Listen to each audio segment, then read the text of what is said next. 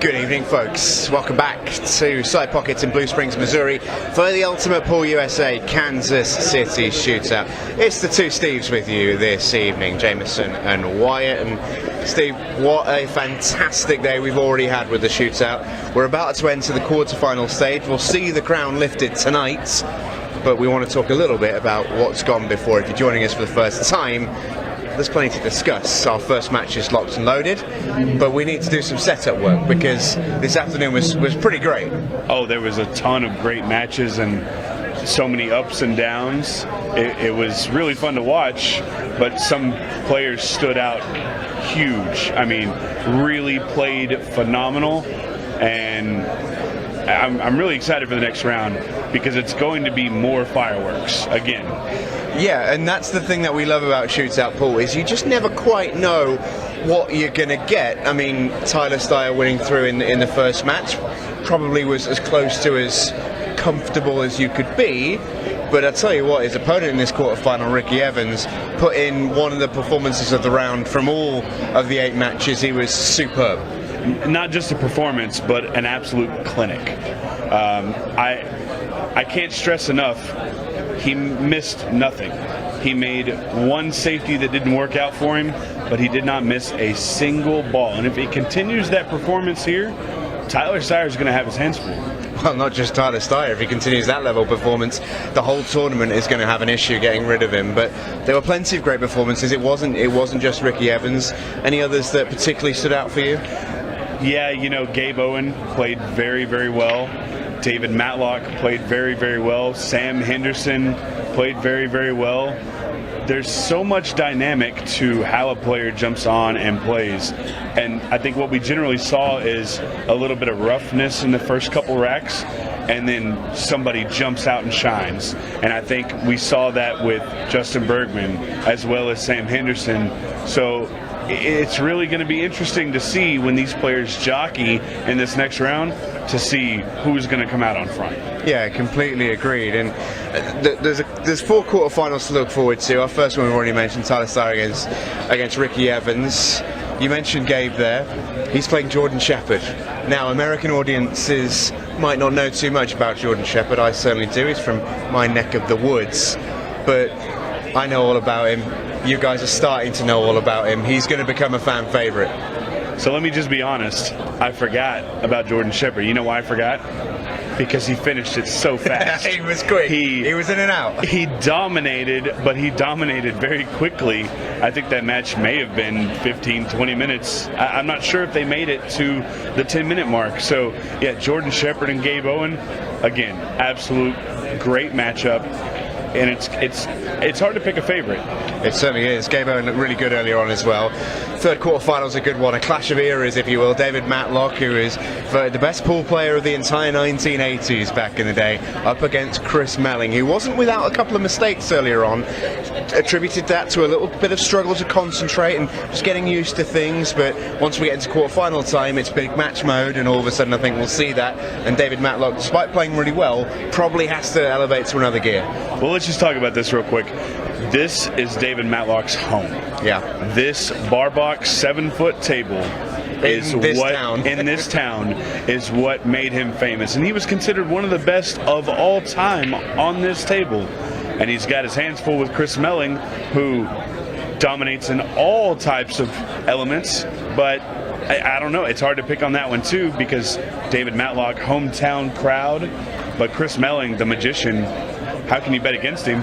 It's tough, and our fourth quarterfinal's a cracker as well, because we've got young Sam Henderson, all 17 years of him, one of the new stars of pool in the USA, taking on the returning iceberg in Justin Bergman. And yeah, we know all about collision courses with icebergs. They don't tend to go very well, but for Sam Henderson, he's got to just try and do his own thing. I thought he was mightily impressive earlier on in a sort of a difficult game, and he did really well, showed his composure, but that for me is the quarterfinal that jumps off the page. That will certainly have the American tongues wagging. Coming into the element against Cleve Thompson, he wasn't familiar. He's never done this before, and Sam really played well. Cleve, to his credit, started off amazing. Yeah. And just some things happened, and then Sam got comfortable. So yeah, Sam Henderson, Justin Bergman, it's going to be a toss-up, a coin flip. It's whoever gets out first and who can be comfortable when that 15-second shot clock comes into play.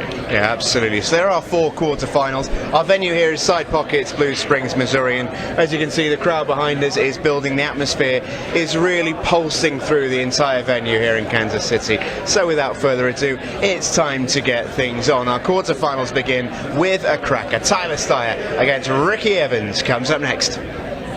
Ultimate Pool USA presents the Ultimate Pool USA League Grand Finals. You and your team climb the leaderboards for a shot of winning the $100,000 first prize. Survive the heart-pounding formats of match and shot clocks. Deliver for your teammates when it matters most. Track your progress with Ultimate Pool Score. All roads lead to the Grand Finals in October 2025, and your chance to claim a $100,000 first prize. And because our motto is for the players, all prizes are cash payouts. Begin your journey now and sign up to your local Ultimate Pool USA League. Ultimate Pool USA, for the players.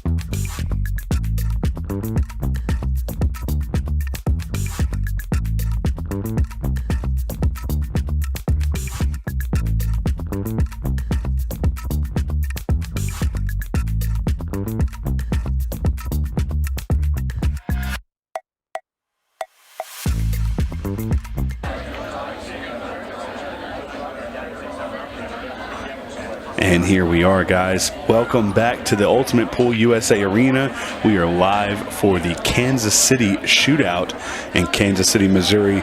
Blue Springs Side Pockets. This is the match that I personally have been waiting for. I do have a very special guest here with me. It is Mr. Del Sim once again. Del, how are you doing? Yep, sort of recuperating. Back to where I think I'm best. Back in the booth, sat down with you. Well, you had a very tough match in Justin Bergman, and he's going to move on against you, but he's going to run into a very tough match in Sam Henderson. So that's going to be our last quarterfinal of the night.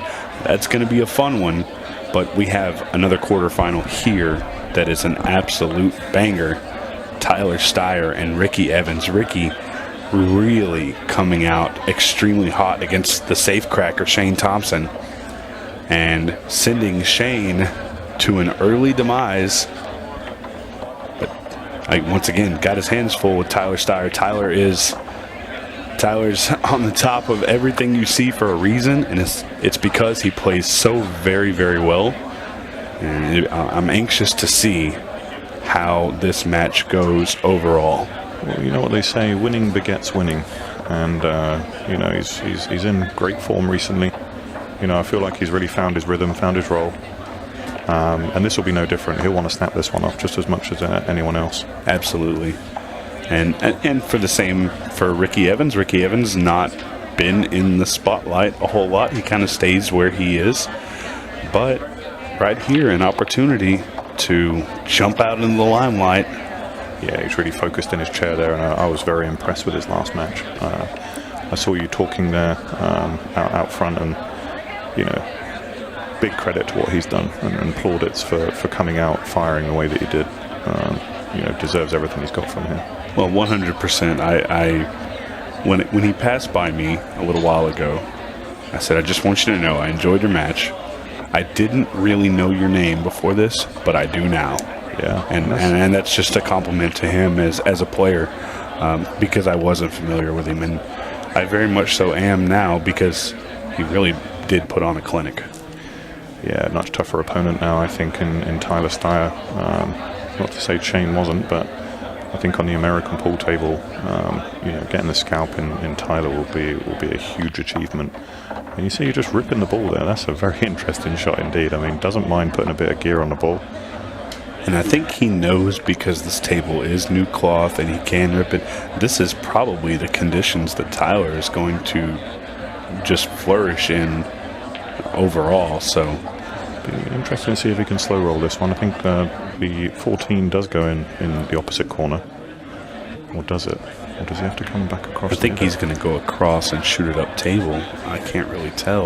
Well, he seems to think it goes, and that was my concern there by slow rolling it. He still maintained the angle. That's fine. I thought maybe if he was going to shoot that shot, he would just kind of stun it over to the rail, keep it straight. Yeah, the good thing here is that the 8 ball goes by the 2, so he can just stun above it. It doesn't need to be too crazy. I'd be worried with the angle he's going to run into the 8. So he's going to have to run into it soft, I think. I think he can draw out of it. I think he can just draw above it, hopefully. Let's see what he does. Yeah, he's able to draw just above like it. you called it. Good call. He's gone a bit further than he would have wanted, though, I think. Yeah, shouldn't be an issue. It goes by the 2 ball. The pockets are playing big because the cloth is very, very slick. Yeah, that camera angle into the corner there shows that it's a full pocket, but it's a little bit tight.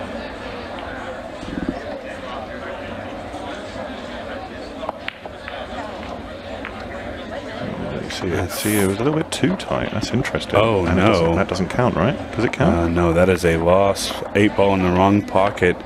So a gift to Ricky Evans here. Wow. Not sure what happened there with Tyler, but he absolutely blistered that ball. See about the distance there? He just got too far away from it. Let the cue ball go. If he's maybe 12 inches in front there, he doesn't miss that ball. Yeah, I agree 100%. So, wow. And Tyler's one of the best at shaking things off. He's going to sit in his corner, and he's going to maybe laugh about it, and then he's going to get back up to the table and go back to work. You know, as a pool player, these are the matches I love winning, or the games I love winning most, when I sit in my chair and you didn't even shoot a ball and you get one on the board. Yeah. Tough roll. Ricky's got to be feeling great because he did not have a very successful break. And a dry one. And Tyler not having a successful break either. The unmistakable sound of dryness. So, realistically, this is very interesting because Ricky, who is probably considered the underdog if you don't count his performance from earlier today, by far, is starting off 1-0 ahead and didn't do a thing. Yeah, so he's got to be a confidence builder on top of how well he's already playing today. I mean, I think the bar box is a huge leveler, honestly. You know, you put these guys on a 9-foot, perhaps it's a different style. But I agree with you in the sense that he's the underdog, and sometimes it's nice to be the underdog. No expectation, no pressure. Yeah, you just play your game. If you lose, people expected you to. If you win, correct, it's huge. You know. Yeah, you played a funny one there. I mean, I agree with it. You know what? I'm so sorry. I don't know what I was thinking. Tyler absolutely won that frame. Oh, okay. Yeah, I have no idea what I was thinking. I had a complete mental lapse there. I apologize. I followed your lead on that one. I apologize on that one. So, because you do not have to call anything. I see. 100% counted in the corner pocket. Well, I apologize then. So no, and I was going to ask the question: if you're not nominating the pocket, then it should count. But okay. That's an interesting rule. Yeah. So you don't have to call. The only thing you have to call is your opening shot, whether you're calling solids or stripes. After that, no calls on anything. That's right, Steve. No. It's okay. I heard you say that, and I was like, oh, well, there it is. So let's flip flop from this. Ricky with the dry break cost him the first rack, and now he's needing to come back on that. Yeah, I see up on the scoreboard now. Wow, what a shot that is. That is a fantastic shot from there. And he's really opened up the rack. And he may have to come down for the one. The good news is that it's nice and wide open. And we'll see what he prefers. He can just draw this straight back at the 6. I like that. You know, even if he draws beyond. I don't like coming into traffic with a high ball. But again, we'll see what he prefers. He might go to the side and back out. Yeah, he just came around and just played the space, which was a very confident shot, but I didn't like getting a little bit close to my work there. There was an opportunity for that to go wrong. But very nicely done. And like we said, Steve, he's still nice and in control here. You know, I haven't seen him make any erratic decisions. Yeah, so just going back on this now, so we're really looking at a 1-to-1 frame very quickly. Just simply dry breaks is the only catch. So, and Ricky's going to be breaking this rack. So, if he's able to make a ball in the break, he's just going to spin it around and hold control if he can run that rack out. So again, 1-to-1 on the score. Ricky Evans really, once again, still has not missed a ball. I really want to see if we can see that 8-ball again. Wonder if we can get there it is. The replay. Here we go. I mean, look at that. 1, 2, 3 kisses. Multi-kiss. I mean, and I think Tyler going back to his chair looking the way he did. Sheepishly. He just kind of, well, I guess it worked. I completely misread that, but I mean, Tyler knew it was good, so. I thought he might have cracked a smile. Both these guys are in steely form right now. Oh, yeah. So Ricky here needs a ball down. It's the only mistake that we've seen, really, is simply the dry break. Yeah, very nice. Good control on the break again. The 8-ball's been a little bit tied up. That might force his hand in terms of what selection he goes for. Excuse me. I mean, you have to like the stripes here, but the solids promote the 8-ball shot. So it makes it a tough decision here. Yeah, I like the 4 first. I like the 4 and then try and drift down for the 7. 3 balls also there as well. May elect the 6 and try and get down towards that 10 ball. Yeah, he tried to bump it straight away, and that's a really nice shot. I think this goes underneath as well. It definitely can go into the rail first. I don't know if the 10's high enough up to push it to inside the pocket, but I think it could at least block it. Yeah, you may be able to squeeze it. Depends how frisky he's feeling. I think it's the right shot, honestly. Yeah, well, the thing about this match in particular is you're playing Tyler Styer, so you need to be for sure of what your plan is. You never want to go in just swinging. And it looks like Ricky's got his plan now. He's going to go off the 10 ball. What a shot. I like that play. I like coming underneath the 13. A few players might have tried to hold that for the 3 in the opposite corner, but he was brave in the selection. If he can just get up to where the 12 is, if he can get up to where the 12 is, or he needs to play that 5-2 combo to make this a guarantee. So anywhere in line with the 12, he's going to adopt to come around it instead. You think he's just going to punch out and move these balls? I don't think there's a need to move. And he's looking at the Z pattern now. You can kind of see it. That's kind of the way I feel about it as well, so I think you may be right. The only thing I'm concerned with there, and not playing it first off, would be he didn't get perfect. You need to get perfect on this ball. And if you don't get perfect, you won't have a shot. And in 8-ball, you kind of want to leave yourself an option. So I wonder, has he just finished absolutely plumb?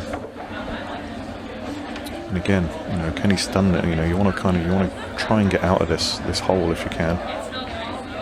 You don't want to leave it stop dead. And he's done that with a really nice draw shot. And look at the 8-ball; he's pushed that very nicely. Yeah, that's more and more and more just absolute good play by Ricky Evans. Yeah, where has this kid been? I think he's got enough angle that he can actually go forward and to the right. If he doesn't want to draw down into traffic. I think if he goes forward with a high right, he can get across the other side of the table here. Yeah, just like that. Avoid the scratch. Oh, wow. He just wanted to be on that side of the table, and that's a very nice shot. A little bit fortunate, some might say, but you play those risks.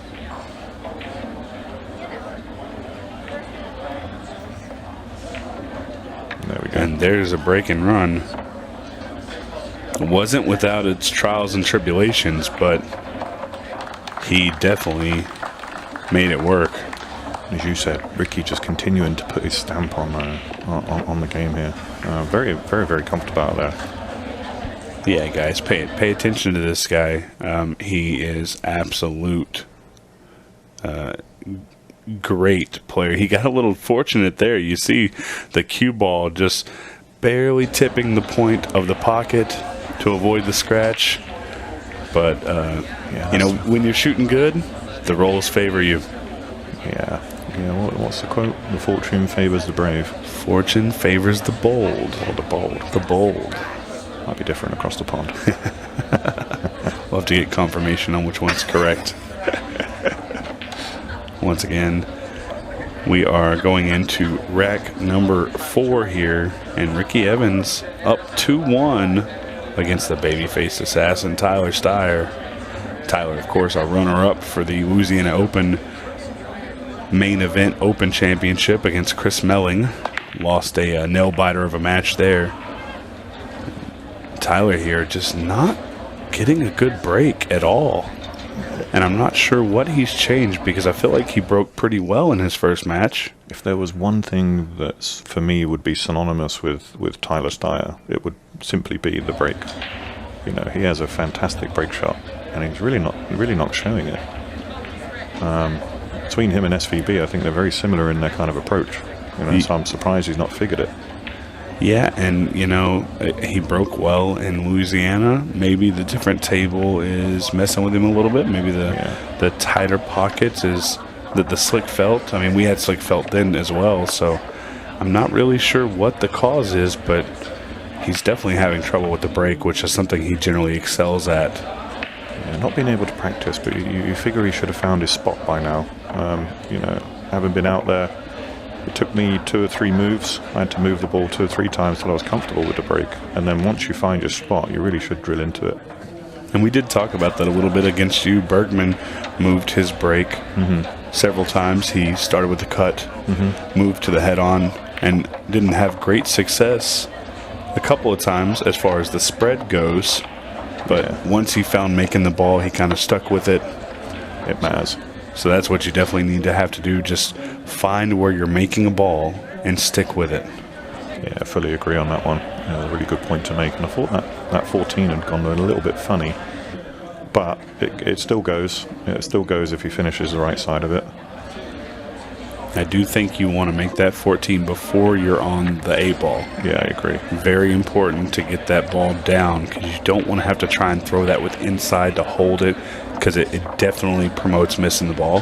Yeah, I wonder if he can play a little stop shot here. Doesn't want to move the cue ball too far forward. I think he could probably just roll up. Just roll up on the shot on the side. He doesn't have to do too much. Yeah, where the 11 is. Yeah, perfect. I mean, that's as good as he can get right there. And now he has the ability to play this ball with a decent speed, a little bit of inside, and he'll have the 15 straight in. Yeah, you guys love your inside. I would just play this plain ball, honestly. Well, the only reason I like the inside, and I see now that he didn't need it, is I just don't want to risk hitting that one ball. Yeah. You hit the one ball, it's a disaster. Yeah, I agree on that one. But again, he's playing great. I'm not. He didn't need the inside, so super solid. Look how solid he is. I mean, he's just running. He's also very in tune with the rules. He's watching for the all-ball foul. He doesn't want his shirt to touch the ball. Yeah. I want to see more of Ricky Evans. And we're going to, if he continues like this, 3-1 up on Tyler Styer. Yeah, you'd think he was a Moscone player out there right now. This is crazy. The way he's playing, I mean, he clearly must be comfortable on the 7-foot tables. He must, be comfortable with 8-ball. I'm wondering now. I wonder why I haven't heard his name before. At least, non-locally. I live in Texas. I didn't know who Ricky Evans was. So how many other people don't know who this incredible player is out there? I'm really glad that he's getting a little spotlight here, because this kid is incredible. Yeah, likely very well known, in the Midwest by the local contingent. And Tyler here needing a dry break from Ricky. Not going to get it here. 8-ball moving towards the pocket. Is that his nickname? Rock and Roll Ricky? Is it? I don't know. That'd be a funny one. Someone in the comments said it. Rock and Roll Ricky. If it's not, then it should be. I'm unsure on that one, but I do know that he is rocking and rolling. He's got a really tough play here. Yeah, this is a very, very hard break. Hard layout after the break. I'm wondering if he's just going to play safe and leave it exactly where he is. And the time clock running, able to play a good safety. We're almost halfway through this match. The time clock is sitting right above 15 minutes. I think Tyler's just going to do the exact same thing. You know, play the cue ball back to where it is now. Try not to disturb the 2-ball. And now he has the time to do it now, but the question is, if this were to continue for the next 3 or 4 minutes, does he have the time available to continue doing this, getting in these situations, being down 3-1? We haven't seen this a lot. We haven't seen a kind of a touchy game. I was surprised he didn't go in behind the 8 there. He had the angle to screw in behind the 8 and really make it difficult for Ricky. I think maybe he was just going for the simple as more approach. Sure. This goes off the 6 though, and it might even go clean. Yeah, and I think if you hit it correctly, it promotes a 2-way shot as well. Yeah, he went all out. So Tyler here has an opportunity now to put the brakes on Ricky. First shot he's missed. It's the first one I think he slashed at. He kind of slashed at it a bit, and I mean that with the utmost respect. But and there you see him. He kind of put his hand up to his head, and tapped on his forehead there. That's saying, I should have thought about that a little bit more. I need to think more. I think it went clean, honestly. If he was playing it off the 6, then it probably would have gone. Tyler going to disturb his 5. Just pop it out. Yeah, that's really good there. Yeah, I don't see a problem now on solids. All about how he takes them from here. I like the 1. I like the 1 first. He might have to come up and down a little bit. I think you can play the 1 and just play it nice and easy and pull shape for the 5. Yeah, I agree. I think you do need to take the 5-2 out as quickly as possible. Yeah. But the table is quick, so he did get a little bit of an angle here. My thought process is simply that you have to find a good shot for the 2-ball. And you don't necessarily have to do it now, but you don't want to be trying to get shape on the 2 right before the 8-ball. I don't mind leaving this as my key. You can see him just playing straight left. 4-ball next. That opens up the 6. I'd be a little worried about trying to get back up there and have a good shot on the 8-ball, but if Tyler's comfortable with it, it may be the way to go. Yeah, just drop this one in and leave the angle to come around the back of the 9. That would be my play. The other option he's got is just to drop it in and play as he is doing here, just to come above it, because he's got the Z shot into the 2.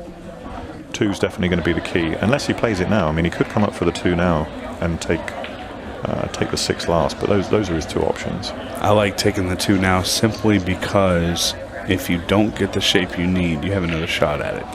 Yeah, and the 6 connects nicely. I think that's the reason that he's gone up there as well. Needs a bit of angle, doesn't want to be straight. He's got a little bit. I think he can just play up and come in between the 13-8. Yeah, he certainly can. Yeah, just don't leave yourself hampered on the 8. Come off the rail just a touch. He doesn't want to be queuing over the 15, that's for sure.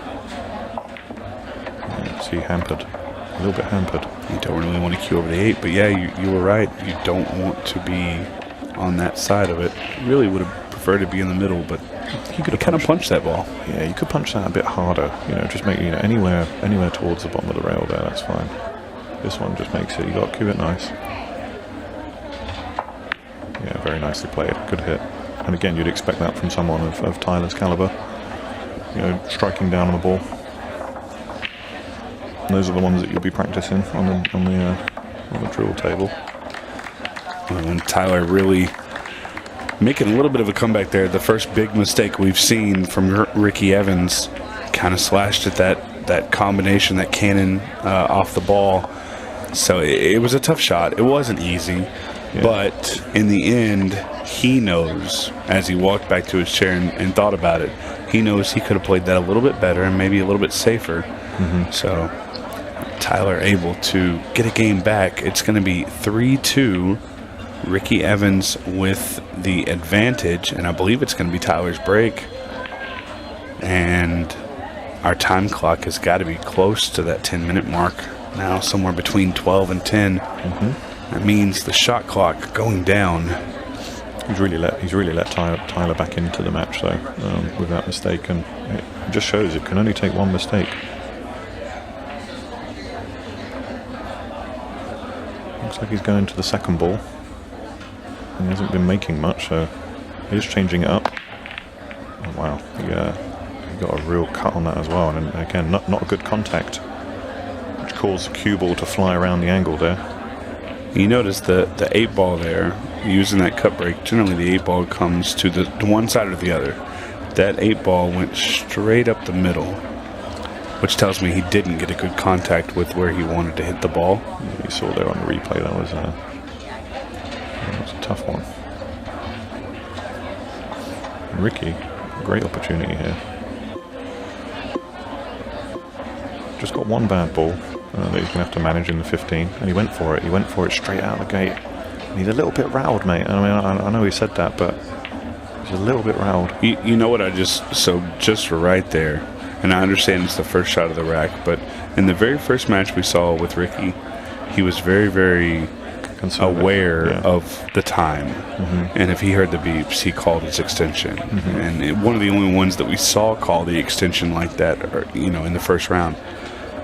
And he let the beeps run down almost to a time foul right there. Ooh, sorry, I cut you off. Oh, wow. What a play that is, and he's left these wide open.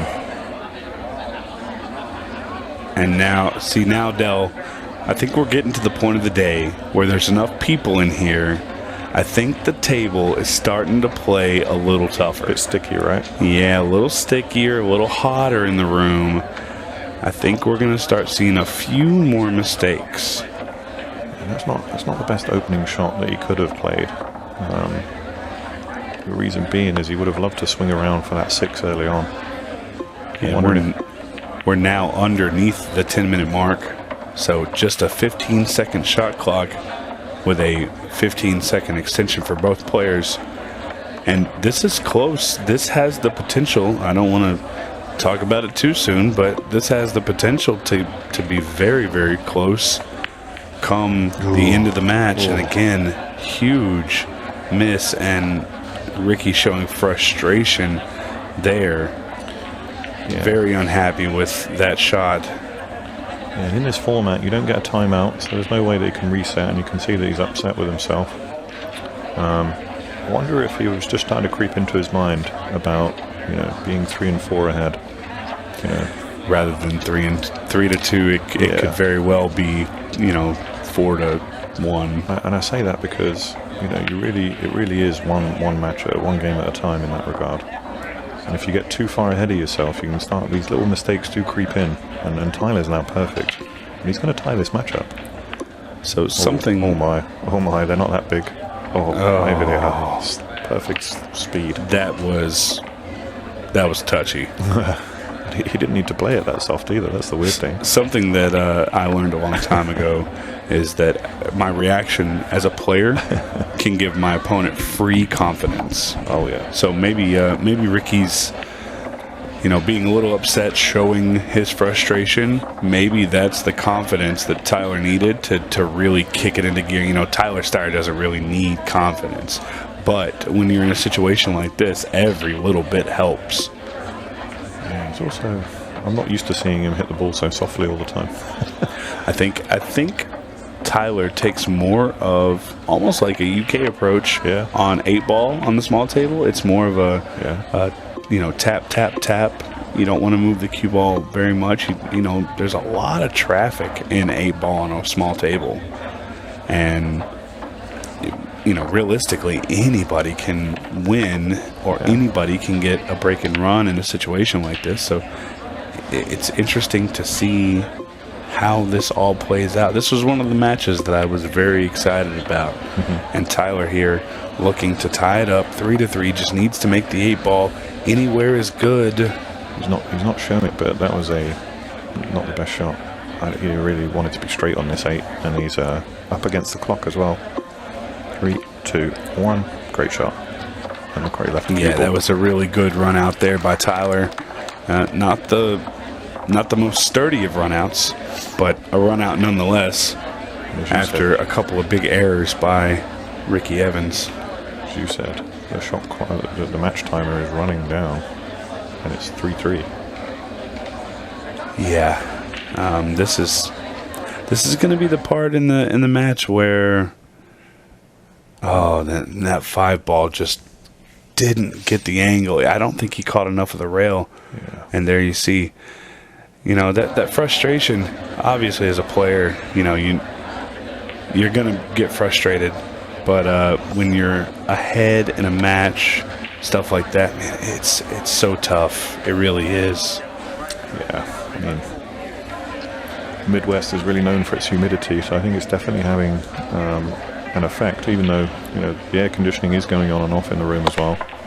Yeah, and it's been comfortable in here most of the day. There's a lot of people in here, and I got to say, Bill here at Side Pocket Blue Springs, he has managed the amount of people, the extra, the arena being in here. He's managed it very, very well. They run a nice tight ship around here.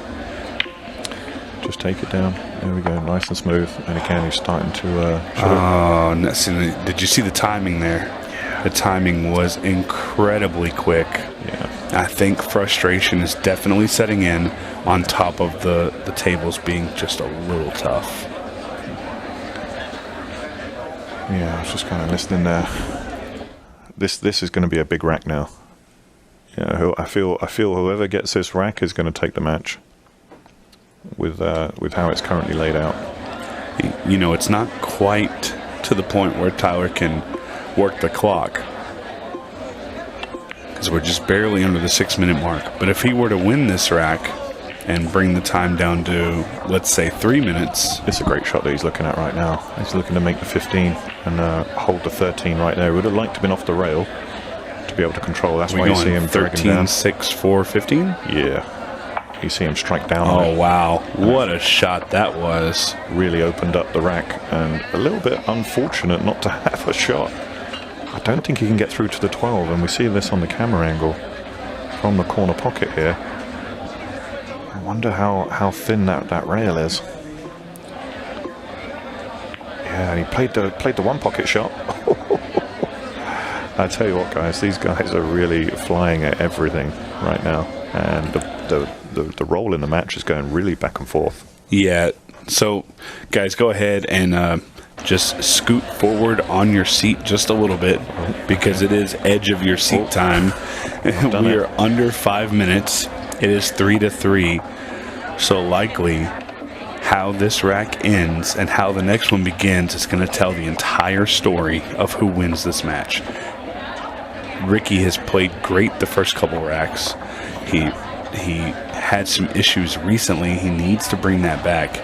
Tyler, while looking a little, not necessarily unsteady, but just little itty-bitty tiny mistakes that have cost him a few racks, or a few rolls at least. Another 6 inches and he'd have had the 3 there.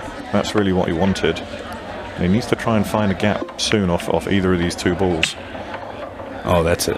That's really unfortunate. You see him attacking it, being very aggressive. He overrolled it, but can he play the 3 and come in between the 14-9 and go and do kind of a Z shot? I think he can, I think he can. Yeah, I mean, don't know how close he's fortunate with the 6 ball. Oh, look at that. No, he's not got the angle. I don't He's think going to have to kick this ball. I mean, if it's me, I'm kicking it hard. Yeah. Fire it at 100 miles an hour. Well, actually, if you get the second rail, this is coming down. Oh, look at this shot. Oh, he's so unlucky. Give him something. He's got something. He's got what the 8. A kick. He's got the 8. Can you believe this? I think he's got a thin slither on the 8. If he makes this ball, this will be a phenomenal out. It's just sticking out enough. Oh, he made it. Oh my Watch God, out, cue ball. Oh, And the wow. fist pump Sorry by Ricky Evans. No, this is exciting right here. That whole rack was incredible. Ricky Evans taking a 1-rack lead with just 3 minutes and 14 seconds left in this match. How more exciting can this get? Now, Tyler here, it's all in his hands. He's got to win the next rack. Like you said, he really did hit it 100 miles an hour, and he got so unlucky. I thought he was going to get that second rail and come down towards the 8, but just a sliver. Look how well he hit it. Incredible shot making there. Very good. Lil Ricky. Wow. Yeah, Tyler's just going to go back to Old Faithful. The giant wallop SVB break. I think you're going to see a lot of frustration in this. Control the cue ball. Yeah. Oh no, scratch. Control the cue ball. Uh-oh. And now he Yeah, can control this. He can control the time. Well, there's 3 minutes, you know. I don't think with 15 seconds there's enough time left for him to really run the clock out. Yeah, but if he just takes it 15 at a time, Tyler might not be able to come to the table with enough time to finish it out. Yeah, and I have to say this finish is on. Just needs to take his time. Yeah, I mean, interesting decision there. I guess leaving the 5. Wanted to come down for the 6-1 earliest opportunity. I don't blame him for that. And again, this is to go too clear. I think all he's doing in his mind right now is saying, just get out. And we're getting to the point of this is going to be very tough for Tyler to come back from. Now it is all dependent on this shot. A little bit fortunate. I personally just roll forward. I like the 5, then the 3, but the way that he's looking, I don't think he minds leaving the cue ball where it is now. Would be absolutely perfect. Unless that 8 ball goes beyond the 9, I don't think it does. I think it may go, honestly. Oh man, he's underhit that. Yeah, he's going to have to go back and forth a little bit with how hard he's going to have to hit this ball. I like the angle. I think the table's playing quick enough that he can just play this 1, maybe 2 rails. Yeah, he really pumped it. He's going to go back and forth 3 times. Yeah, that's a great shot there. And we're almost to the point of no return. 1 minute and 20 seconds left. Ricky Evans Again, up 5-3. I barring a golden break and a golden duck being in play, yeah, I'm not sure Tyler can come back from this. It's going to be Ricky's break. And I think as long as he doesn't make the 8 and scratch, I think this match is going to be done. Yeah, I think the crowd is pro Ricky as well. I think he's got some home court advantage here. Yeah, I think so. Of course, Tyler has a ton of star power. He's got fans here. But I think maybe this kid is earning some fans. Look at this. Ricky Evans from St. Louis, 7-time USA Junior team member. Right. 7-time. You can only make that team at 18 and under. Mm-hmm. So he's been playing a while. let's just say he did it 7 years in a row because we don't know for sure. That means he's made the team since he was 11 years old. Yeah, we call that a bit of salt and pepper. Definitely got some seasoning. Yeah. If people didn't know his name before, now they do. Yeah, definitely. Again, needs a little bit of luck on the break, and Tyler's going to jump out of his chair. And Tyler's capable of running these in next to no time. I agree with you, but you know it's super testy. He can't make a mistake. He's got to go quickly. He's already made 2 balls. We're under a minute. 14 ball is on.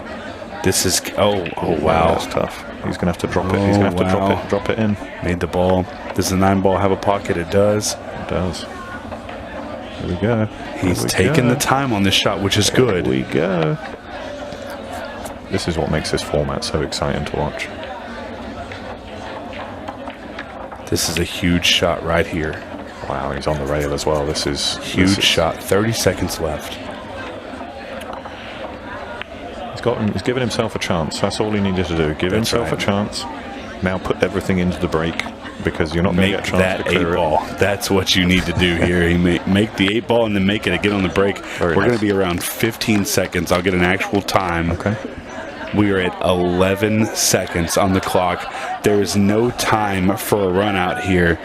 So remember, guys, when I told you to scoot up to the edge of your seat, now it's time to just stand up and stare at the screen, because you're going to want all eyes on the 8-ball. A golden break sends this to a 6-ball shootout, barring a Ricky Evans return golden. Yeah, there's been some people talking that they don't like the 8-ball off the break, but this is why it's important to have it, and this is why it makes it important, exciting to watch, particularly for just this event. So the shootout is the only time the 8-ball counts on the break. If we get into the open or the ladies or the juniors, the 8-ball is not running on the break. However, you see Tyler there getting ready to pump his arm because he knows he's about to put some power into this break. Just have to keep the cue ball on the table. So Tyler here, he knows what's on the line, and he knows what he has to do, and he knows it's a tall order. It's 5-4. Tyler breaking, looking for the 8-ball to go flying. Nope, it didn't get touched at all. And that's not going anywhere. Did not go. Our time is up. He's going to concede.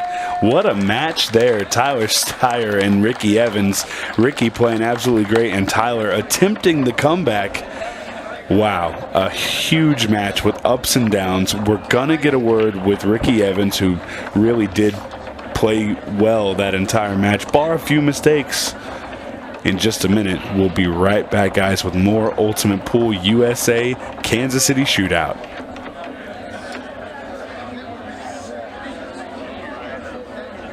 Ultimate Pool USA presents the Ultimate Pool USA League Grand Finals. You and your team climb the leaderboards for a shot of winning the $100,000 first prize. Survive the heart-pounding formats of match and shot clocks. Deliver for your teammates when it matters most.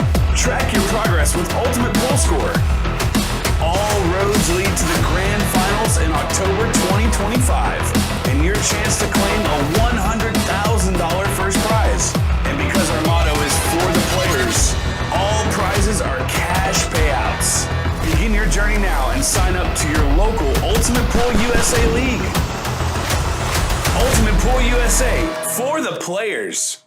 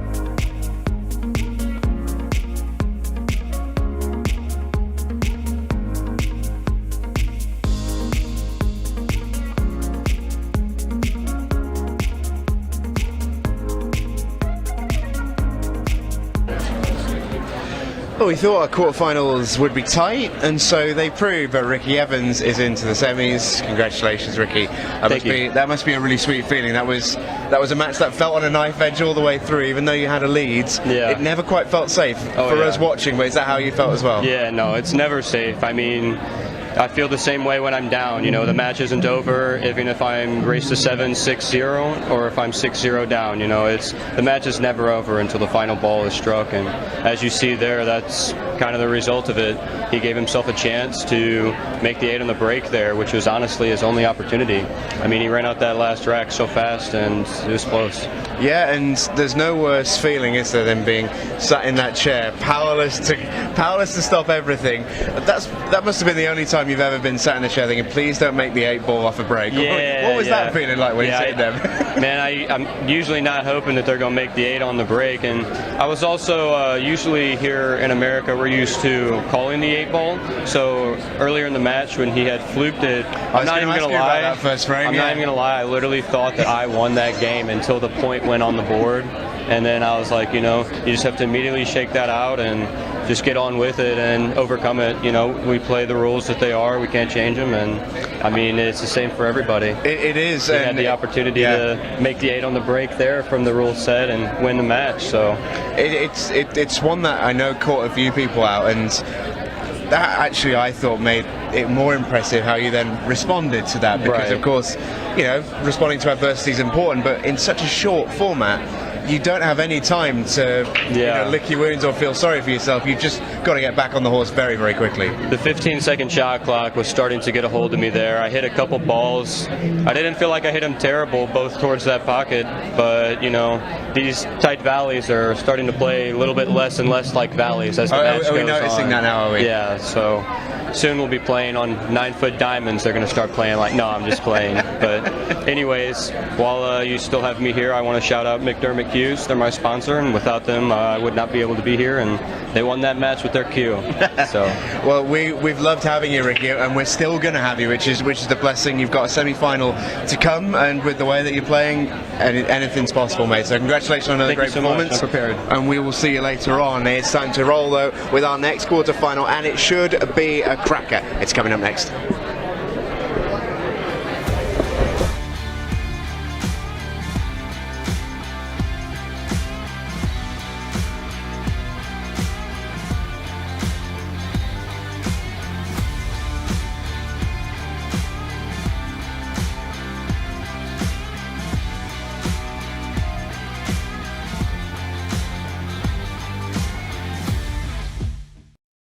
Ultimate Pool USA presents the Ultimate Pool USA League Grand Finals.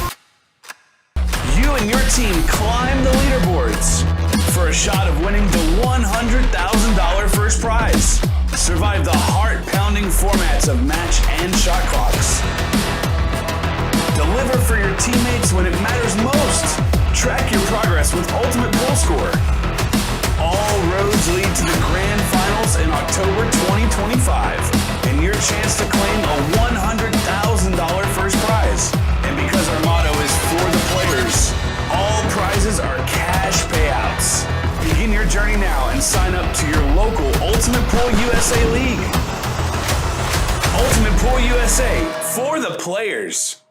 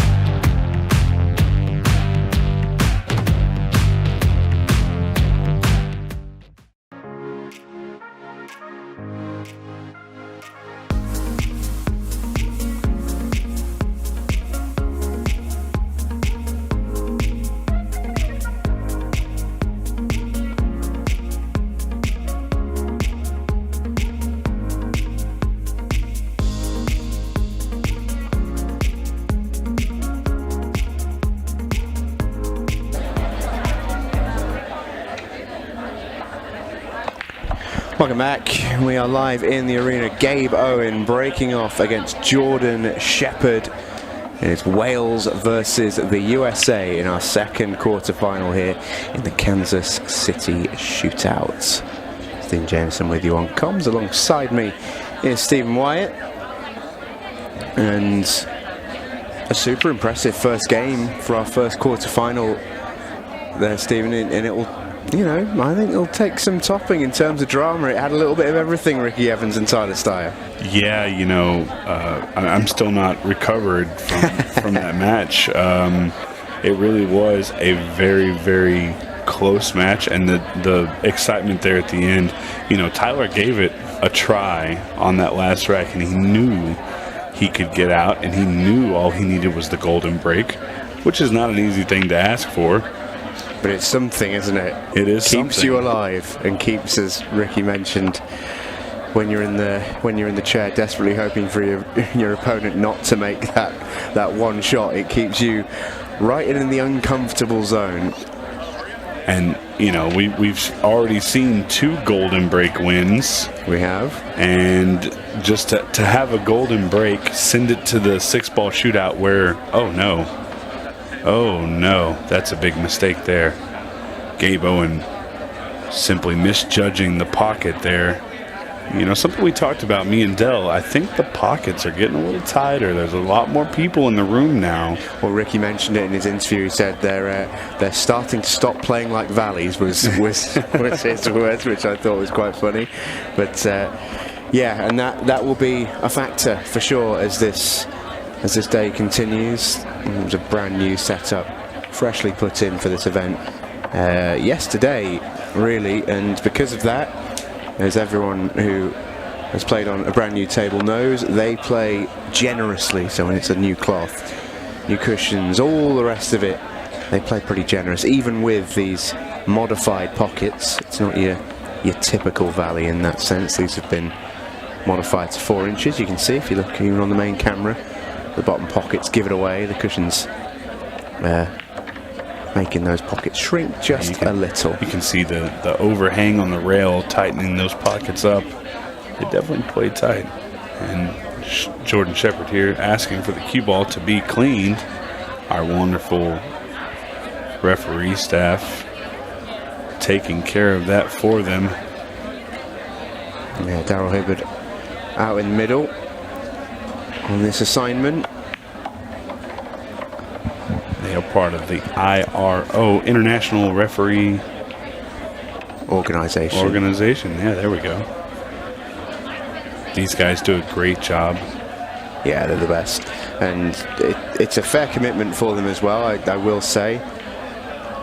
No, them. Oh, wow. No, he fluked it. And he fluked it in. That's incredible. What a fluke there by Jordan Shepard. Throws his hand up, but he knows he's very happy for the fact that ball went in off the 9, because it's going to allow him to steal the rack from Gabe Owen. Just has to make this 8-ball. Oh, Jordan. Yeah, he almost retreats back to his chair guiltily there. Well, and the Welsh Wizard not feeling very Harry Potter right now. Yeah, that was crazy, really. I mean, it was interesting actually. Earlier, I had the interview with Jordan, you know, out in the arena after the game, and I know Jordan really well, known him for years, and you know, it was interesting to hear that he really felt it ahead of his first round match. He felt the nerves, and that's quite often a good thing, you know, for a top player. It's nice to get the juices flowing, so to speak, and ahead of a big match. And that was certainly edgy right there, no question about it. Really surprising, well, miss obviously on his final solid, and well, let's be honest, that 8-ball was a little wide. He was fortunate, I think, to see that float in. Don't think they'll be going in on Sunday, put it that way. Yeah, and these guys, I'm sure, are just happy that they're getting the table while it is playing a little bit bigger for this shootout, because we are finishing this event tonight. The shootout will be crowning a champion at the end of the night. Of course, after that, 3 more championships to be crowned on Sunday. There's so much action going on in this room. It's going to be very tough to follow everything, but we're going to do our best to do it. Of course, ladies and juniors have their own bracket. I'm very excited about the juniors event. It's going to be a lot of fun to watch, but currently Jordan Shepard, Gabe Owen, second round of the Kansas City Shootout. And Gabe, unfortunately, having to look on from his chair, probably feeling a little let down by his 9-ball helping Jordan win that rack. That's a well-judged cannon, and all of a sudden, this finish opens right up for the Welsh Wizard. Talked about Jordan in the build-up to the show tonight. He is a mercurial talent. Shootout really suits his kind of game. He is quick, he's flowy, he's inspirational, and wherever he goes, he's a real fan favorite to watch. Not the biggest name in the USA. This is his first trip in a pool sense here, and he's looking to make the most of it and make some new friends and no doubt some new fans as well. Well, and as a whole, Jordan is one of the players who's really came over here and said, I want the full experience. Yes. Went out to the baseball game with us for the Kansas City Royals the other day. Had a blast. Enjoyed that. He's gone out to eat at multiple different restaurants in the area. So he's really wanting to get that USA feel for this event. And what better way to do that than to bring home the championship if he can make it past Gabe Owen. And then look at this fireworks match. The winner of this match takes on the red-hot Ricky Evans. And the second half of that bracket looks pretty tasty as well. David Matlock versus Chris Meling in an era's clash. And then we'll see Sam Henderson taking on Justin Bergman in a box office quarterfinal. I'll tell you, there's no match on that bracket, no potential match on that bracket that is underwhelming. Yeah, that's Sam Henderson, Dave Matlock, Sam Henderson, Chris Meling, Justin Bergman, Chris Meling. I mean, all the options there. Gabe Owen versus Ricky Evans. There's no bad options. There really isn't. There's no stale tunes, as we like to say. No stale tunes in the UK. Coming up this evening, there are only good matches to come. So strap in, get comfortable, enjoy your Friday night with us. Here live from Kansas City, Gabe Owen. I'll tell you what, that's a good break. Yeah, he'll be happy with that. The 3 and the 15 both down. Really, his only problem is going to be this 11, 13, 7 area. And if he can get that clear out, I don't see why he can't run this rack out. Yeah, he'll certainly fancy it, that's for sure.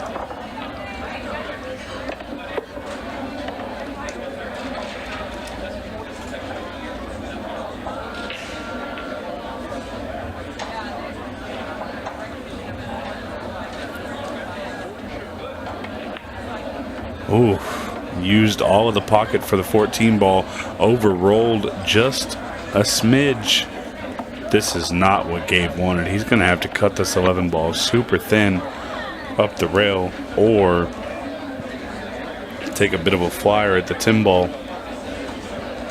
I don't think he can see the 9 ball, so this is an important shot.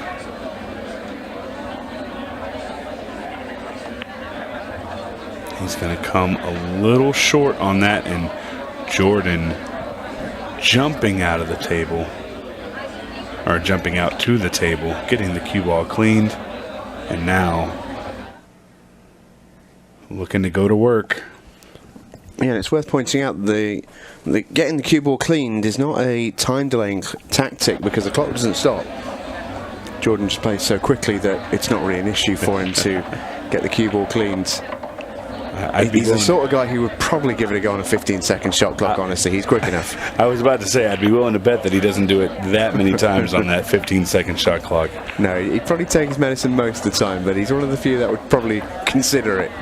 Of course, you know, I question, did he make it to the 10-minute mark on his first match? I honestly do not remember. Yeah, it was tight. It feels like a long time ago now, doesn't it? Right. That game. But yeah, it certainly wasn't much of it.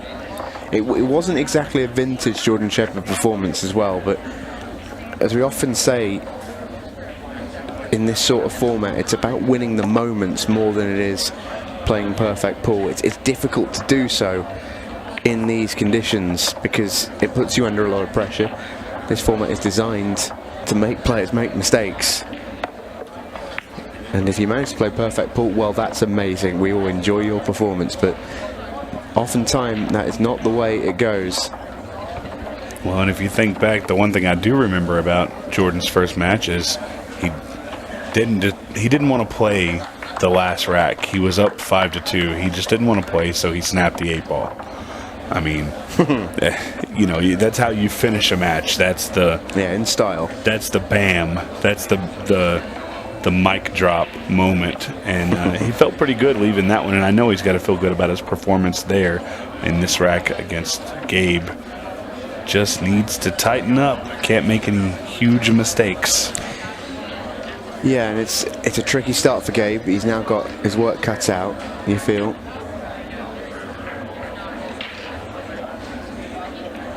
But as we've seen, these games can turn very, very quickly indeed.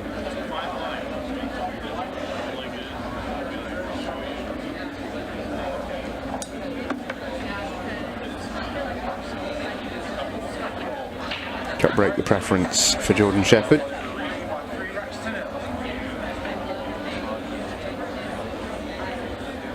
Just checking with the referee that he's okay for where that ball is situated. And I've made a ball. And this is what I think of as a typical cut break bar box American 8-ball layout. No room. Everything's tight and clustered. And that's what you don't want when you're down. I think it's way too early to mess with the clock, so it looks like Jordan lost his chalk. Casually walks over, picks it up. If that was a 15-second shot clock, he probably still would have done that, huh? Yeah, 100%. So quick. It's actually a really cute little cannon he played there. Judged it really well to be able to still be able to see the 15. Yeah, just has to mind his work on coming down for the 10. And that's gonna. Oh, he's gonna take care of that right now. Just shoot the 12, roll down for the 10, and then he's really got the choice on the 9 or the 11. If you want to shoot the 11 on the side, you can. You don't have to.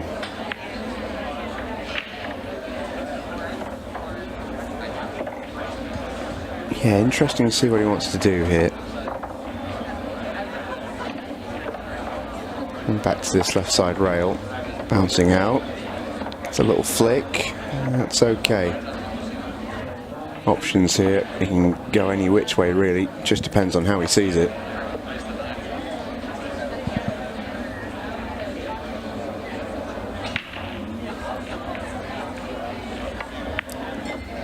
He played that very well. Just bumping into the 2-ball.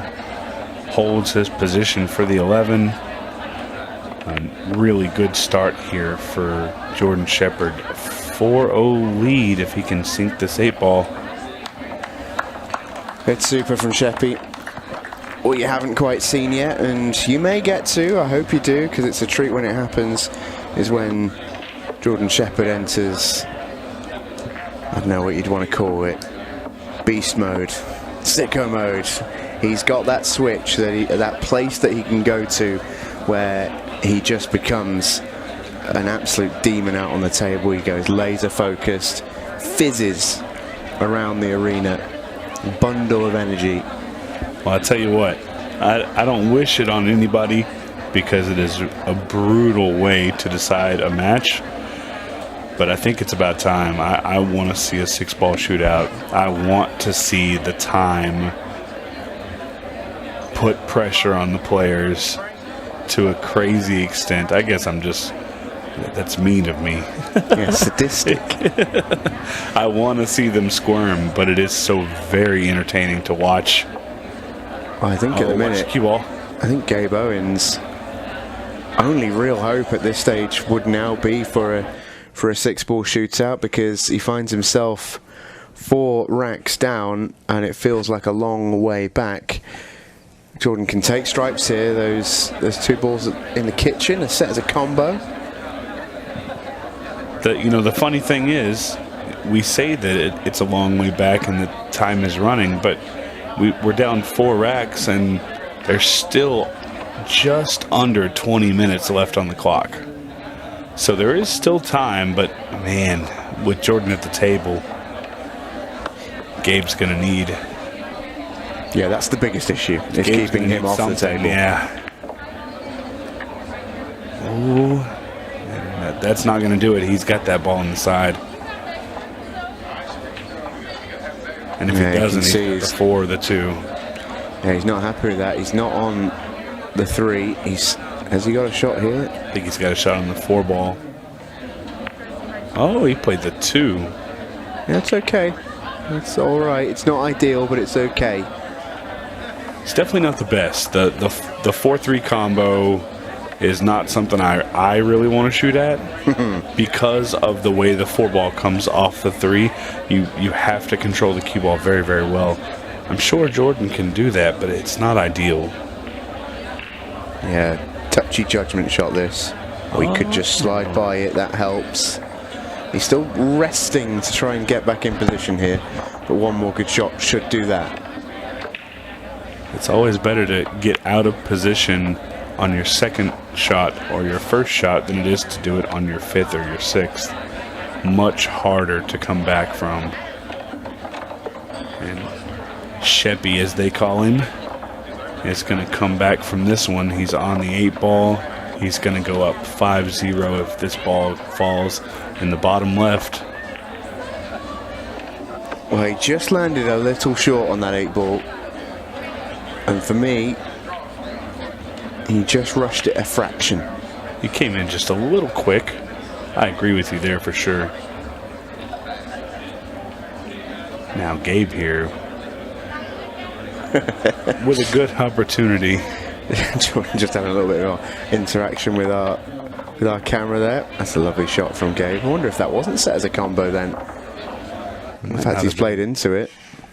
He's really made it tough on himself. Yeah, he shot that ball a little quick. You saw there in the replay. He wasn't exactly set perfect on that shot when he fired it.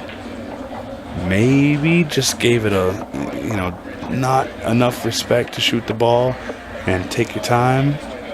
But these pockets are definitely not playing like a valley anymore.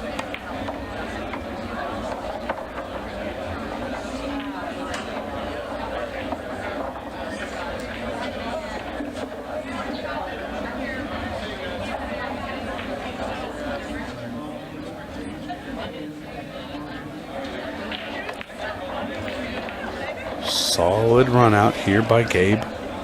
Just needs to keep it smooth. He's got the time.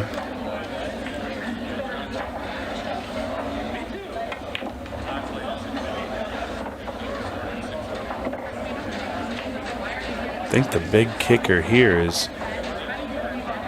having Jordan Shepard make 3 more mistakes.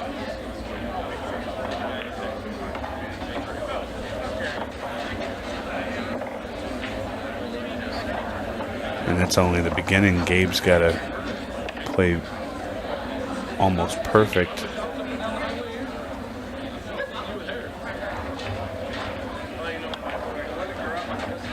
On this rack, he's done it well. Yeah, he needed this, Gabe Owen. Needed an opportunity to get back into the match, and that's what's just happened. He goes onto the scoreboard. There's still a gap, though. It's still a substantial gap at 4-1. Just caught a shot there of Jordan in his chair, and he's pretty sore about that miss. He knows that was the game. At 5-0, it's pretty much no way back at that stage. Yeah, even with 15 minutes left, it's very, very tough. Gabriel Owen, Gabe for short, Gabe the Babe, is what they call him. He lives in Wichita, Kansas, home of what is in Wichita? They have a great tournament there. It's big. But Gabe, former U.S. Open champion, I haven't seen him play much 8-ball on the small table, so it's been interesting to watch here.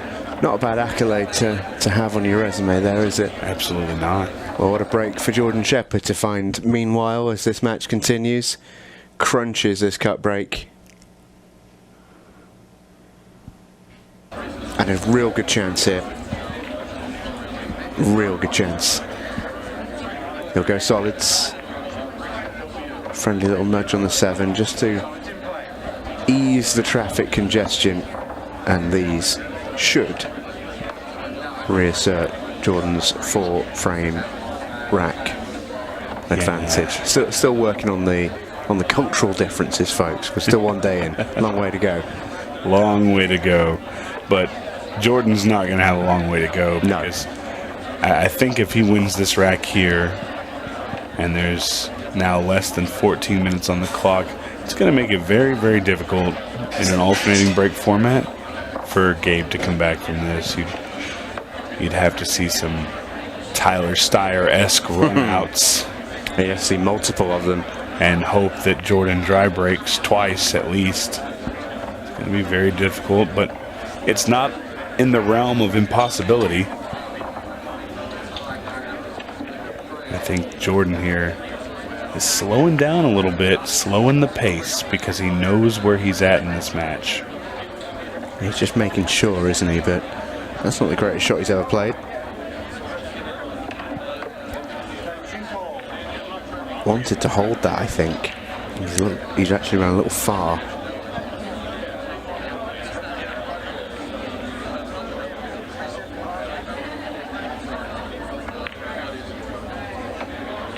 But that is played perfectly. It's hard to think that Jordan Shepard doesn't have a spot in the finals with the way he's played today. But the hard truth about it is that the winner of this match, whoever it might be, is going to run into the red-hot Ricky Evans. That may be the match that everybody wants to watch there. If Jordan Shepard can manage to win this, he's played very well, and so has Ricky. And both young players never played each other before. And I think the only difference there is that Jordan's going to have experience with the clock and possibly the 6-ball shootout.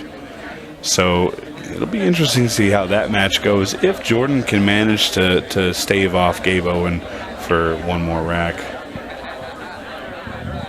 Yeah, the Welsh Wizard climbs astride the hill, and it's a long, long way back now for Gabe Owen. But every comeback has to start somewhere.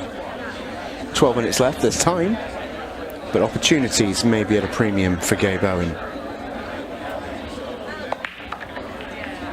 That is the very first item checked off the tick list, a successful break.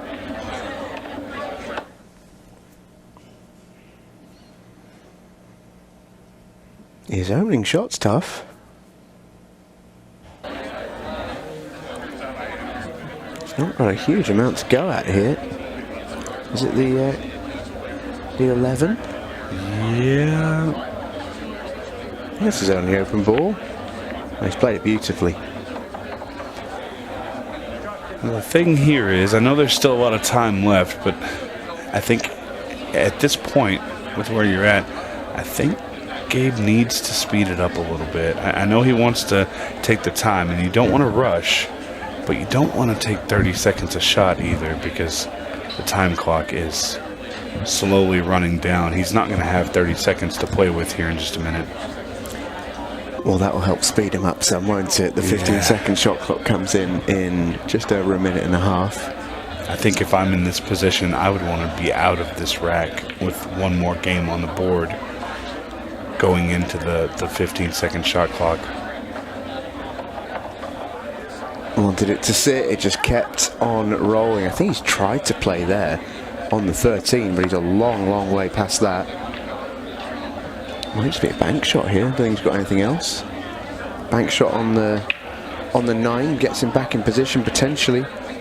Yeah, it's a big ask on this 9 ball, because not only do you have to make the ball, but you have to work the cue ball a little bit to get shape on any other ball that you have. It's not a standard shot. Running, time. He took a flyer. Wow. He took a flyer, and is he gonna get? Oh, he's got a shot. He's got a shot. Well, I'd love to see that one again. He somehow squeezed the 14 in there. I'm still not entirely sure how he's done it. I was under the impression that it didn't go, but that was almost a complete backwards cut. But he fired it in, and look at the time clock, guys. Just 30 seconds, under 30 seconds remaining until the clock turns on. Just in time. He's riding that 30-second shot clock hard, and that's one thing, but he won't have that sort of luxury very, very shortly. 15-second shot clock is going to come in after this shot.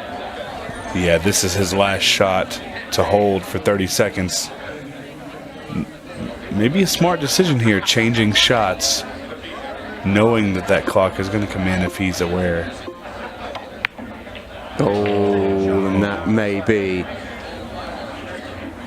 the final act of Gabe Owen's shootout assault. Yeah, the proverbial nail going into the coffin.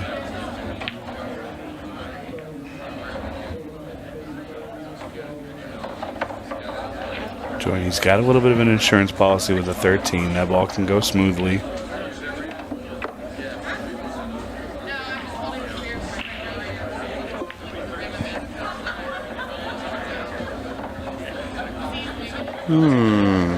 He's played better shots as Jordan. You know, I expected him to shoot that like that, but I expected him to roll up just a little bit. I didn't expect to stop. Yeah, he's recovered well though. He's back in prime position. This is dot to dot from here. That's what we call a tic-tac-toe rack. Don't have to do anything special. Just make the ball.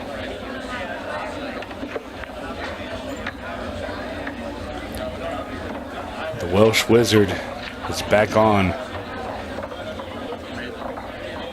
And we're looking at a clash of the Titans. Aren't we just? A brilliant semi-final is set between a red-hot Ricky Evans and a slowly coming to the boil Welsh Wizard. We have not seen the best of Jordan Shepard yet, but he is improving, and he has knocked out the former US Open champion Gabe Owen to advance into the semi-final. Stay with us. Let's hear what Shepard thinks after that in just a sec. Ultimate Pool USA presents the Ultimate Pool USA League Grand Finals. You and your team climb the leaderboards for a shot of winning the $100,000 first prize. Survive the heart-pounding formats of match and shot clocks. Deliver for your teammates when it matters most. Track your progress with Ultimate Pool Score. All roads lead to the Grand Finals in October 2025, and your chance to claim a $100,000 first prize. And because our motto is for the players, all prizes are cash payouts. Begin your journey now and sign up to your local Ultimate Pool USA League. Ultimate Pool USA, for the players.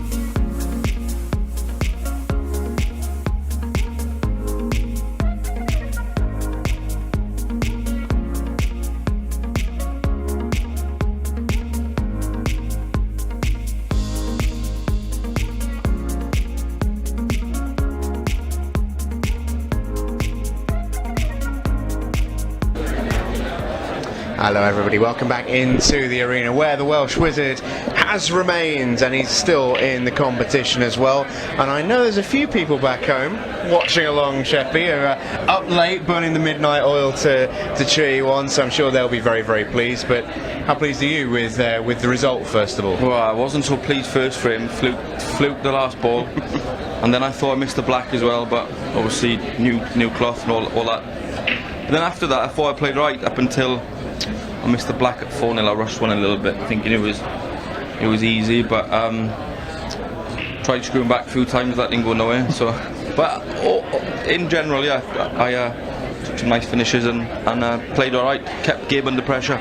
Yeah, and that's, you know this format so well. You know it's not necessarily about playing well all the time. It's about playing well at the right moments, winning the big frames, and putting your opponent under it in a way that get them uncomfortable and force them into mistakes in a way. I think you did that really well. The one thing I wanted to ask you about, though, naturally, was the moments that didn't quite go your way, because that's the interesting thing for me, because I've watched you so often, watched you so much, that we expect certain things, but you know I did. I certainly forgot that you're using a cue that you've never really used before. There's an adjustment process, isn't there? Just obviously the cloth as well. That's the big thing, because sometimes I'm not 100% sure where it's going to end up. I just hit and think, right, just get it. So I'm playing my finishes different, because I'm allowing to for a bit more margin for error, if you know what I mean. Yeah. Normally, obviously at home, within reason, you can stick the white on a 5-pence piece, and you know what's going to happen. That's a nickel, I think, folks. Yeah, nickel. Yeah, stick on a nickel. But you just know what's going on. But obviously, we're playing a different game against people who know the equipment inside out, and yeah, you just want to keep punishing them when you get the chance, you know. Yeah, absolutely. Now I know you're not one for draw peeping, but for everyone else at home and for us, we're excited about your semi-final draw facing up against Ricky Evans, who has looked in great shape.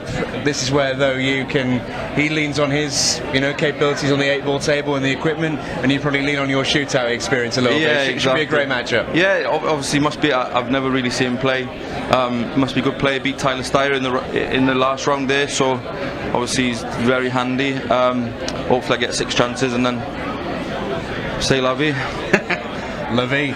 Okay, so we'll move ourselves on to the next quarterfinal, and it should be an absolute belter as well. We continue a little bit of UK interest as Chris Meling is next up, and he's taking on one of the legends of the sport who has made this very table his own over the past 40 years. Should be a cracker, and it's next. Good night, Kel.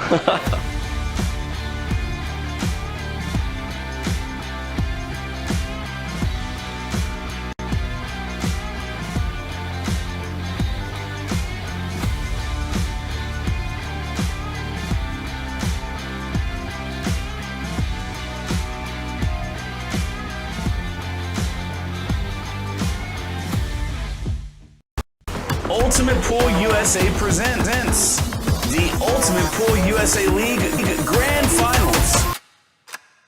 You and your team climb the leaderboards for a shot of winning the $100,000 first prize.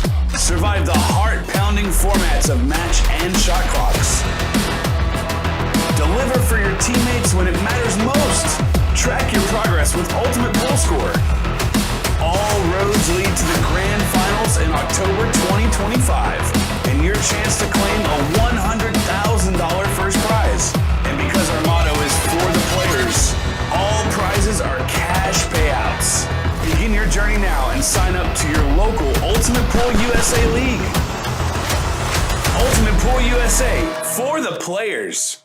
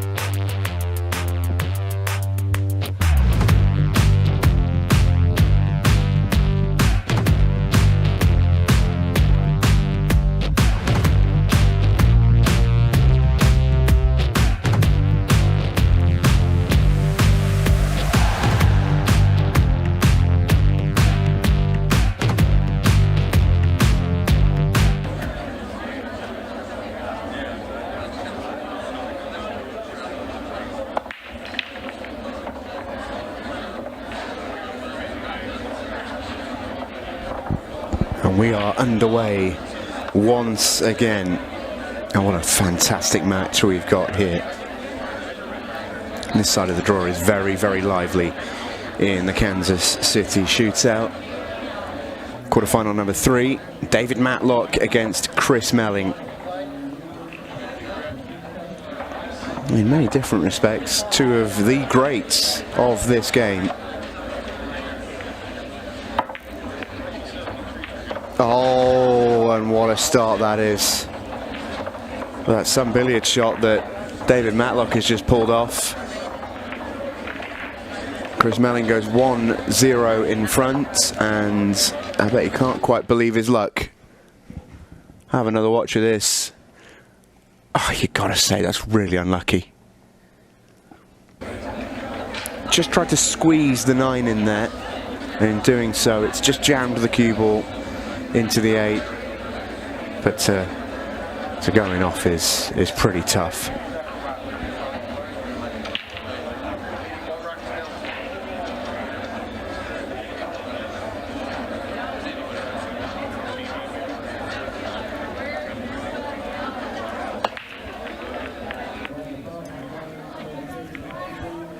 Chris Meling on the opening break gets no dice. So David Matlock gets just what he wanted, really, a chance to immediately respond.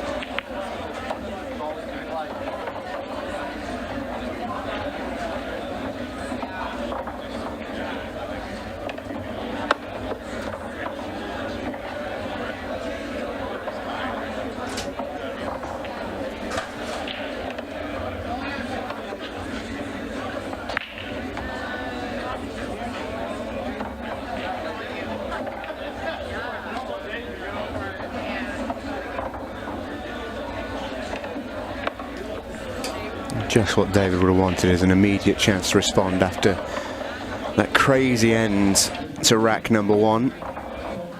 And it's not just any chance to respond, it's a very favourable looking one too. This run out is pretty smooth.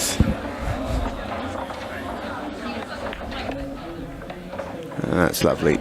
Nice angle here to run up towards the 8 ball.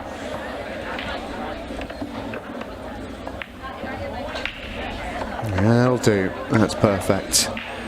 So it's almost like the first rack never happened. David Matlock will square things up at 1-1, and we just have a race to 5 instead. I'm sure that's how he's processing it. A crazy start to our third quarterfinal, joined by Nate Kane on comms for this one. And sorry, I was a little late getting in here, but yeah. Oh, do not worry, my friend. Do not worry. A crazy start to the match. I'm not sure if you saw that. I actually missed it. Yeah, we had David Matlock somehow potting the 8 ball off one of his own shots, the very first shot. He's recovered and reverse cleared Chris Meling to square it up at 1 each. This is the bracket as things stand. These are the results from earlier on today. We are into the quarterfinal stage now. And we already have our first semi-final decided. Ricky Evans will take on Jordan Shepard, and that will be a cracker. Both of them are playing really, really good today, so I'm excited for that matchup for sure. Man, we just can't get the break figured out here. Looks like they're dry breaking back and forth.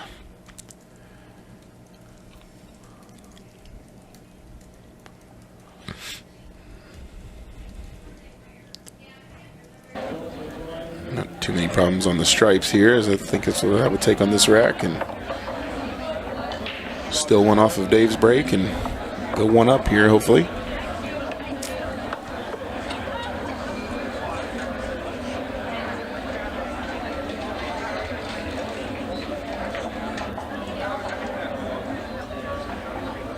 I don't imagine Chris often is not the fan favorite. He's been playing a couple of our big locals in his first 2 matches here, and I just wondered, is he sitting in the arena with everybody rooting against him, if he's used to that? Definitely not used to it, but also so experienced it won't bother him. Yeah, to be fair, he's for the locals, a lot of them have been very excited about Chris being here this week, and he's been awesome, been shooting snooker racks around the room with them, or if anybody wants to come and shoot a rack, he's been very, very just accommodating to anybody of what they ask of him. So he's definitely a favorite in the room, except when he's playing Dave or Chase or any of our local guys. So yeah, and I think that's fair enough. Really, I think he'd probably agree.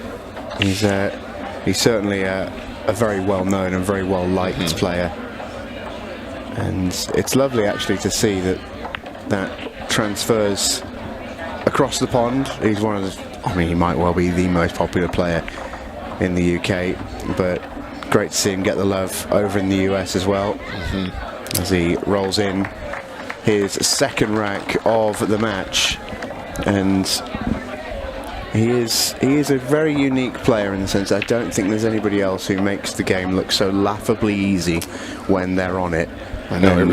I almost feel like I need to remind Chris sometimes that not everyone else finds this game as easy as you do. Yeah, I was like, what's it like to miss? He doesn't do that much. So here he is, two-time world champion. He's won Ultimate Pool titles aplenty. Won one just last week, in fact, in the Ultimate Pool Masters, which was a long form event, big races, all the top players in the UK Ultimate Pool scene rising to the top in that one, and Chris Meling came out on top. But he's got a big background in the American side of the game as well. Yes, he's won plenty of big titles, the Mosconi Cup MVP for Team Europe as well. But he's putting his bottom lip out because he's been denied a break. Yeah, yet another dry break today. Yeah, I think the good run he had in the Worlds there kind of got him back into the Mosconi Cup rankings. So I think if I remember right, he told me he's heading straight to Fulda from here to go to the European Championship and see if he can get some more Mosconi points.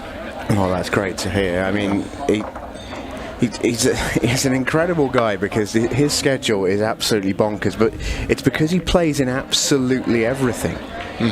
He plays American pool with whether it be 8-ball or 9-ball. He plays English pool. He plays Chinese as well. He's just got all the tools. Got a very busy calendar, as our Chris. But David, on the other hand, is I feel calling him a one-trick pony does him an enormous amount of injustice. But you know what I mean. He's a specialist, right? And his specialist is this game right here, the 7-foot bar box. It's 8-ball. This is where he made his name. He definitely made his name on this one, but he's definitely far from a one-trick pony. He's a very accomplished 3-cushion player.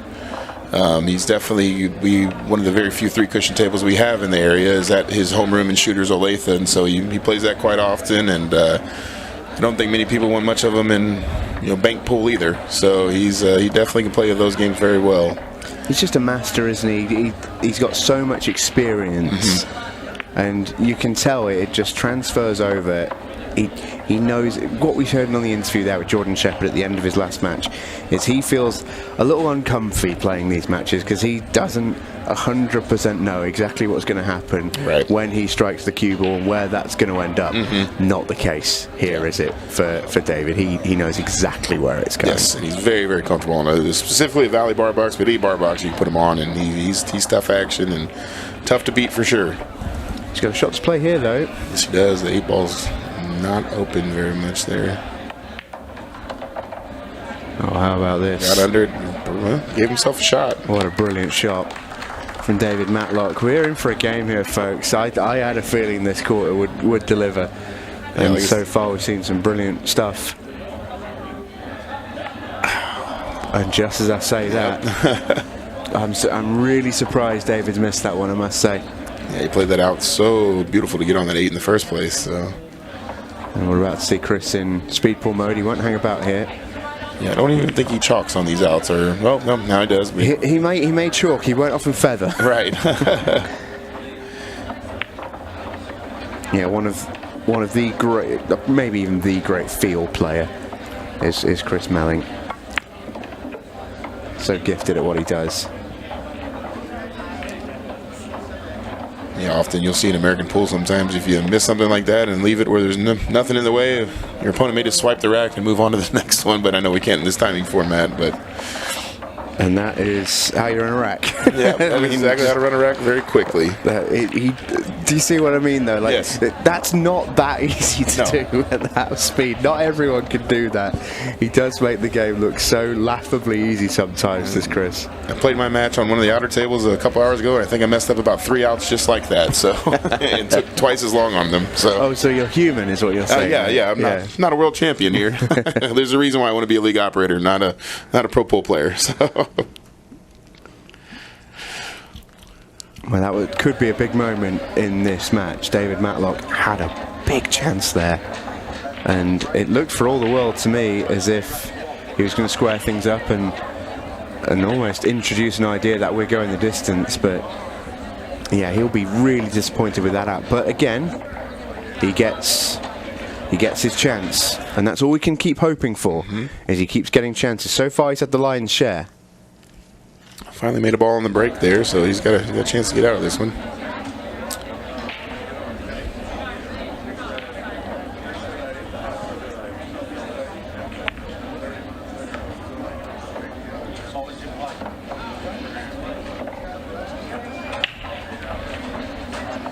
Didn't mean to tie up the 5 there, but we'll see what he can figure out. Probably go after it right now.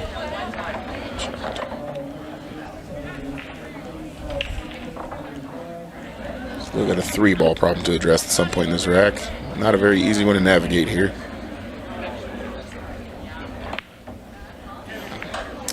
Yeah, he got his cue ball, but he didn't make the pot.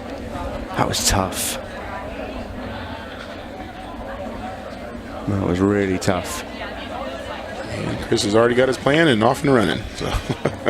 Yeah, the thing is with Chris is it's not he doesn't play necessarily quickly. He's not the speed in Chris's game is in the mind. He sees the game quicker than anyone I've ever seen before. It makes actually, I've known Chris a long time. It makes commentating with him an absolute joy, right? Because the balls will come out after the break, and Chris will take one look at it, and 5 seconds later he'll have his route. It's actually harder to do when you're out there physically playing and walking around the table, but he has a genuine genius eye for the patterns of 8-ball. A little loose with the cue ball on that one there, so we'll see if we get one of his YouTube highlights here in Kansas City. We see from overseas all the time. Yeah, this is a tough one to play as well. You can see how close he is to that 14. What's he got for his big cutback, I think?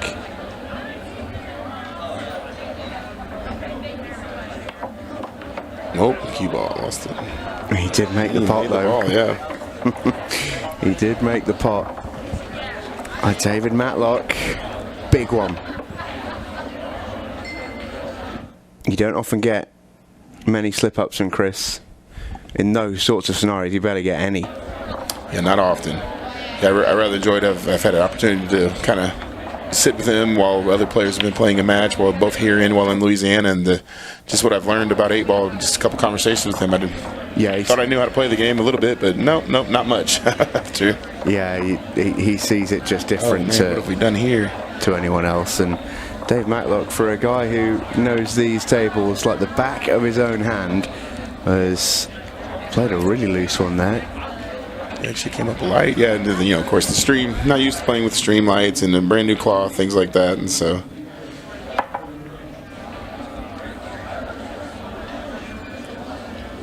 And you just wonder, even at this early stage, has David Matlock's chance gone up in smoke?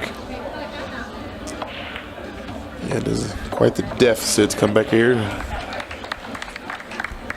But with the way the table's been breaking, that's always to give you a chance with the dry breaks back at it. I know believe it was in the Open, I think Billy Thorpe was quite down to, or Tyler Styer was down to Billy Thorpe, and he just kind of lost his break and dry broke and got back in it. I think he was down 5-1 in this format. So. Yeah, it doesn't take much to come back, but you do need things to go your way. Correct.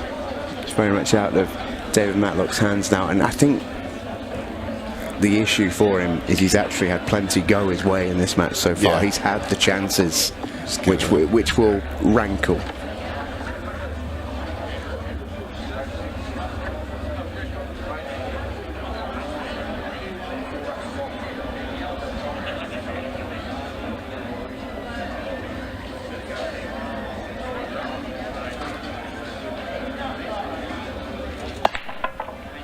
big break that from Chris. Yeah, it looks like he hit that a little firmer this time around and got a ball. And not many problems on that rack that I can see, no matter which you take, since it looks like the 11 goes. But I think I would go with solids like he is. Yeah, solids look good here. Those spots, right? Is that what you guys call the solids? Yeah. Trying to learn the lingo, but I've got to learn yours. yeah, I know. It's your I'm on your turf here. I know we heard from some of the UK commentators a little bit easier to commentate with being able to call out the numbers instead of just using red and yellow. And it makes such a difference, let me tell you. It really does. How good has this been there? I mean, just absolutely perfect. Makes it look easy when we're shooting stop shots, but that cue ball is just on a string. Yeah, he can do all the mad finishes and all the viral YouTube clips and all the rest of it, but at its core, that is Chris Meling. A finish like that, just taken in pristine order, all the right shots played, and it means that a player as good as him never even has to play a difficult shot. Makes the game easy for himself.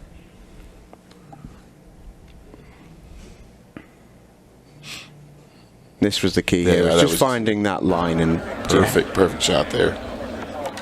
And you can see there before the cue ball's even stopped, he's already down on the next shot. Well, this is interesting to see from Dave getting the cut break in action. He's going to try and make the 8 ball here, I think, is the thinking. Cut break often gets the 8 ball moving more than from the front ball. 5-1 down. He needs something to fall his way, and soon.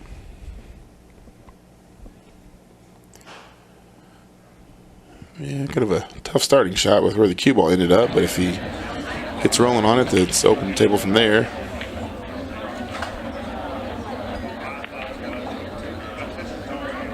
Yeah, that's a good shot. That was a good shot.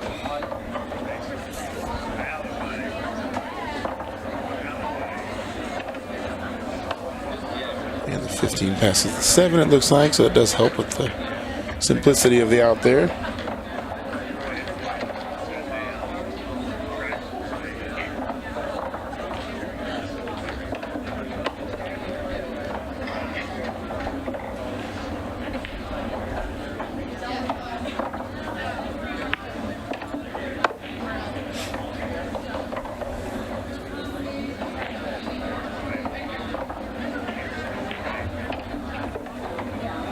Yeah, lovely finish this so far from David Matlock. But we've seen this a few times. He's still got to dot the I's and cross the T's and just make sure. There we go. Well, I'll do it. Feel confident with this one. Anyway. We're going to finish this out. I've avoided saying that he should be out from here because I think every time I've said that so far, they've missed the ball. So, and it's nice to hear that big ripple. He's a big local favourite. Is David Matlock. He's a superstar of the game. He's been playing pool for far longer than I think both of us have even been alive. I believe so, yes. But yeah, great to see him in a competition like this. It was great to speak to him earlier. He's been around the game. He's seen just about everything. But look at that. Pool and Billiards Magazine Bar Table Player of the Decade. Of the decade, for yes. the 1980s, which is pretty incredible, isn't it? That's some accolade. Yeah, the kind of the running joke with the locals back in the 80s and some in the 90s, the cue ball on these valley tables was bigger than the object balls. We call it a mud ball is kind of the slang for it, and he was just unbelievable with that cue ball. We say if we put that on this table, I think he'd be the runaway favorite. So kind of a quite interesting cue ball. It'd actually be so big if you hit a draw shot, it would actually roll forward slightly before drawing back because it was so big and heavy.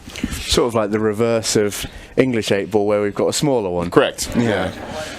Everything's always bigger in the US. That's what I've always believed. As Chris gets a chance then to run this match out with, I mean, we're not even going to get close to the 15-second shot clock if he can take these out, and they are all there for him. This is the key shot. Yeah, looks like the 5 does pass. Oh, wow. Well. That was a tough shot there. He immediately looked up to the sky. But that was a long old bridge, and he was playing it with a lot of side. So got a problem there with the 13, 14, and 11. But able to address that pretty soon, and He's going to do one more breakout here, it looks like. Maybe the 14 passes, can't tell. Yeah, I think it probably does, but it's pretty close. When you've got a... Well, that just shows... That tells us right there with the way he played that, I think. Yeah, I think so. I wonder if he's just a hair short. Is he? No, he's fine.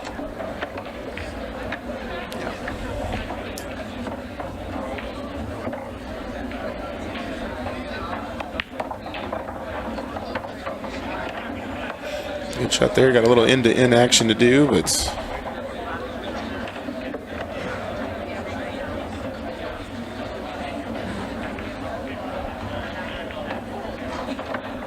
Yeah, he's come up perfect for it.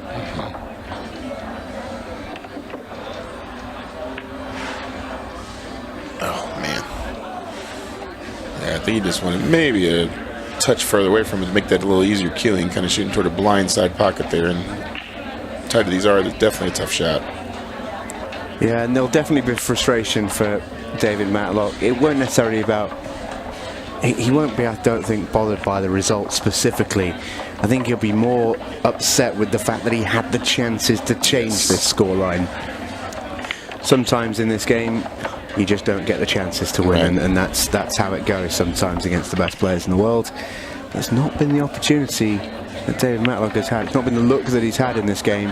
There has been chances, they've fallen by the wayside, and Chris Meling has been more than happy to gobble them up. He goes into the semi-final with a really good performance there from Chris, and plenty to look forward to because he plays the winner of our final quarterfinal coming up in just a moment, and it should be a belter.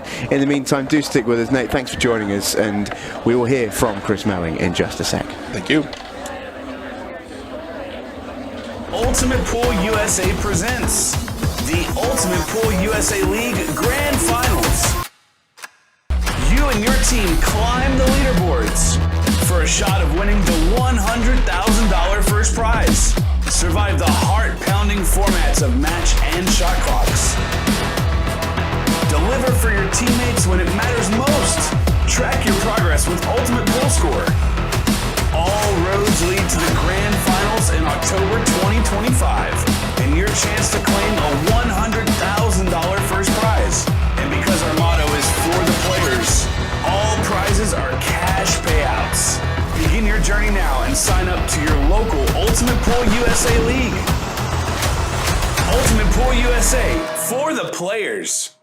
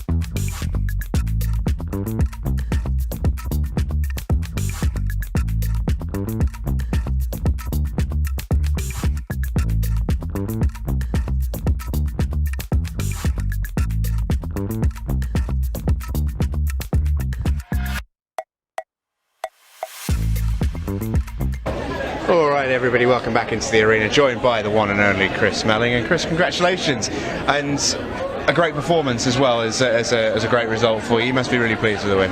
Yeah, really pleased. Obviously I've known David a long time, and you know, he's a great player. He's one of them players that if you don't play your best, he's going to beat you. I mean, I just hope I can play like he can. If I get to his age, I hope I can play like that, because he's a class player. Yeah, just so many lovely little touches around the table. You can tell how well he knows this environment. There's certain lines and shots that he plays that are just so natural. They're just lovely to watch, aren't they? Yeah, there was one particular shot that he played in one of the clearances where he potted the ball in the corner to get on the 8. He actually missed the 8 in this corner, and he literally just missed the middle jaw, and I thought, do you know what?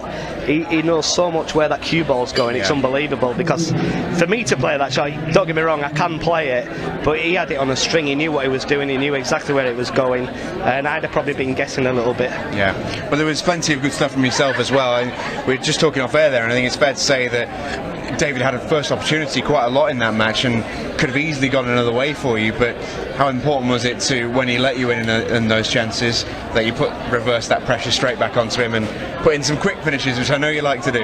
Yeah, it's really important, obviously, trying to clear up as fast as I do. I try to intimidate my opponents.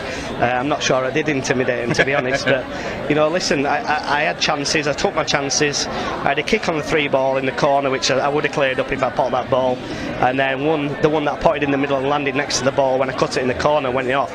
I mean, to be honest, even the referee said I think the table turned on you, because it was impossible to land where I landed with the cue ball. I could have actually stunned it in and just played the long shot. But yeah, pleased the way I played.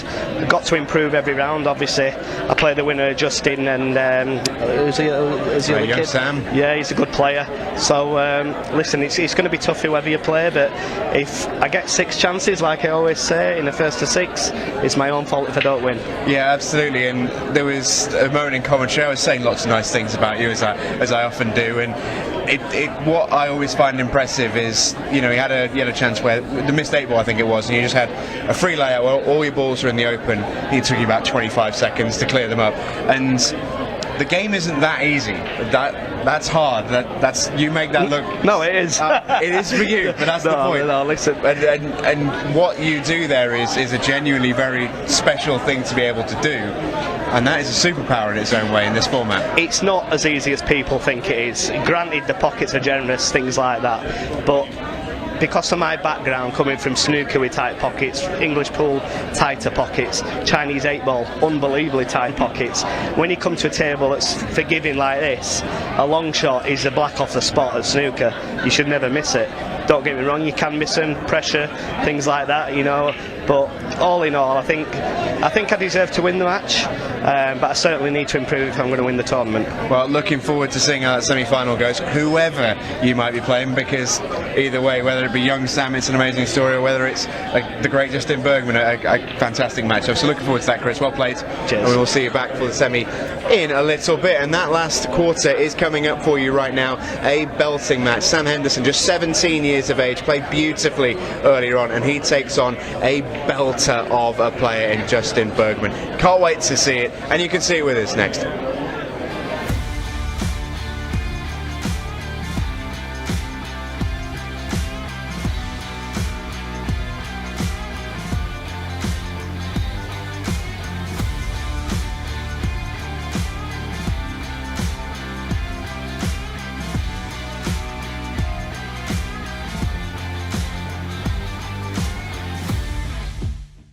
Ultimate Pool USA presents the Ultimate Pool USA League Grand Finals.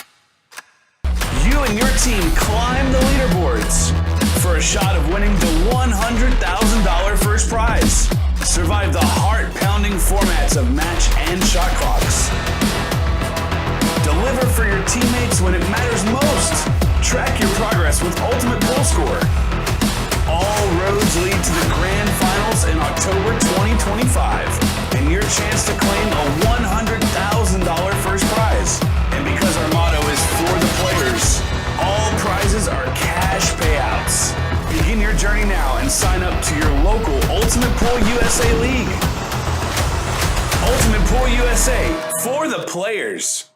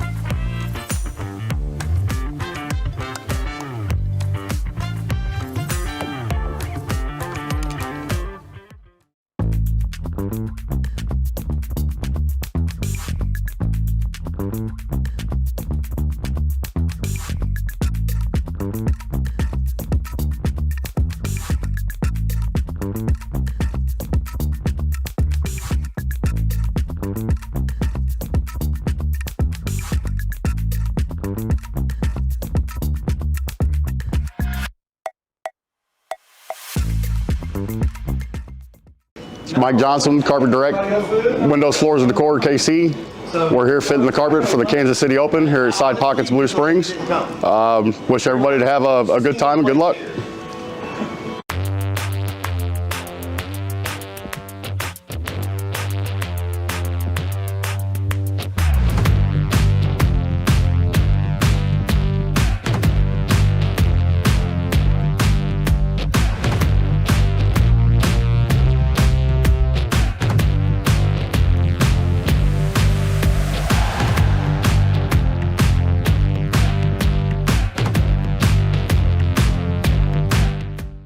My brake tip is completely different from everything that is on the market. Combines the qualities of like a playing tip with a super powerful tip. It's like a tip on the steroids. You can open with less power and still have spin and split the pack perfectly, but you can go for the power braking and you still have control. You just need to know how to do it. A lot of players that they told me that because they use so less power on braking, they can focus on accuracy and the rack always splits the way they want. And because they are not using the power, they keep that accuracy and its reliability. I believe that when you're going to buy something, you need to believe on it and buy it perfectly. And on my side, what I believe is if I'm going to offer you something, it needs to be better than I was expecting before buying itself. The increases, it's fantastic, it's super good. And they are consistent, they still have power or more power than the normal tips, and they last. And that's what I want. It really feeds me on. When people say thanks and they like the product and they are happy, I feel joy to myself. It's not really just proud, it's just joy. I feel happy.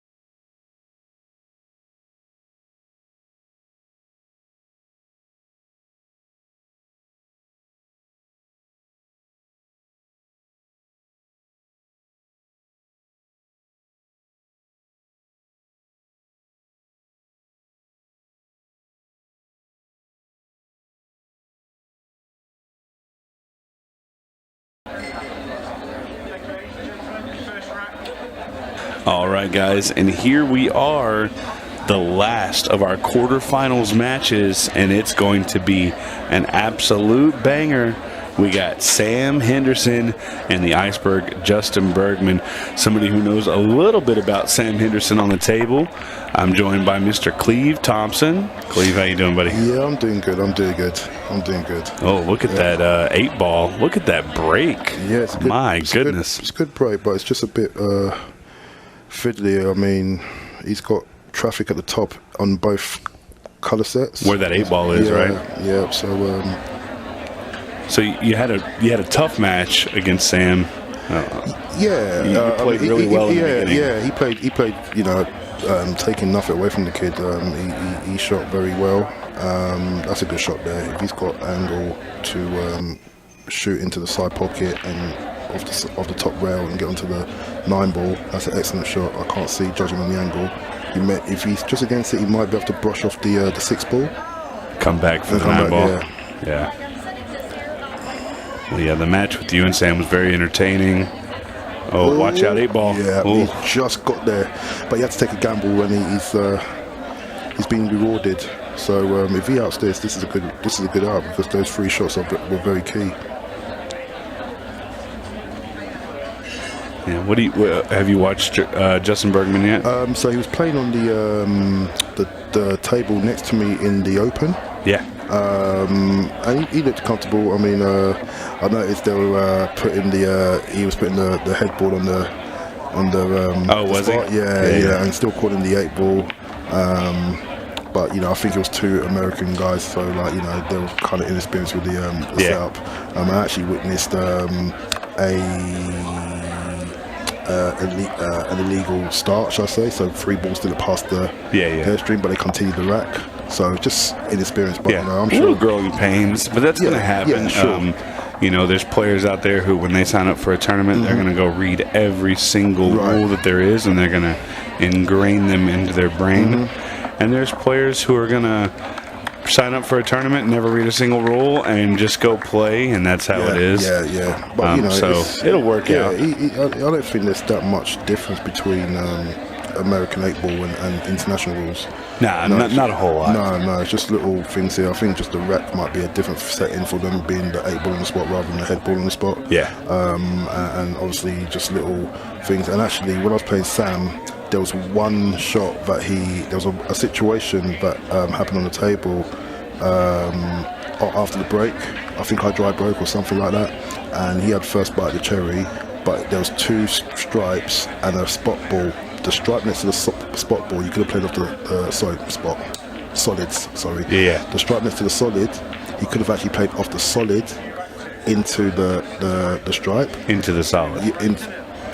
No, solid into the stripe. Yeah, but he could have hit the stripe clean. And I was hoping that he's taking that ball because he would have nominated. Yeah. Yeah, it was a clear, obvious. Do you know what I'm saying? And I think Scott would have called a pass a turn. Because he didn't nominate the ball. Yeah. But he ended up going for the one on the rail. So, but he's a good player. He got speed of the table really, really good. He got a couple of nice little nudges here and there. Yeah. But these young players, man, they learn faster than us old guys do. Yeah. And they're gonna become accustomed to a situation a lot quicker. Yeah. So.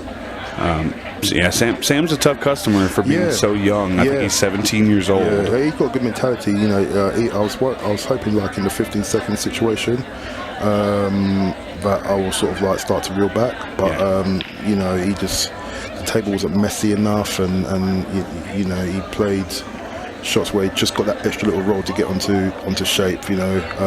But taking enough away from the kid, he barely missed a ball. So that's the kind of standard what's out there, So let me ask you this, just from what you've seen, there's 2 absolute red-hot players in Ricky Evans and Jordan Shepard. I don't know if you watched any of Ricky Evans. I've watched some of Ricky. I did watch his second match properly. Just a few minutes ago. I saw a bit of Jordan, and I saw that it was 5-1 up, and then I don't know what the final score was. But I've already said from the beginning, Jordan don't play US version pool. The table dynamics is different. The rails are cut differently, the reaction of the ball, the spin, etc. I said that if he gets accustomed to this table, which I think he would, because the felt runs identical to the kind of felt that we use, and also the rail speed of how it goes onto the rail and bounces off is virtually identical. With the tighter pockets, I said this is going to suit Jordan's game all day, twice on a Sunday. He just has to have the right, obviously the cue stick, our cue stick is just a little bit different. You play like with an Ashwood, etc. So if he can I know that his game's just like little touch plays here and there, little flicks here and there. He's not a ball mover, which I thought that this would suit his game, and I called him to win his section, his bracket.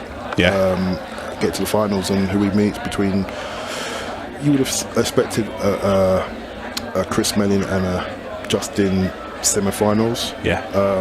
However, Chris Meling should have got knocked out first round. Chase missed.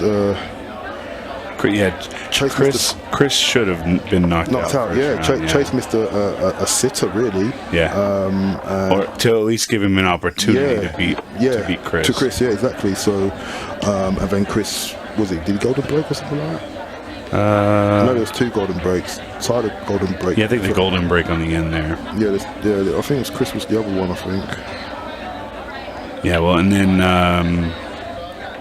so Ricky Evans, I mean, that kid is on fire. Yeah. So Ricky versus Jordan Shepard is going to be a wild match. Yeah. And then, of course, the winner of this plays Chris Meling, so you have the potential of the returning Iceberg, Justin Bergman, who's up 1-0 in this game, by the way. And we'll get back to the game here in just a minute, guys. Or also Sam Henderson, who's played very well so far. Yeah, I said, he's got a very good temperament. I thought the arena sort of setup will just sort of phase him on a certain few shots, on some cut shots. Possibly. And it didn't, I mean, he's got a bit of a weird shape here, so he's going to have to real dig down into the cue ball, because he can't just sort of just drop it in. He's got to put some kind of shape on it, so he's got to kind of probably hit the first diamond on the left hand side. That's good enough. That's good enough. And Sam here, not phased by the Iceberg so far. Didn't get much of an opportunity in the first rack, but is going to do everything he can to take advantage of the opportunity he has in the second one. Just needs to pot the 8 ball, make the 8 ball.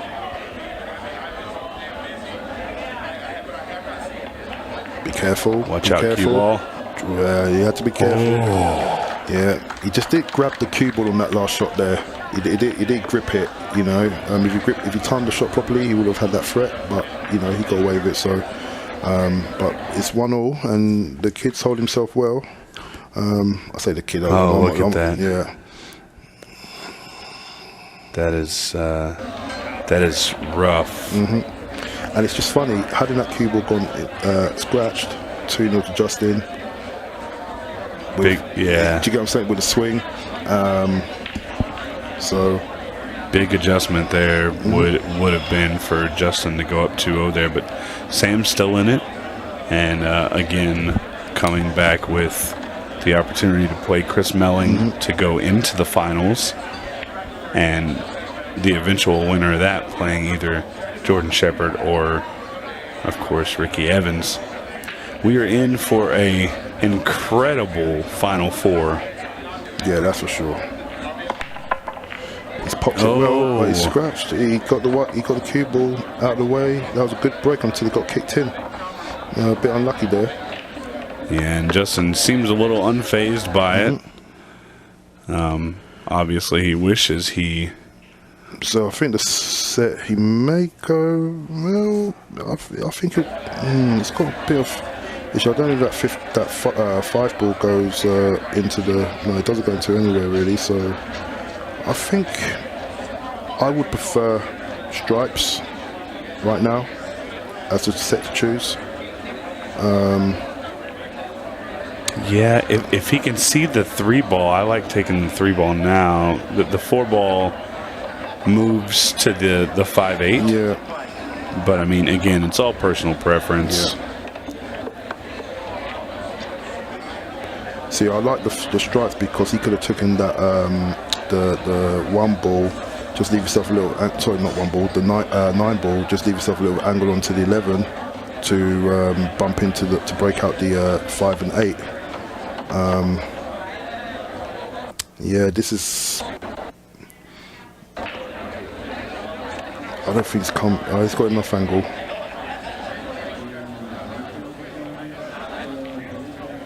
Yeah, this is a little tough here. Yeah, I prefer to stun into the on this shot. Actually, stun into the 13 into the 3 rather than. Yeah, you have to stun into that shot rather than top spin into that shot. Because you stun into it, you get the 3 ball moving. Yeah. Because you want the separation, because if your 3 ball goes upwards, right? It's just gonna gonna hold, right? Yeah, exactly. It's a little unfortunate that he wasn't able to stun that a little firm, but all is not lost because he can still work this out. Yeah, I mean, this is a horrible. This is why I believe that the stripes were better, because even to break out that 8 ball. He's only got like half a sort of ball to aim for. Let me ask you this: just glancing at the screen, if he were to carry him off of the 5 and run his cue ball into the 13-3, would the 3 go? No. No, you don't think so? No. You think the pockets are too tight? Yeah, I mean, even It looks like it's coming inside a little bit, no. but I'm wondering if just with the slick cloth, he could have done something there. No, and looking at the other camera angle, there's just not enough gap between the 13 and the 3 to sort of like manipulate it. Yeah, and I kind of expected that, but look here, this is not a bad play. If he can squeeze this ball one rail off, I'll tell you what. Bump the 3 ball, don't scratch. Yeah, I mean, I think it all went wrong from the choice of set. And you may be right, but that was one heck of a play at it. Mm-hmm. It's a little upsetting that he wasn't able to make the 5, especially getting the breakout on the 3. Yeah. Justin Bergman looks to run this rack out. Well, I'm surprised he's taking this ball first. I mean, I think I would have taken the 11 ball first, then played the 12, then played the ball he just played, and then you got the 14 at the top, drop the 10, 9 last, and just come back around. But to be fair, it's an open table.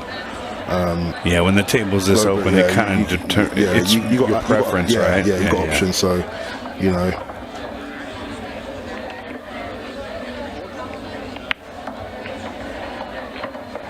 Yeah, it's got down far enough, so that's good. So he'll still be taking the 9 ball last, I believe.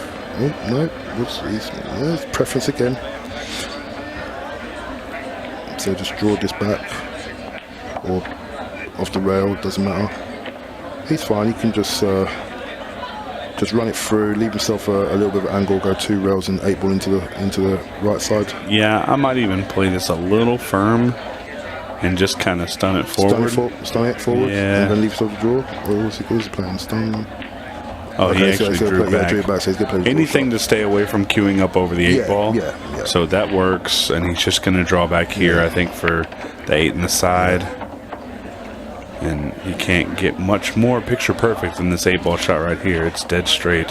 He's got like a no care demeanor. It looks like, you know what I mean? Just kind of like, okay, I'm just playing. Yeah, you know, we just. He does give off that vibe. It's I'm just here vibe. Yeah, I'm just playing some balls. You know, just like he's just having a shooting practice, and someone's racking up the balls for him. You know, but he carefully looks at his patterns, and you know, as I watched him play in the table next to me in the opening event, and he played a nice shot on the 8 ball. He had half a ball to aim for, and there was a ball in front of it, and I thought, oh, this is tough, and he hit it at perfect pace for it to hit the point and just nip in, like, you know, any firmer, any harder, it's not going in. It was pocket speed. Well, there's a reason that a lot of people believe after the break that Justin Bergman is one of the very best, arguably the very best in the U.S. Yeah. And there's a lot of people who do believe that. You know, everybody has opinions. Yeah, sure. But you can't fight with statistics, and statistics say that Justin Bergman just simply doesn't miss very much. So it should be solids here. So take the 6 ball long. I actually like the stripes. You like the stripes? I don't see any issues with the stripes. What, the 15 ball? Oh, I do see that now. Okay, yeah. So yeah, you're right. The solids. The solids. You can just stun this, take the 3 ball while it's on there, and then just sort of like track across the table, and you know, you kind of got options after that. And that pesky 15 ball messed up everything because the stripes looked really, really good. So he's just attacking his 5 ball now, again, which is preference. You know, if he's going to attack the 5 ball, he's going to have to probably see. I think he should have got rid of the 3 ball, me personally, because now he's got to get shape on it again, where he already had a normal shape, and then you kind of like just take your medicine after that, kind of reroute. Well, I think rolling up, I think you can take the 7 here and just roll forward and leave himself a shot for the 3 ball, or roll up, leave himself a shot for the 1 ball, and then take the 3 afterwards. But then the problem after that is that the 2 ball is in a smelly spot now. Yeah. Although it's in the middle of the kitchen, it's actually in a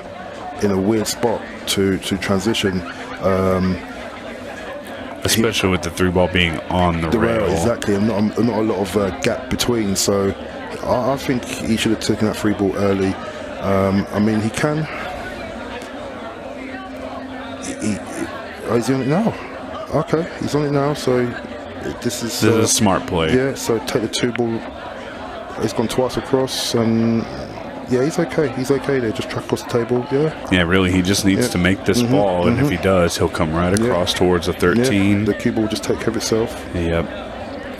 Just needs to make the ball, and this isn't the easiest shot in the world. No. So the good thing about it, the cue ball will just take care of itself.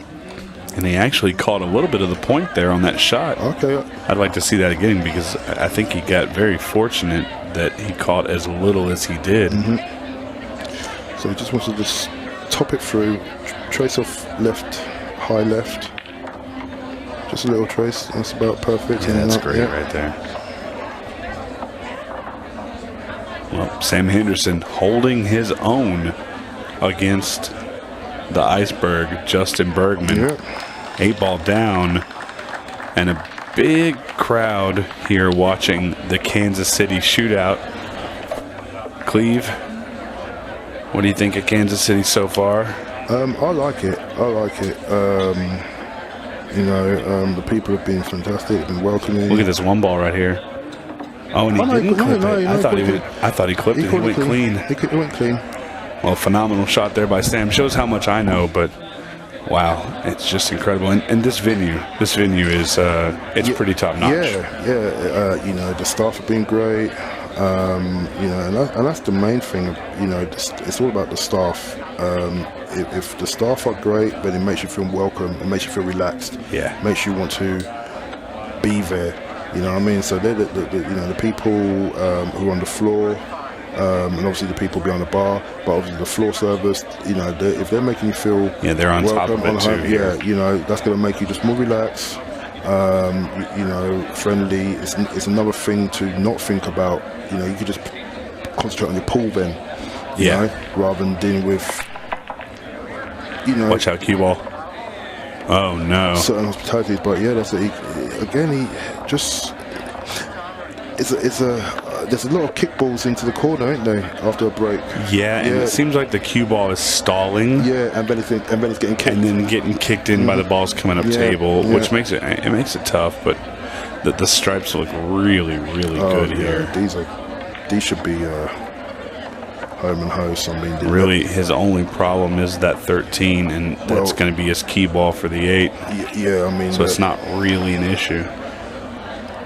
I mean, he's got so much options. I mean, the 11 to the 13 is going to be his last 2 shots. I like 14 here, 12, 10.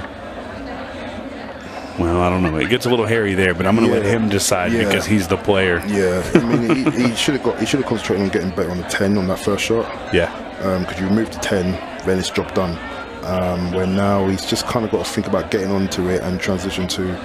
But actually, I can see the play. He's going to take the 10 into the side and take the 11 long. Yeah. So he's got the 15 to play to the 10 and then play to the 11 long. roll up. Yeah. Okay, that makes sense. A slight lack of concentration there. It was literally. He may have one stroke that one. He just a slight lack of concentration. A huge opportunity to go up 3-2 on Justin Bergman. And Sam Henderson's going to be thinking about that one. Hopefully not for long, though, because he's still in the match and there's still a lot of pool left. We are at the 13-minute mark, just under 14, actually. So the match clock is going to, or the shot clock being dropped is going to come into play soon. So it looks like Justin's going to attack this now to take the 5 into the side. Oh no, he's playing a defense shot. Very, very smart shot. Okay. You can't fault that. No, you can't fault that at all. I mean, you like to think that the only thing that is going to be arguable is that the bottom part's actually a nice layout. And if Sam somehow gets out of this, and mess up the what's already laid. Yeah. Do you get what I'm saying? And it's going to be a question of why did you play safety? Right. Exactly. Oh, and he makes the good hit, so no ball in hand for Bergman. Yeah. And I think really Justin wants to get the ball in hand to take care of that 5-7. Yeah. I think that's the play there. It's why he wanted the ball in hand. But now that Sam moved the 10 ball, both 5 and the 7 going to the side pocket, where it was just the 5 ball that went into the side pocket because the 10 ball was in the way of. No, it's not 10 ball. Is that blue or is that? It's blue. Yeah, it's blue. Yeah, 10 ball. Yeah, the blue 10 ball. Yeah. So I've got you in here. I talked to Nate a little bit earlier. I know you've been in the East Texas area, Shreveport area, for about a month now. Yeah, three weeks. And I know you've had the opportunity not only there, but also here, because we came in a few days early, right? Sure. So you've seen the Ultimate Pool USA League in action, and you've talked to some of the players, and you've watched the matches. What do you think about it? I think it's great. I mean, the vibe I'm getting is that everyone's looking forward to it. They love the idea of it being 30 minutes and 30 seconds on the shot clock. Yeah, getting home early. Right. And it's just a new buzz. I think, with the events of things like, the Kansas City Open and the Louisiana Open, as the promotional side, I want to say, the marketing side. And obviously the prize money. And the prize money. Yeah, for anybody who doesn't know, and I'm sure we've been showing the advertisements for it before, but October 2025, it's set in stone. If there are 1,500 teams in the league, which is not a lot, guys, just for the record, it's not a whole lot. We are offering up a $100,000 cash money, dollar bills, y'all, cash prize of $100,000 to the first place team for Ultimate Pool League. So that's huge. That's huge. Pool is obviously a social game, and obviously, there's different skill sets, and it makes it competitive for everybody. And the fact that, even the lower skill set players have a chance of, going as a team to wherever the destination may be, to the grand finals and pick up that kind of prize money. It's what you play all year for, and the passion of the game. Because pool in the States compared to the UK in terms of local league, it's a different vibe. Different vibe. People take it. What I noticed that there's a lot more camaraderie, right? Yeah. People. It's like their second job. But in a fun way. I've got league pool tonight. It's their night out. It's what they do for date night at times.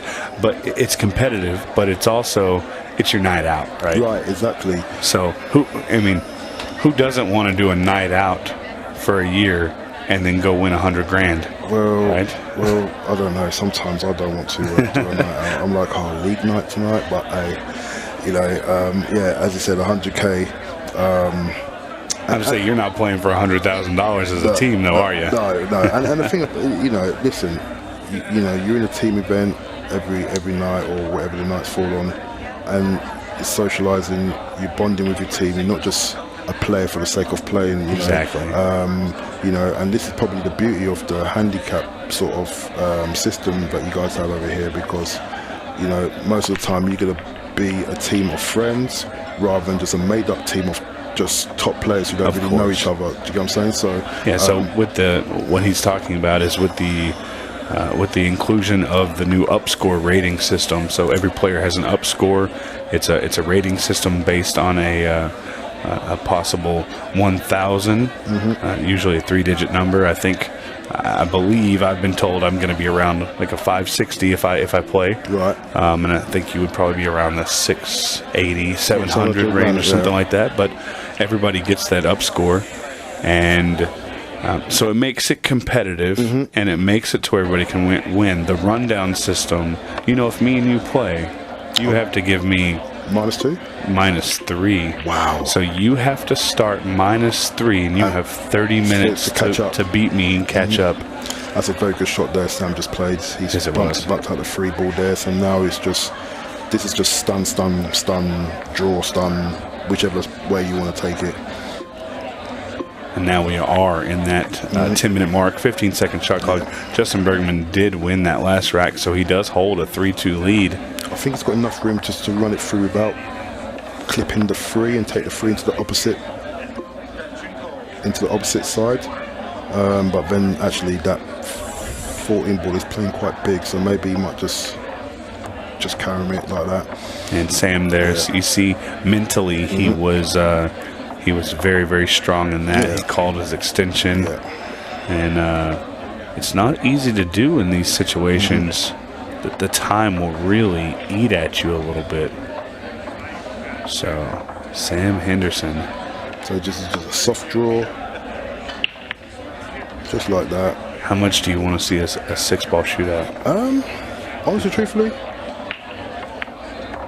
I probably... Okay, for the fans, I do. For the player, maybe not. For the player, no. It's a tough way to win, right? Yeah, and if there's any one player, okay. So if it's all good, okay, you want to see Jordan in a 6-ball shootout. Oh. However, I know he don't like them. Although he's good at them, I know he don't like them because it's not a pure way to win or lose. Of course. Do you get what I'm saying? Makes it tough. So when you lose by it, it hurts a little bit. Unless, at the end of the day, it's a 30-minute match clock, so it's not like just a complete race to 6. You know what I mean? You got to do it in 30 minutes, so everybody knows what they sign up for. Yeah. So normally the loser will be like, it should be first to 6 or 7 or whatever. But if you're coming from behind and you make it 5-all and the time runs out, you feel good. You feel like you're lucky to sort of.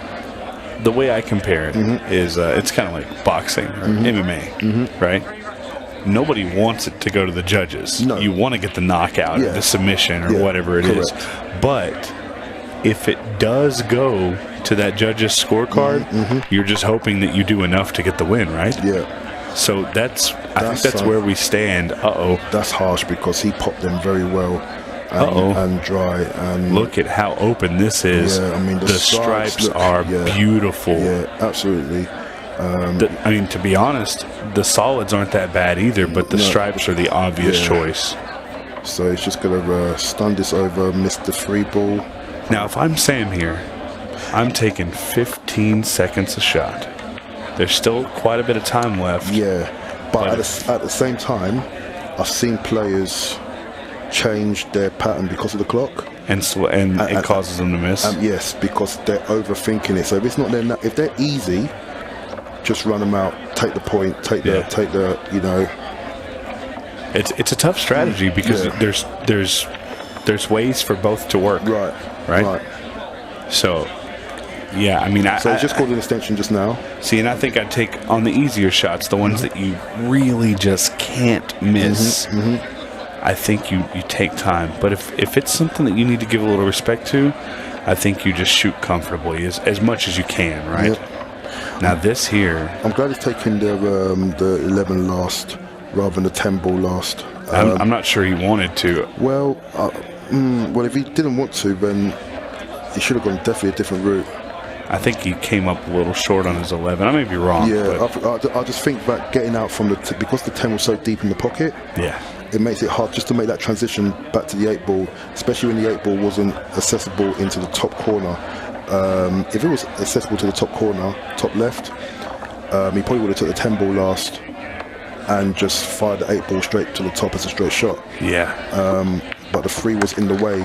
But I tell you what, this kid right here, there's people in Iowa, Illinois, Racks on the Rocks in Illinois, they're probably going nuts right now because Sam Henderson is up 4-3 against Justin Bergman.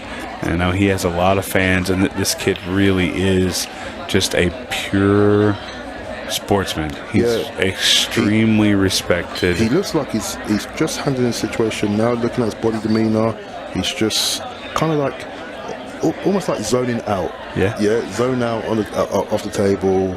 And that's the best way to play. Right, exactly. And then zone back in when you're at the table. And Justin looks the same. He's just nothing's phasing, just relaxed, shoulders up. Elbows up on the rest there, and I think he's just waiting for his opportunity. Exactly, right? Exactly. So. And Sam is hoping that there are no more opportunities for Justin. He's hoping he makes a ball and gets an easy run. Have you ever noticed it's always one ball after the break that's side spinning?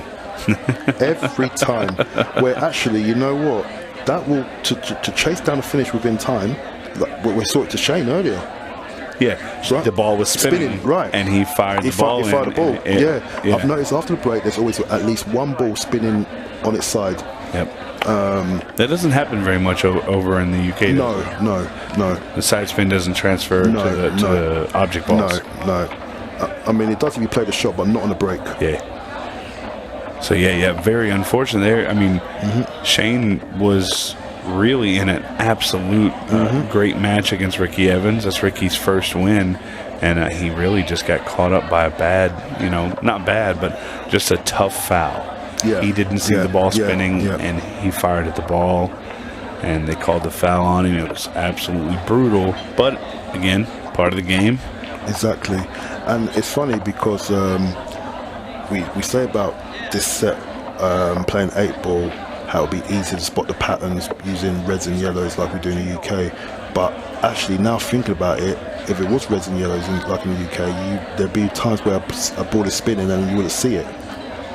Oh, because you don't see them spinning very much. Right, exactly. It'll spin, but you won't see it spin that much. So actually, refs can actually miss which ball is spinning after the break if that was the case using just reds and yellows. Yeah. So anyway, so key shot coming up here. Just a nice one rail stun off the rail, and the one ball's in the bottom pocket, bottom right, and the 8 balls in the bottom left. Well, and look at this, guys. Sam Henderson's mom is about to be beaming. She's been sitting in his corner all night long. She's got her hands closed. She's about to be very excited because we are now 5-3 Sam Henderson against the Iceberg Justin Bergman. I'm not quite sure how much time is left, but this is going to be a tight one here.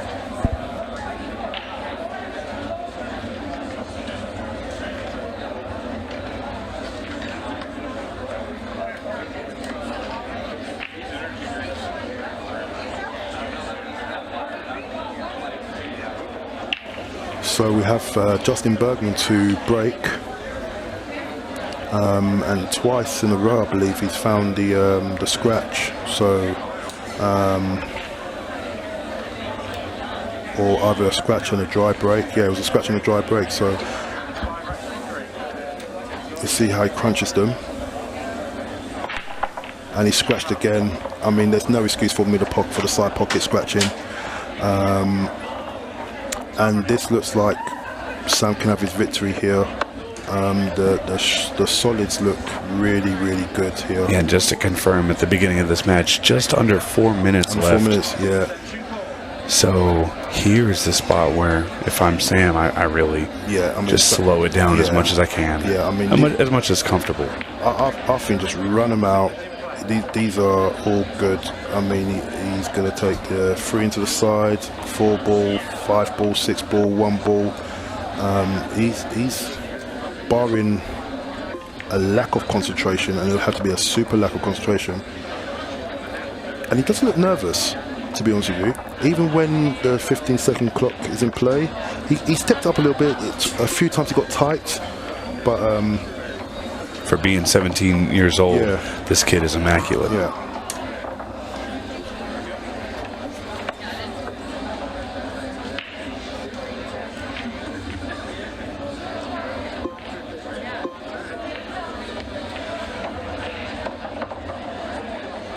because he's landed absolutely just off straight. You can just hold this through the window between the 13 and the 15. Okay, he's come through the gap, but that's This okay. is a tough. Yep. Not a tough shot at all. No. And he smelt the victory right now. Well, no time needed. This is going to be a 6-3 victory for Sam Henderson. Wow, what an incredible match. Justin Bergman taking a very tough loss. Couldn't get it going on the break. Well, yeah, you could tell by his body demeanor there at the end when he shook Sam's hand. He's disappointed on the break. And a dry. Last one, he just scratched into the side pocket, which is, in the, I don't know what it's like in the US, but in the UK term, it's unforgivable. Absolutely. Well, we're going to send Steven into the arena here in just a minute to get a word with Sam. We will be right back, guys, with Ultimate Pool USA. Ultimate Pool USA presents the Ultimate Pool USA League Grand Finals. You and your team climb the leaderboards for a shot of winning the $100,000 first prize. Survive the heart-pounding formats of match and shot clocks. Deliver for your teammates when it matters most. Track your progress with Ultimate Pool Score. All roads lead to the Grand Finals in October 2025, and your chance to claim a $100,000 first prize. And because our motto is for the players, all prizes are cash payouts. Begin your journey now and sign up to your local Ultimate Pool USA League. Ultimate Pool USA, for the players.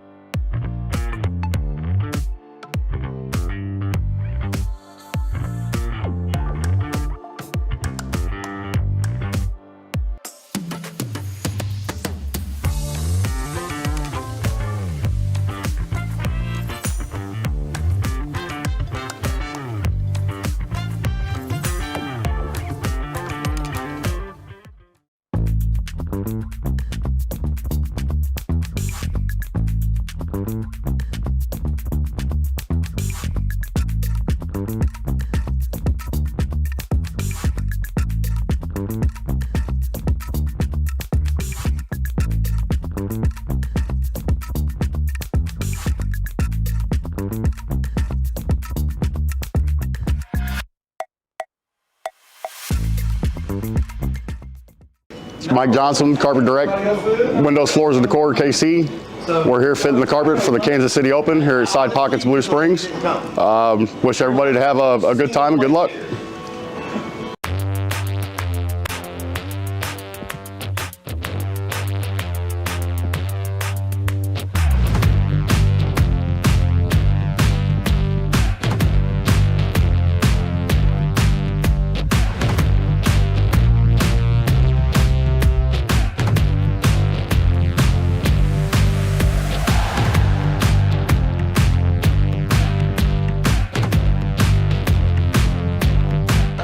Welcome back into the arena, everybody, and what a fantastic quarter-final that was. We're here with the winner, one and only Sam Henderson. Guys, let's hear it, because that was a fantastic performance, Sam. And thank you.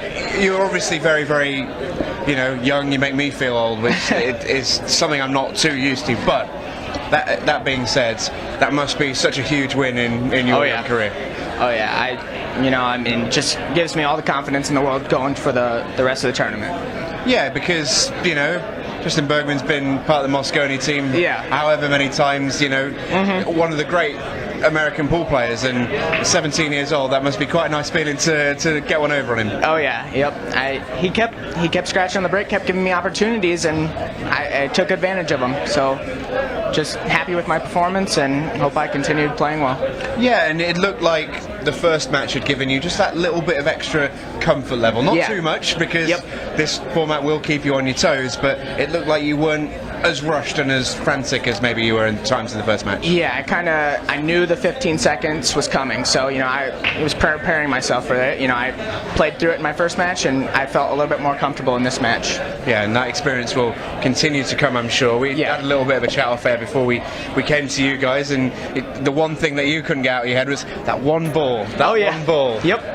But that just shows that when you get into that flow state and you feel like you're playing really well, you've still got to keep that concentration, don't you? Yeah. Yep. When I missed that ball, I just said to myself, all right, just got to break pretty good the next track. And I ended up breaking and running, and turned out well. It certainly did. You're into a semi-final, and you're going to be playing Mr. Chris Meling. The legends of the sport just keep on coming for you. Yeah. How excited are you for that match? Super excited. I see the videos all the time of his crazy runouts in the Ultimate Pool games, and it's just going to be fun to play him. Really looking forward to it, mate. We're going to let you go and get ready. All right. Best of luck for that one, Sam. Really, that's a tremendous performance. So well Thank played. you. And the local support is in the house as well. It's not just for Stephen Wyatt rejoining us in the arena, although as much as you'd like to think that it is. I mean, what a special performance from the young man, hey? Well, you know what gets me the most is how much this room is buzzing right now, because they know what they just saw. Yeah. I don't think it's kicked in yet, but Justin Bergman he's incredible, and Sam really just played his heart out and was able to snap off the win. That's a big deal for Sam, for his fans, for everybody that was watching. It was something special. Yeah, and some family and friends in for Sam as well. He's not from too far away. Well, in American terms, and it's a nice one for him. But the thing that impresses me, and we can say it now that he's left the arena, and we can talk more sort of about him and not embarrass him too much, but the thing that impresses me so much about him. He's 17 years old, and he just has a maturity that's so far beyond his years. Whether it be in that interview where he speaks very well and very assuredly, or whether it's at the table and he just plays simple, good, right shots. Doesn't go for the ones he shouldn't. Doesn't go too aggressive. Traits that are often seen in younger players. He is a 17-year-old who is playing like a 30-year-old veteran. What we like to do is we play the one-word game. You take one word to describe a player. My one word for Sam is composure. Yeah. He has composure throughout the match. He has composure in his chair. He has composure throughout the interview. He's very, very grounded, and I can't believe I'm saying this. Chris has a fight on his hands in the semifinals. Of course he does. I mean, we see it all the time in the shootout. We'll see it especially, in this format, on these tables, in these conditions. Anybody of these top players can beat each other, and we saw that there with Justin, who's an incredible player, but his breaks weren't working for him. He was giving up opportunities, and someone like Sam is more than happy enough to take those. Yeah, and on the other side, we have the potential matches for the finals. It's great, isn't it? It's exciting, it's burning. Well, it's teed us up beautifully. Let's take a look at that semi-final bracket, because these guys have worked their socks off to get to this stage. First semi-final up on deck, Ricky Evans against Jordan Shepard.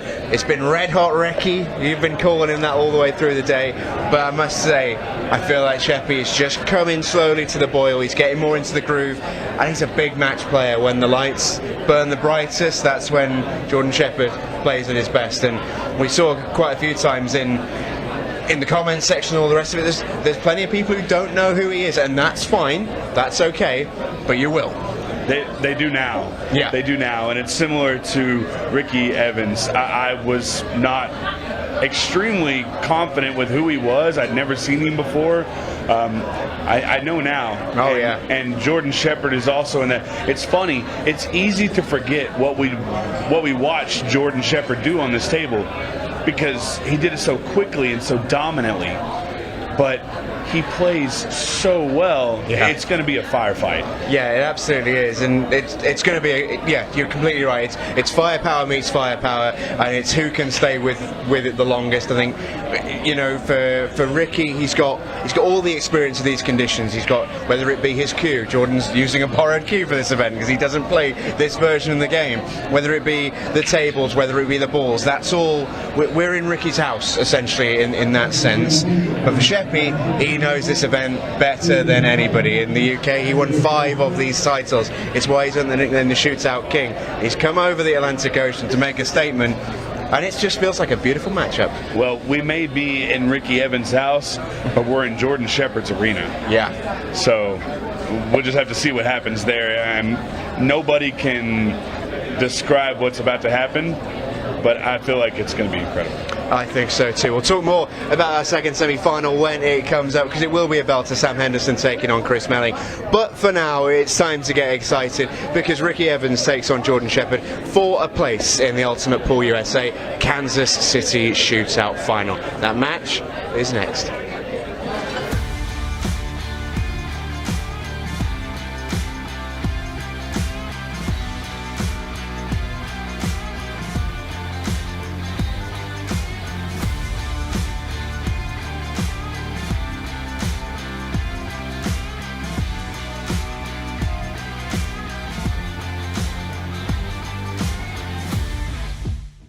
Ultimate Pool USA presents the Ultimate Pool USA League Grand Finals. You and your team climb the leaderboards for a shot of winning the $100,000 first prize. Survive the heart-pounding formats of match and shot clocks. Deliver for your teammates when it matters most. Track your progress with Ultimate Pool Score.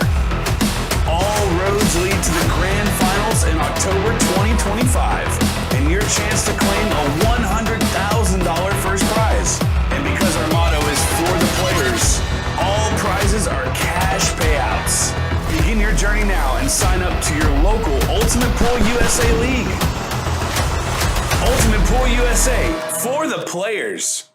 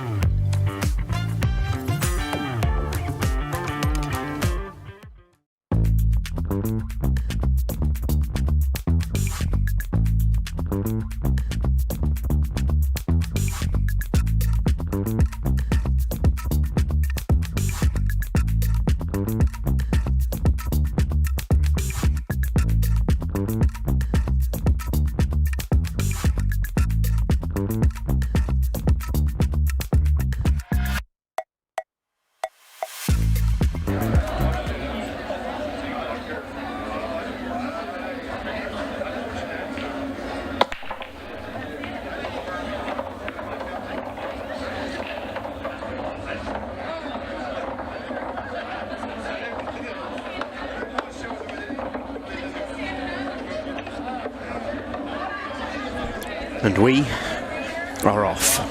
Ricky Evans with the opening break of the match. He's made a ball. He has a first opportunity. It's not a particularly easy one. Yeah, that was tough. Forced into that shot because the cue ball leave wasn't the kindest. But all of a sudden, this finish looks a hell of a lot easier for Jordan Shepard, and he's got more options on the table. He could go stripes if he wanted.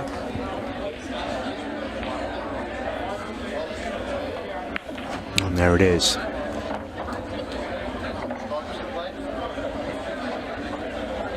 You heard it there from myself and Stephen out in the arena. The big battle here is, it feels like you've got a shootout expert and you've got an American pool expert. Both experts in their field. Something's got to give though. And it'll just be fascinating to see which one does.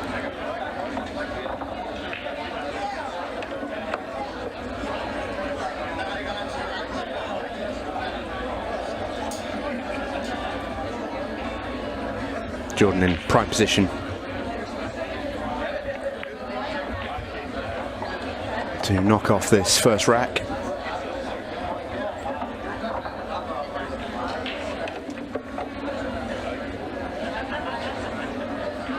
Just needs to mind his work a touch. That's the only thing that can really go wrong. Oh, he's got away with one. He's got away with one here. One-legged. In it goes. Cue ball's going to keep on running. It's going to keep on running. And it stops in time.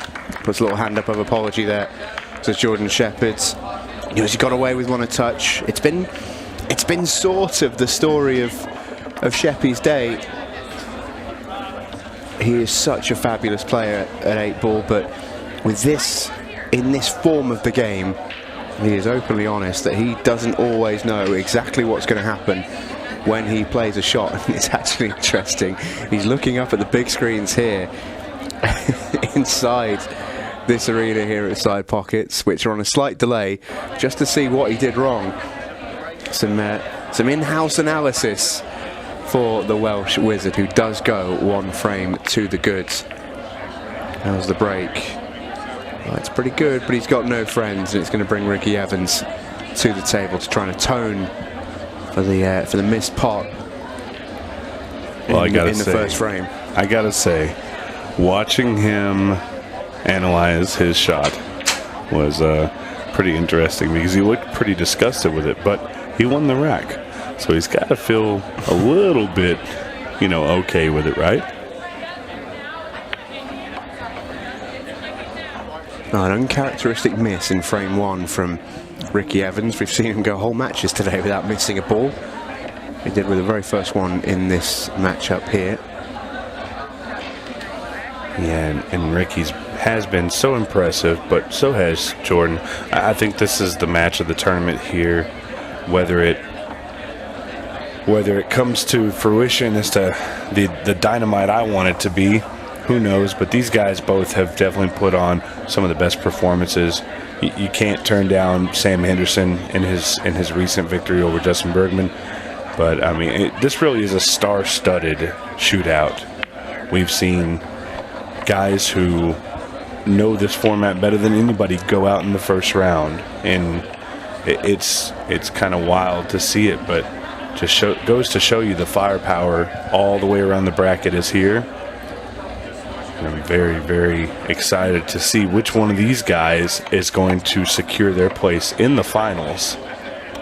Yeah, Ricky Evans has been particularly impressive, not just because of the way that he's played, but also because of the players that he's beaten Shane Thompson and Tyler Styer to be here in this semi-final. That's a decent run by anybody's metric.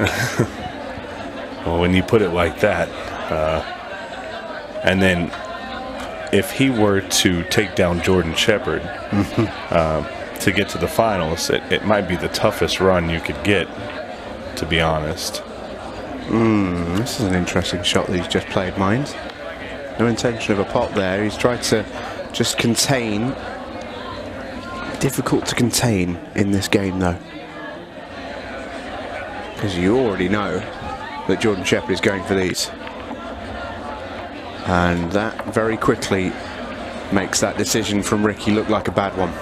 He made it look easy. Not that he particularly had much choice with the shot, we should stress, but yeah, that one shot opens everything up for Jordan Shepard. Well, we've yet to see a 6-ball shootout, so let me get your opinion, Steve. Do you think we're going to see one? I'd love to say yes. I would, but I think the issue we've got with that is the prevalence of Mr. Shepard and Mr. Meling. They both play so quickly. It's so unlikely for them to be involved in a match that goes the distance. They're also going to be very good at managing the clock when it gets down to that. So if they have the lead, whereas Ricky or Sam might not play the clock to their advantage when it's getting down to the wire. Yeah, there's an element of that for sure. Chris and Jordan can and will if they need to. So it'll be interesting. Maybe we get one in the finals. Yeah, that would be great. That's an evil laugh right there. It was, yeah, it was. For me, I'd be surprised if we went through 15 games in this tournament and didn't see a single shootout. But I think it does speak to You know, the quality in the fields. Yeah. Most matches have gone to 6 as opposed to being decided by the zeros coming in on the scoreboard, which ultimately that's what you need to bring in the 6-red shootout, or 6-ball shootout I should say, into play. Yeah, we've seen a couple matches that were, you know, a 5-4 or a 5-3, one of the slower matches earlier in the day, but we haven't seen too many that were like that. I think we're only at 2, so honestly, the opportunity for a 6-red shootout or 6-ball shootout is not very high, but guys, let me tell you, if you've never seen one, they are phenomenal to watch. Edge of your seat, tense. It makes you sweat, even if you're not in the arena. Well, Ricky's going to feel sore with that one. He's flushed that break and got no reward for it. This is a reoccurring thing here. He's smashing the breaks and getting good layouts and just not having a ball go in. Even in the matches that he's won and won well, his break hasn't particularly been working. If he could dial that in the next 22 minutes, he really has an opportunity here to find his way into the finals. He's going to have to dial it in. Jordan almost missed that. And used all of that side pocket, and I think he knows it. Well, let me put that conundrum for Ricky another way. If he doesn't find his break, he's going out the tournament. Very, very true. Because you can't keep offering up chances to your opponent in this format. The race is just too short. You'll get put away quickly before you even have the right of reply. Jordan Shepard here, doing what he can do very, very well. And I mean this in a nice way, because Jordan's a very nice man, but he's a bully when he's at his best. He's intimidating around the table. He walks around at speed. He looks like he's never going to miss. And that's what he's trying to do here. We heard Chris Meling talk about in his interview, you know, when his opponent misses an 8-ball and Chris has a wide open layout, he openly admits that he tries to intimidate the opponent a little bit by blasting the finish off at super quick speed and just getting the opponent's head. It's not the #1 goal for Jordan. You know, he's just trying to play his stuff, but he does it anyway by playing the style that he does.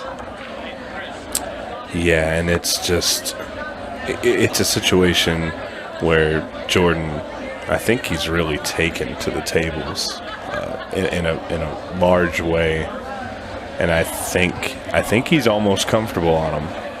Yeah, he's still not getting his cue ball right though. His potting though is good enough to get him out of trouble. Yeah, when you hit the center of the pocket like that, your cue ball can be a little off.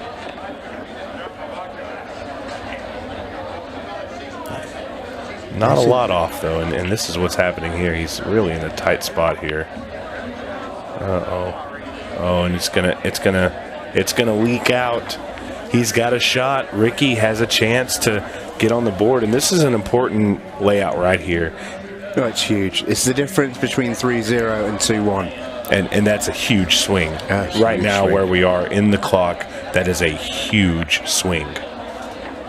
And Ricky played that ball. He's going to have a shot. I don't know if he got what he wanted, but he's going to have a shot. Just got to take it simple and smooth. He's been doing that all day, so it shouldn't be an issue for him.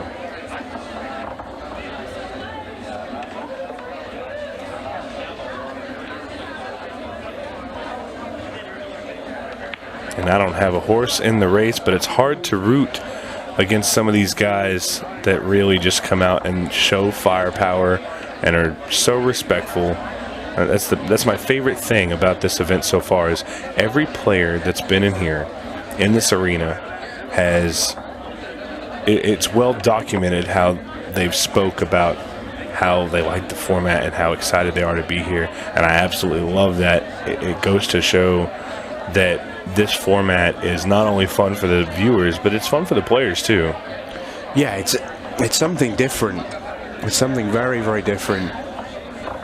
You know, we know the US pool audience the majority of which, of course, players as well, like to mess around with different games. There's always something. Oh, what a touch that is, Ricky. Well, this is a little karma back on. It is. On Jordan. Got a little fortunate here. For me, Ricky looks a touch nervous, and that, of course, is understandable. Well, that's a good effort from Jordan Shepard. It really was. That he will now lose the frame, but there's an edge to Ricky Evans that there wasn't earlier on in the day. He looked so assured, never in doubt that he'd make a ball and make a finish. But there is just that little seed of doubt just starting to creep in to his play in this match. And he's not got a frame on the board, of course. We've said it quite a few times today. The first and last frames, they're the hardest to win. What I'm wondering here is, I know for a fact that Ricky was familiar with Shane Thompson. When I spoke to him, he says, yeah, I saw him in Louisiana. I have an idea of who he is. And I know for a fact that he knows who Tyler Styer is. But the big question is, with him not knowing Jordan Shepard and not having an inkling of an idea of how he plays or anything like that, is that what's causing the extra nerves? Maybe. We can only speculate. Yeah. But it's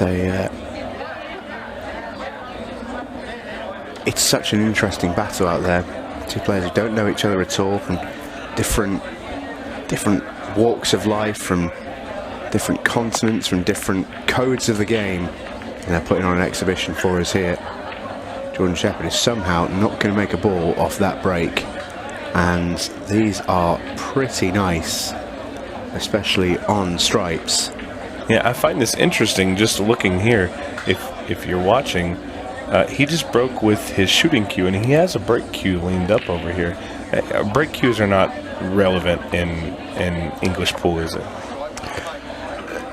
Yeah, you'd be surprised, I think. Yeah, because some education on the English side of it. This is a rare moment for me to use my authority here, because usually you're the one educating me. But the thing is with English pool, because you've got a much smaller white, the cue tip size tends to be quite small. So you're talking like an 8mm and 8.5 millimeter, probably small. Your average cue tip size, which means that you can play the nippy little draw shots and little touch to the side and all the rest of it that you need to with a much smaller white. The issue is, because English pool balls are much lighter than American pool balls. Of course. The issue with that is when you hit the break shot, you're trying to hit it as hard as humanly possible, and with a small tip and all the rest of it, English pool players don't really like using their playing cue to break with, so they'll put that to the side, and out comes the break cue. And it usually looks, ironically, like an American pool cue. Okay. It's big, it's chunky, it's got a big tip on it, and they play it through. And the reason I ask is simply because I did see the break cue over there.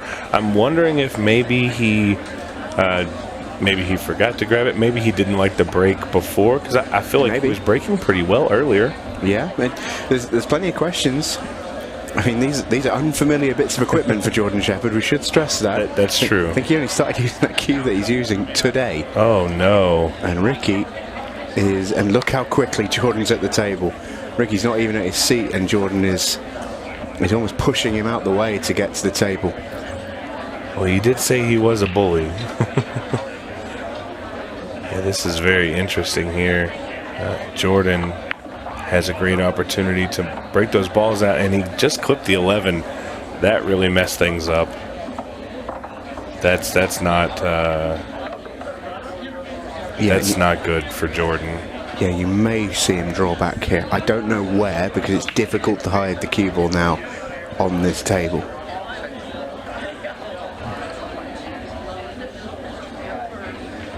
The 4-ball might go off the rail, off the 13, into the side. So maybe he just tries to continue his run here. You think he's going to look at a combo off the jaw, off the 13 there? It's possible. If,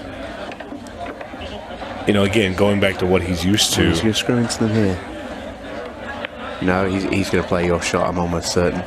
Going back to what he's used to, that's not a shot that you would play too often on the style of tables you guys play on. So is he comfortable with it? Yeah. Okay. It's the sort of shot that Jordan Shepard would play. He's very creative. Oh no. And he's going to have to play. He's going to have to play it soon. He's got no choice now. He may though. I mean, this is a thin-looking 6-ball. Can he try again? So the problem with this shot is that he's going to have to draw, but he's also going to have to play it with inside, because if you draw this ball to this rail, to the bottom rail, it's going to come too wide. So it's a very difficult shot, and I think he got a little overzealous there on the stroke. Ricky Evans needs to take this opportunity right now to finish this rack out and take Jordan out of the equation. It's what he's going to have to do. Well, what we're seeing here, Stephen, is there's a little bit of edge on this match. We've seen a lot of first visit clearances, a lot of flawless action really throughout the day. I mean, especially from both of these two players who played beautifully to be in this position here in the semi-final.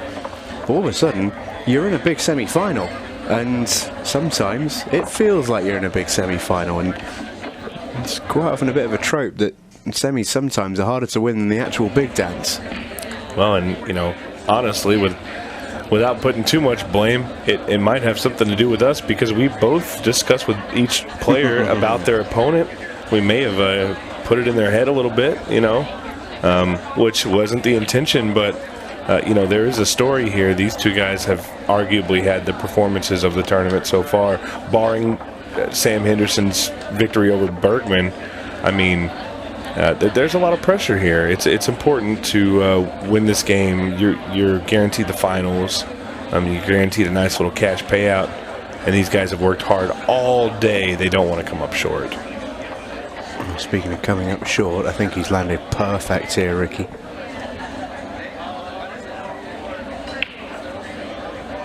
Big shot though. Oh, he's played this well. Nice little come out. Oh, wants to keep running. Yeah, perfect. Brilliant shot. Yeah, and the crowd's going to cheer for that one, because that was a beautiful shot.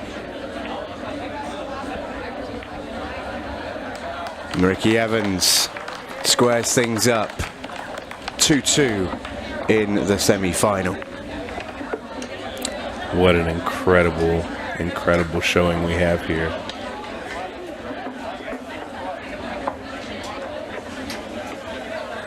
And Ricky just talking to friends or family, enjoying his win on the game over there.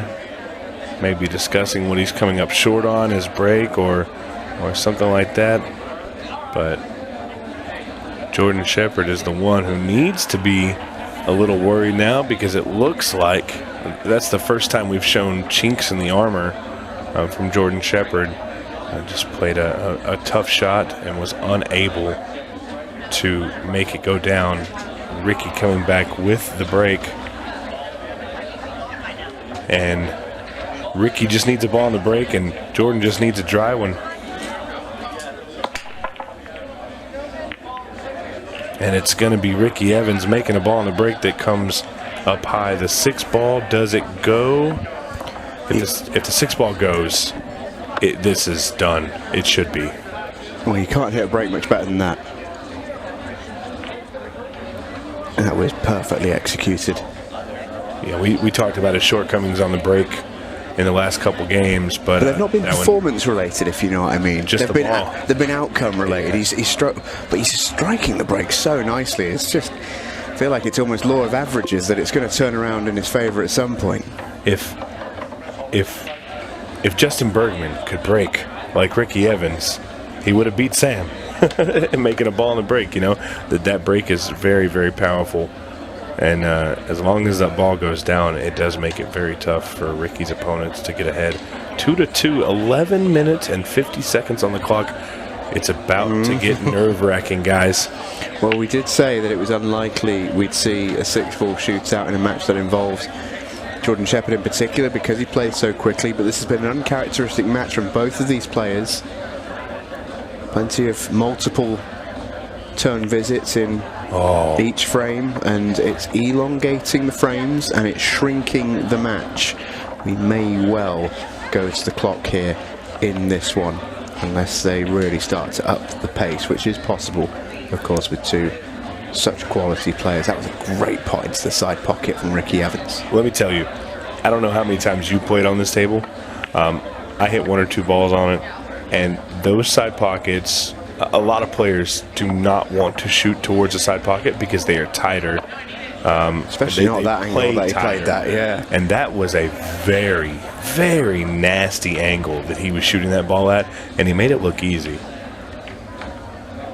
Yeah, that was very, very nice. He's still having some positional issues, but as far as just making the ball, other than the few rare instances where crazy stuff happens, there's a reason I've been calling him Red Hot Ricky Evans. This is the key shot. Tuck around the back of this 12. Oh, he's short. How good did he hit it? Just a little short. You know what? He's going to bank this ball back towards the left side, I think. Unless he can. No, he can't. I think both corner pockets are blocked. Are they? I think he's got to cut it. He's got to cut it. This might be the shot of the tournament if he cuts this ball. Oh.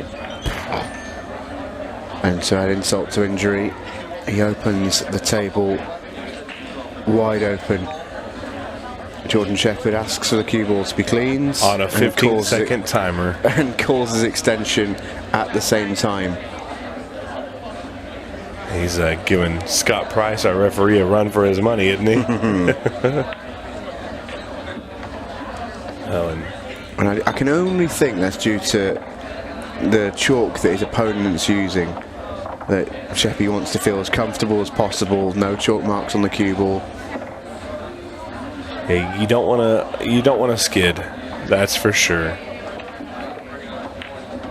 Is that what you guys call that when dirt on the balls? It causes a weird reaction when the ball. We call that a kick. A kick? Yeah. Okay. Yeah. That's what you heard Chris talk about in his interview earlier because he had a pretty nasty one. Yeah. So here that's called a skid. We should do a video at some point where we compare and contrast. We need to. Almost like a glossary. Take a list of terminology. It is fascinating how much it crosses the two cultures, but well, what's crossing right here is Jordan Shepard back into the lead. All he's got to do is pocket that 8 ball, and you can see he's just got that little spring in his step. And he's starting to tick, is the Welsh Wizard. Well, the question has to be asked. We've got 8 minutes and 30 seconds left on the clock. It's now 3-2. Is it going to be the guy that owns the venue? His fans are here, the people know him? Or is it going to be the guy that owns the shootout? Jordan Shepard is a absolute monster. And this match is coming out to be everything I wanted it to be. We've seen the pressure create issues for both players, it seems. If it's not the pressure, I don't know what it is. But both players look a little out of sorts this match. And that is understandable. Because all of a sudden there's a bit of jeopardy involved. There's a prize to be won. Place in the final. Jordan Shepard makes a ball. He's not done that very often in this game. And how is the leave? I don't think it is too bad. Don't think it's bad at all. He'd love to be able to see a stripe. But he may be forced into solids. Let's see. I actually like playing the 5 and just coming hit the top cushion. Yeah, I think that's the shot. I think if he can nail that shape, I don't think he did. If he can nail that shape, solids are the bet, but you gotta nail the shape.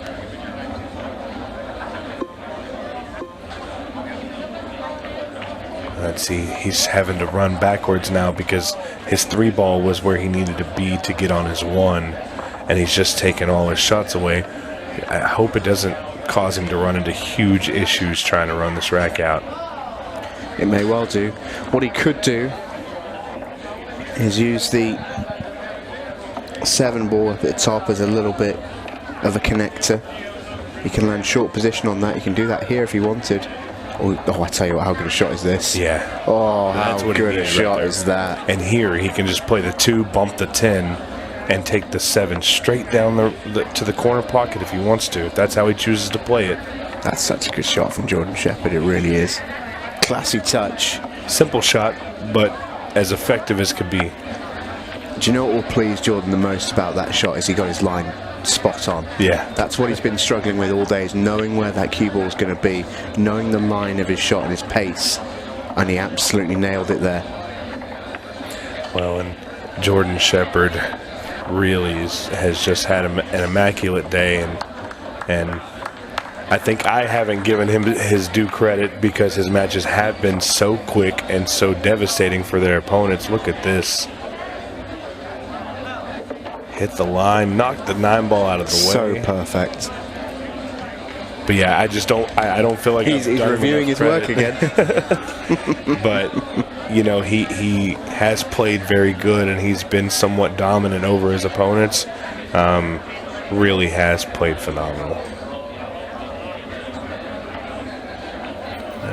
It's not over yet, though. Ricky. It's not over yet at all. Has an opportunity here to get on the board. There's 6.5 minutes left. There's plenty of time. That is an age in shootout pool. The point of no return is a long ways away. Watch out, cue ball. Does he? No. It held up. He's had a bit of a touch there as well. Look at how beautiful this break is, and he just doesn't have a great shot to open. I'd say it's a little bit of karma because his line's wrong, you have to say. He was I can't believe that cue ball's not good. Can't even, you know, why watch it. Looks destined for the heart of that pocket. The 11 ball here, I think if he can make the 11, I think he's got an out. Because he's got a big pocket with the 8 ball. Now that, oh no, he's overrolled. He's okay. He's okay here. He can use the 12 to the side pocket. So the key here is shooting the 9 and letting it just clip the 8 ball and get the 8 off the rail. That way the 8 opens up. Oh no. And he didn't really do anything wrong there other than just wasn't quite on aim. Those are tough shots. When you're pumping them into the side pockets like that, your margin is small. You know, we talk about the size of the pockets. It is relevant.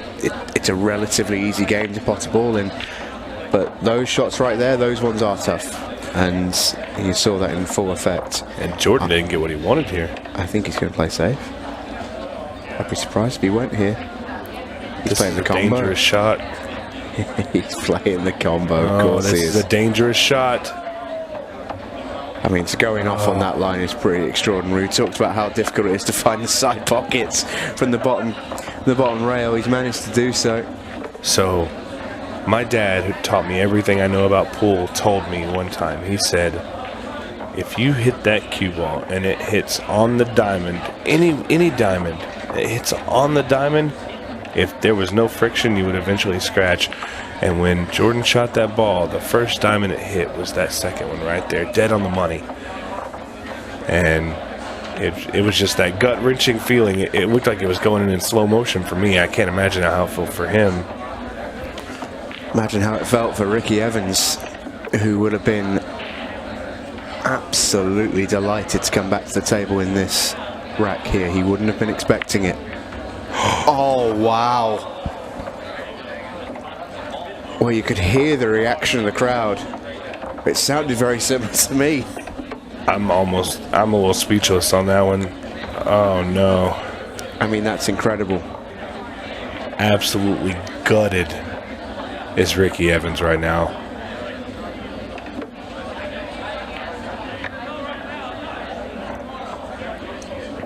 That's the scratch of nightmares. Well, we'll show you it back in a second. I still can't believe it happened. And Jordan obviously feels extremely fortunate to be back at the table. It should be him seated in the chair, thinking about the in-off, the scratch. And as it is, he's going to go on the hill 3 clear.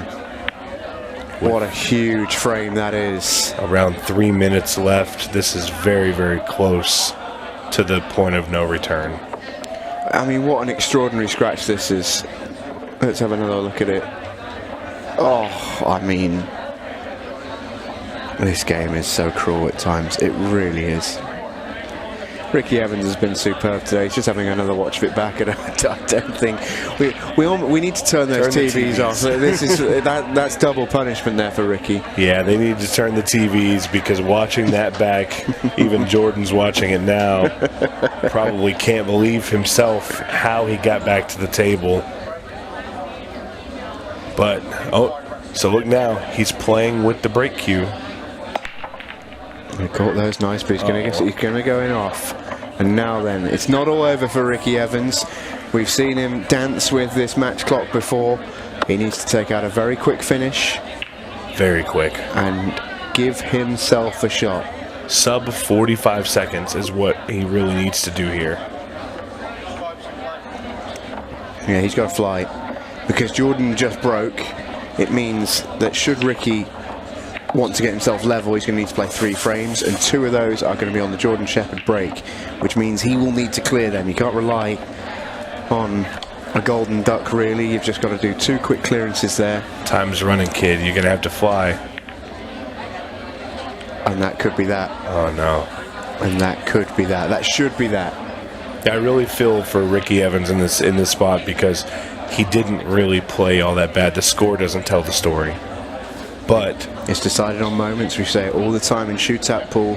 It's won on moments, and Jordan Shepard has won the majority of the big moments. Ricky's won a couple, but in those key swing frames, they've by and large fallen to the Welsh Wizard. Well, in any combat sport, it's not about how many punches you throw, it's about how many punches you hit. And Jordan has hit a few. And it looks like he is on the path to knock out here and force himself a spot into the finals. Ricky Evans coming up just a little short. Yeah, see Jordan slowed down. He knows where he's at now. He doesn't have to run this rack out. He can just play smooth. Yeah, he's still going to try and make it, which is why he took that 3 ball on. If he was just chewing clock, he'd have taken the 4 at the top of the table, I'm sure. But Ricky's going to keep him honest here. And I think Ricky knows what's going on. We may see the concession here, though. That is that. Oh, yeah, there it is. Brilliant match, that one. 2 fabulous players. And for Ricky Evans, a shame to see him lose. He's been fabulous today. Really, really enjoyed watching him play, and we'll keep an eye out for him in the Open competition this weekend. That is for sure. But USA, meet Jordan Shepard. He is an absolute superstar, and he's going to be a new favourite player, I think, by the end of this weekend. A super performance from the Welsh Wizard. He's into the final, and we'll speak to him in a sec. Ultimate Pool USA presents the Ultimate Pool USA League Grand Finals. You and your team climb the leaderboards for a shot of winning the $100,000 first prize. Survive the heart-pounding formats of match and shot clocks. Deliver for your teammates when it matters most. Track your progress with Ultimate Pool Score. All roads lead to the Grand Finals in October 2025, and your chance to claim a $100,000 first prize. And because our motto is for the players, all prizes are cash payouts. Begin your journey now and sign up to your local Ultimate Pool USA League. Ultimate Pool USA, for the players.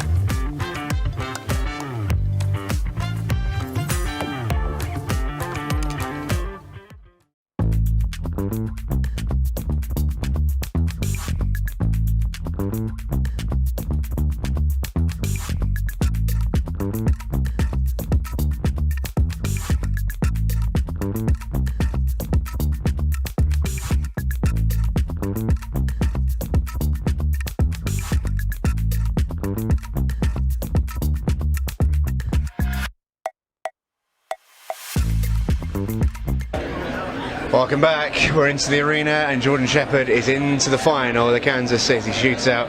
Sheppy, well played. That was a tough match to win. I know it was a great match to watch. Probably murdered to play in. Just swinging here, there, and everywhere.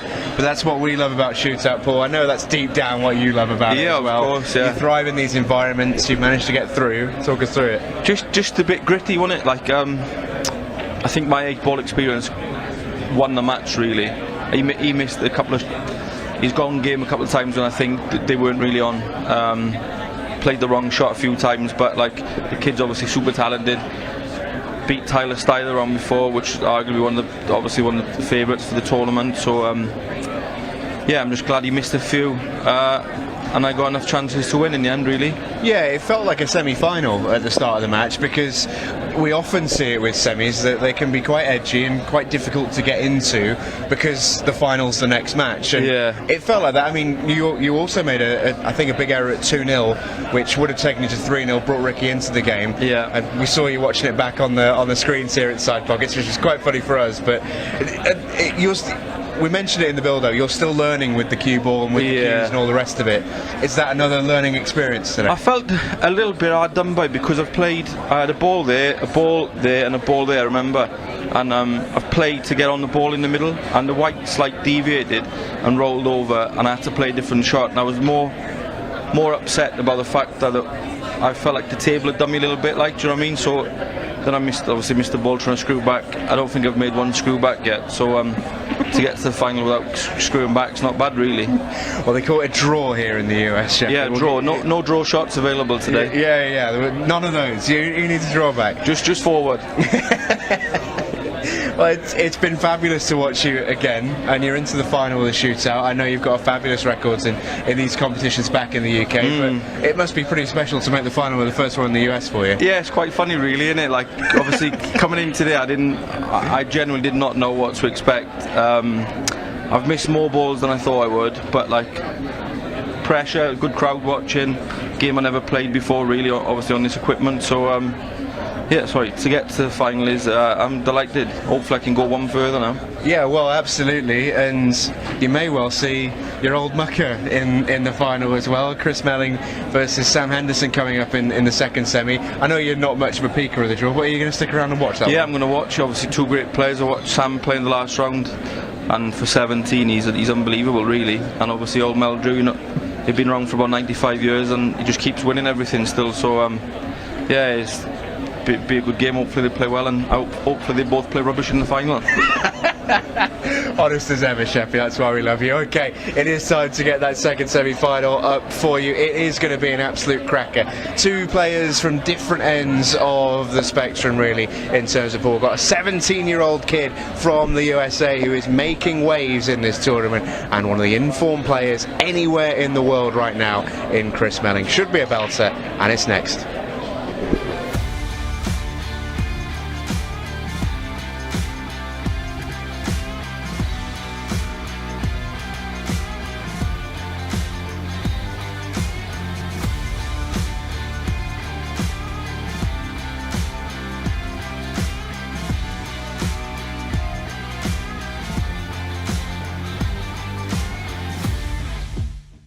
Ultimate Pool USA presents the Ultimate Pool USA League Grand Finals. You and your team climb the leaderboards for a shot of winning the $100,000 first prize. Survive the heart-pounding formats of match and shot clocks. Deliver for your teammates when it matters most. Track your progress with Ultimate Pool Score. All roads lead to the Grand Finals in October 2025, and your chance to claim a $100,000 first prize. And because our motto is for the players, all prizes are cash payouts. Begin your journey now and sign up to your local Ultimate Pool USA League. Ultimate Pool USA, for the players.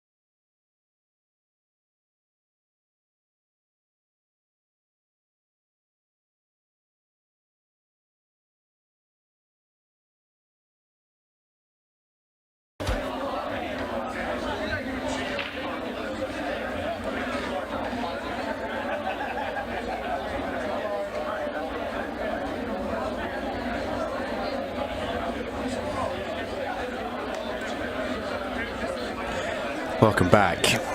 2 more matches to come, and they are both going to be absolutely awesome. This is Sam Henderson. If you're not familiar already, and I'm sure plenty of you are, it's time to get familiar. This 17-year-old child is an absolute phenomenon. I've been blown away by how good he's been today. Beat Justin Bergman in the last round. Chris Meling in this one. Doesn't get too much harder in terms of runs to a final. Well, you know what they call Sam? They call him Rhino. And it's because he crushes through his opponents. And he's got a big obstacle in front of him that just broke dry. You know, that is something that Sam has had on his side. He's got an early start against almost all of his opponents. You get the sense he's going to need that. I don't think Chris can quite believe that 6 ball didn't work its way into that top right corner pocket, but yeah, alas, it hasn't. So first chance in this semi-final will go to Sam Henderson, all 17 years of him. Biggest issue he's going to have if he makes the final, of course, is it may well be past his bedtime, but I'm sure we can. I'm sure we can cross that hurdle when we come to it. Well, he's definitely no beginner at the tournament scene. Multiple accolades on his belt, and I'm sure he's seen a few 4 a.m. finishes in his life. I'm only playing, of course. He's a super talent. There's a few players that I've watched properly for the first time today and been so impressed by. Ricky Evans was one of them. Fell to Jordan Shepard in the semi a few minutes ago, and I mean, for 17, Sam Henderson is terrifying, honestly. It's not just how good he is, it's the way he is, and he looks like a star. You know, there's something to be said about the juniors in the USA, and I don't think they get any of the credit. While we were on break a couple hours ago, Sophia Mast, who is in here for both the ladies and the juniors, she was in the arena doing some stuff with Sam, working together, just shooting some content stuff. And some fun and games sort of thing, wasn't it? Yeah, absolutely. And she's exactly the same. She is so respectful and so appreciative of just being here. It really goes to show you that the juniors and whoever is raising them is teaching them to just be respectful, and I love it. I absolutely love it, because the juniors are the future. These juniors are the guys that are going to be guys and girls that are going to be winning tournaments in the next 5, 10, 15, 20 years. These are the next Chris Mellings and Shane Thompsons, so I'm super excited to watch all of these players play. It's very, very phenomenal. Well, Sam has run into a bit of a problem. He actually found a really nice line to land on this one ball, but he's maybe 4 inches too far in terms of pace. Can he get this moving towards a pocket? Oh, foul's been called there. So he pushed through the ball, and he was just simply trying to push the 1 ball to the 11, make it a little tougher on Chris. And I'm not going to say he hasn't achieved it, but Chris's experience is going to take him a long ways in this situation. Came to the table with the wrong cue there. Has a little laugh about it. Happens to the best of us, Chris.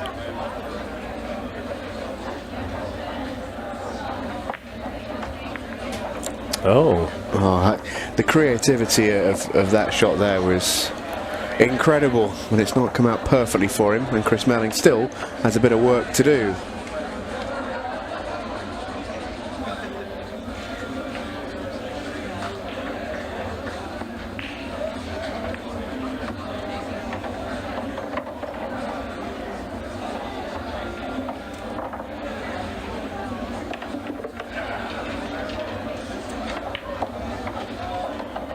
Oh, what a shot this is. Well, he's a bit special, isn't he? I said he was going to get another opportunity. I didn't really see that being the shot that he uses it, but hey, it's Chris Meling. He's going to find a way. They don't call him the magician for nothing.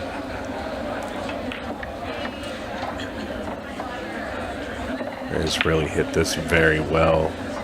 Just needs to roll up. Yeah, I feel like he's coming into his stride a little bit.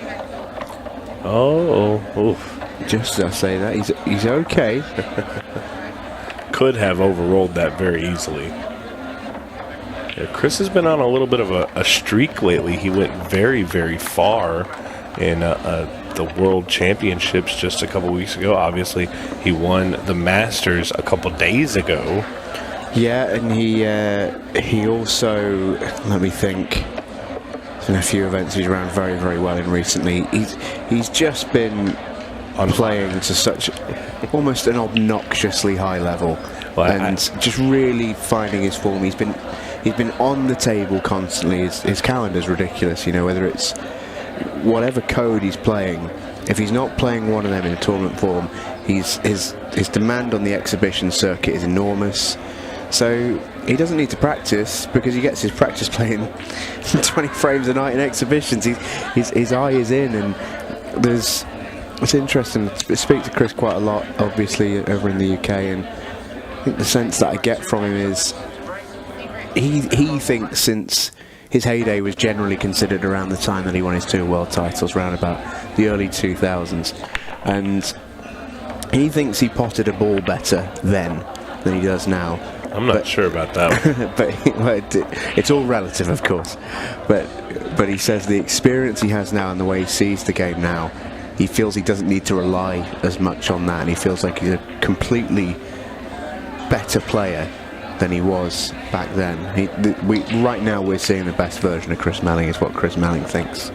That's a scary thought. And I can't really fight with that. I'd like to take credit for the Louisiana Open kicking off a winning streak for Chris, because he was able to snap off the inaugural event over there, won the Open event, and then just went on a tear through Europe, winning all kinds of stuff. Again, super high finish in the World Championships, the Masters event. I mean, he literally got off the plane a couple days ago.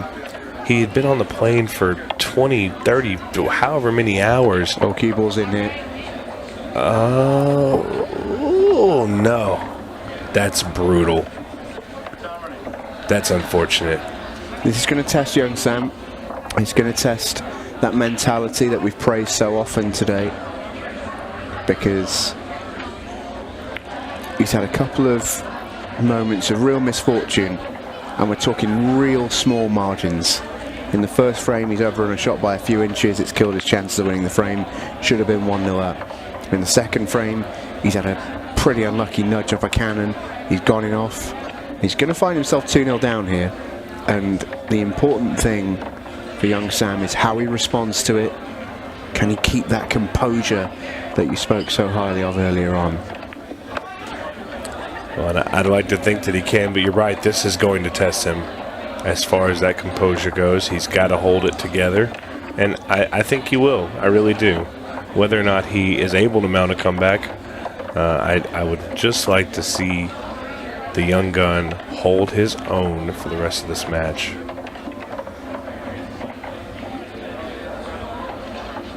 I know the fans out there want to see him make a big comeback against Chris. I mean, that was a pretty impressive finish again from Chris Meling, but one that he will feel that he should get 10 times out of 10. It's worth, you mentioned there the performance he had at the World Championship. It's worth pointing out in the match that he lost to the eventual runner-up, Carl Sutton. He didn't really do much wrong. It was one of those games where both players played to a phenomenal level, and he didn't get the chances to win the match. And you know that happens. There's only one player that can win a tournament in our sport, and so often in those tournaments there's plenty of stories of players who played brilliantly and just ran into one wall that they couldn't get over, maybe sometimes through no real fault of their own. Yeah, and the amount of events that you guys have over there is very, very high on a monthly basis. So Chris has been playing non-stop, I'm sure, and on top of that, other events. Oh no! What is going on? How do you like that? I mean, even Chris is having a giggle at that one. That's That's an amazing. Just watch the cue ball. All you have to do is watch the cue ball here. 1, 2, 3, 4, 5.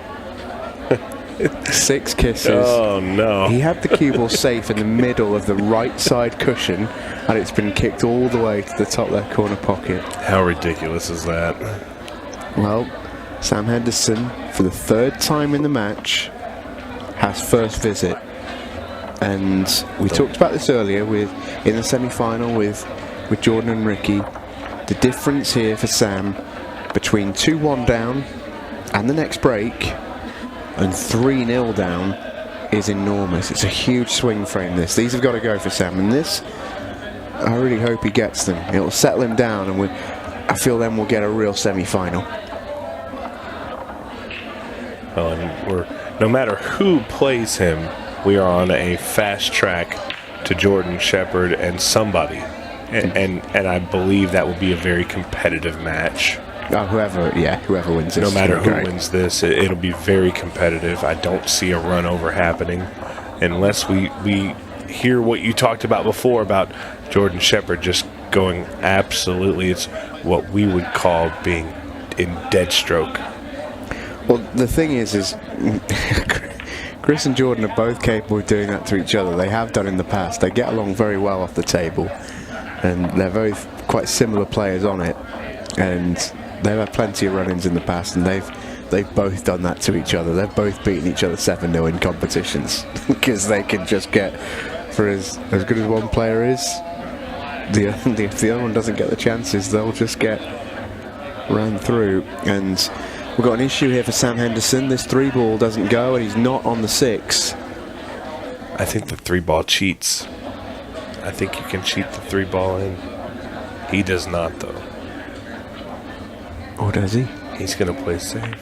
Oh, he's going to play the combo. That's a fantastic shot. Well played. And he's got the shot on the 4-ball. He can take the route in, take the route out in between the 8 and the 10, and he'll be dead perfect. Absolutely perfect. Oh, yes. Oh, it rolled a little more than I thought it would. Yeah, it's just a couple of moments like that where Sam's just not quite fully had the pace to the table. That was the lovely combo that he played. You could see there it was completely offset. Played a really, really good stroke. The good news here, I think he runs into the 15, so if he plays it nice and smooth. Oh. Well, he ripped it. Can you believe the reaction he got on the cue ball there? And this is another tough angle here because the cue ball is going to be moving towards the corner pocket. He's going to have to rip this one again and yank it back across that side rail. Key to this, not playing it too hard, and that's exactly what he did. Let the spin take. Oh, hats off to him right there. That was a great out in a situation where he had really almost messed up big time for the 3rd time, and he was able to pull it out. So, wow, well, what an out. Yeah, that will feel good for Sam Henderson. It really will. That out right there feels 10 times better than an easy break and run. And also, it gets a little bit in the mind of your opponent as well, because you've given them a couple of looks in the rack where they think, oh, I'm getting to the table here. But he's a super player from Bettendorf. I'm gonna show myself up here. Indianapolis? Iowa. Sorry, Indiana, I should say, not Indianapolis. Goodness me. Iowa, okay. Yeah, Iowa. Those 2-letter codes, that's hard work for me. There's a lot of states to remember. I gave myself a go. Bettendorf, Iowa. I know for a fact that he has a huge fan base in Illinois. There's actually a very nice pool hall up there that he's played out of multiple times. Those guys really, really like Sam. They've been around him a lot. They've seen him grow as a player. So I know there's a lot of people all around watching this. And I could probably name off 10 by hand that I know are watching Sam Henderson right now try to beat Chris Meling. And he's got a good start here. Could have been better, but fourth frame in the row. Is that first visit?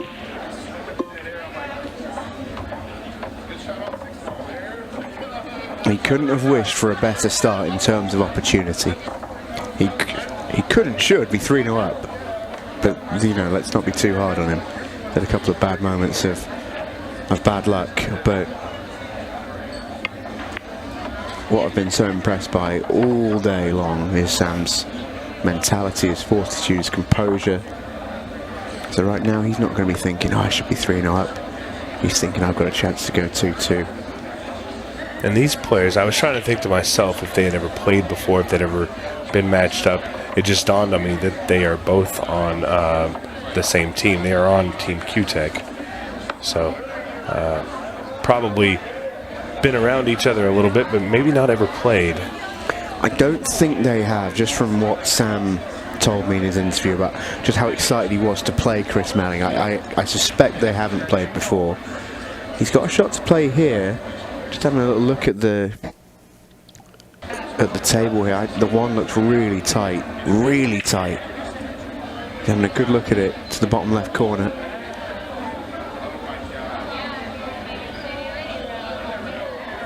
This is super close. Shot. He's digging this. Oh, he's cut it. What a fabulous pot that is. Yeah, that's a great shot there, and he's actually got a pretty good lay here. If he's able to shoot the 2 and just keep it smooth, he can cut the 5 and allow the cue ball to just run into the 8. The 3 ball's there. He should be able to get out here with no issues as long as his lay on the 5 ball is workable. Oh yeah, this should work out really well. I mean, how good a pot was that into a completely blind side pocket? Those tough, sharp cuts are something that, what I've noticed, our junior players are, again, we talk about them being fearless. That's a fearless shot. Yeah, absolutely. Oh, he came out okay. The 8 ball almost locked him up a little bit. He hit it higher than he wanted to, but the 3 ball definitely goes, and so does the 8 ball. He's just got to take his time on the 3, make it, and you're golden.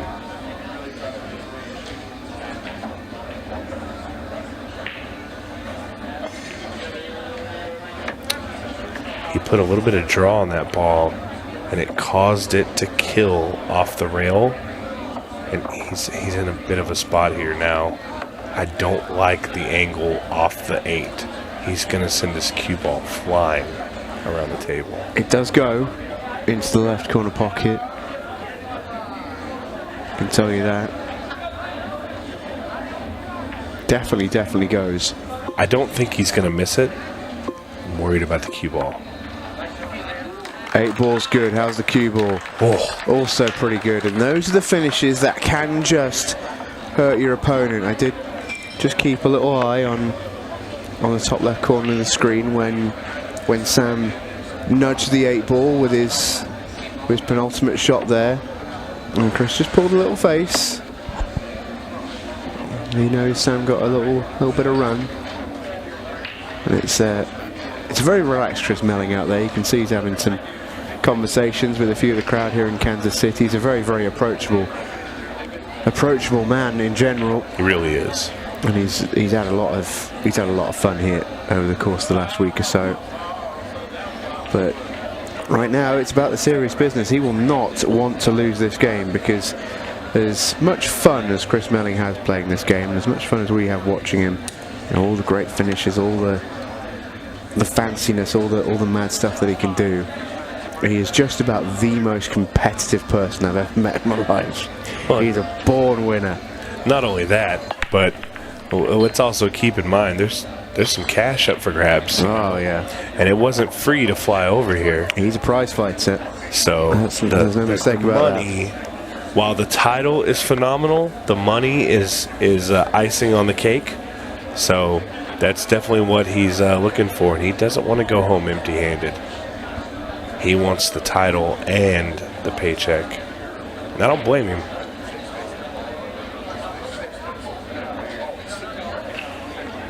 I do want to challenge you, though. Off the top of your head, we talked about it a little bit. Jordan Shepard, Chris Meling, ever had a 6-red shootout? No. No, because they just play too fast, yeah, right? They're getting nowhere near a 6-red shootout. Gotcha. You barely hear the beeps in those matches. It's pretty impressive to watch.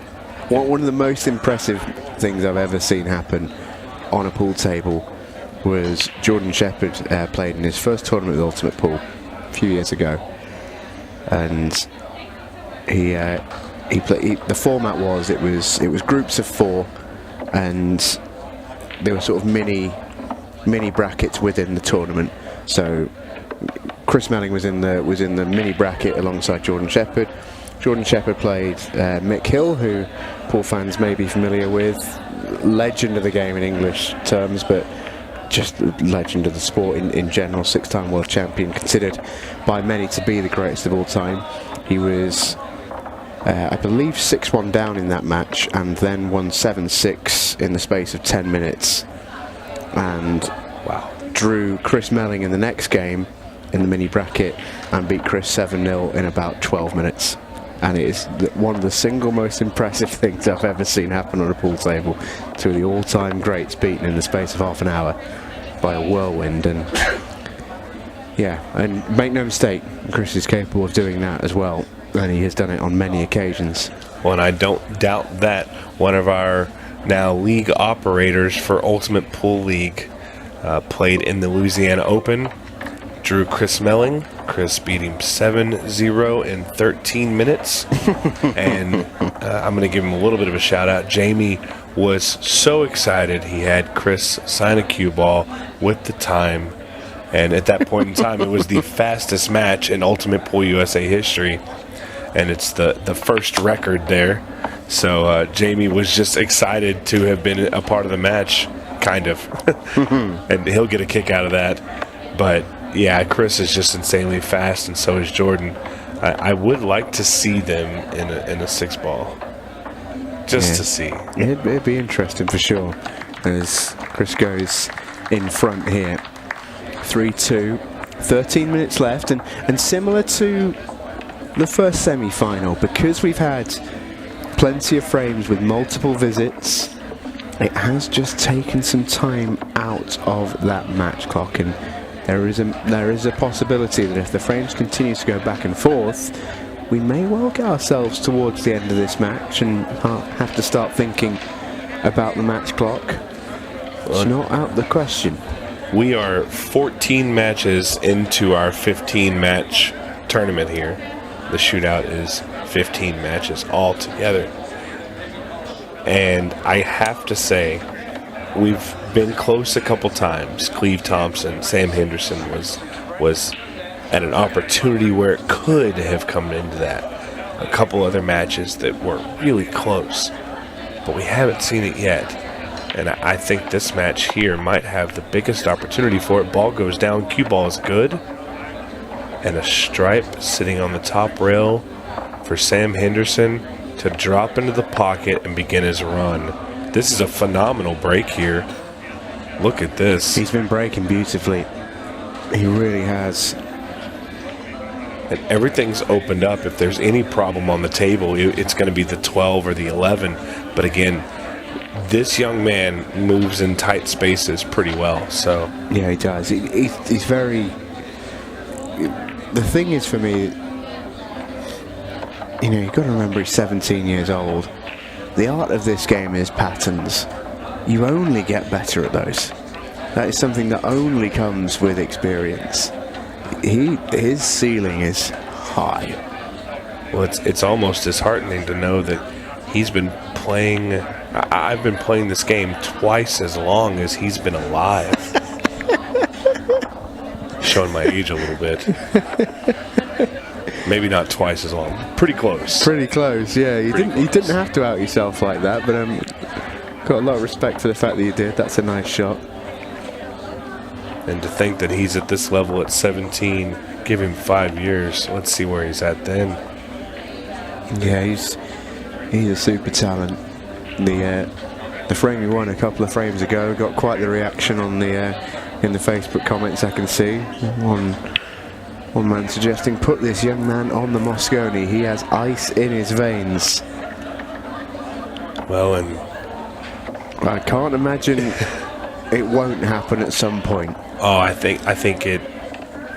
if he keeps progressing like he has, it's just a matter of time. Yeah, we shouldn't put too much pressure on him and all that, because he is such a young kid, and to be honest, you do just want to see him enjoy the game for a little bit and enjoy all the experiences. But yeah, no, I think keep doing what he's doing and all that sort of thing will take care of itself. It's always great to be on the big stage and to be in the arenas and have the lights ahead of you.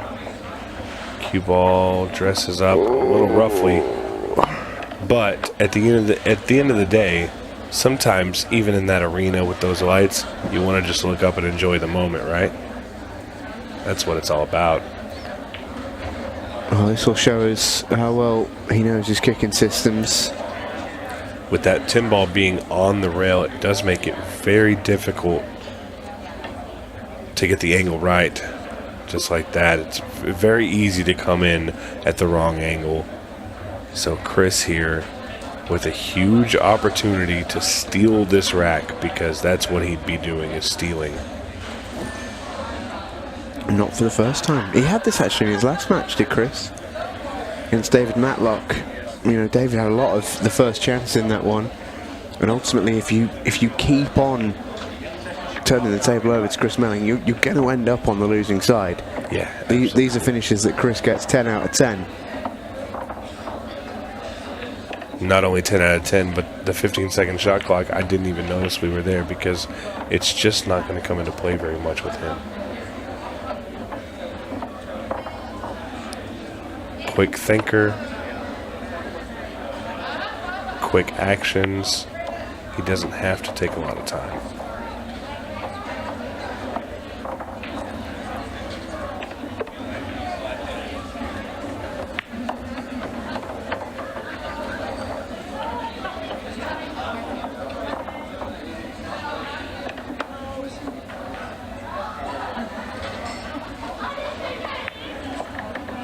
Yeah, and this is really just clockwork for Chris. Make the ball, get the shape, repeat.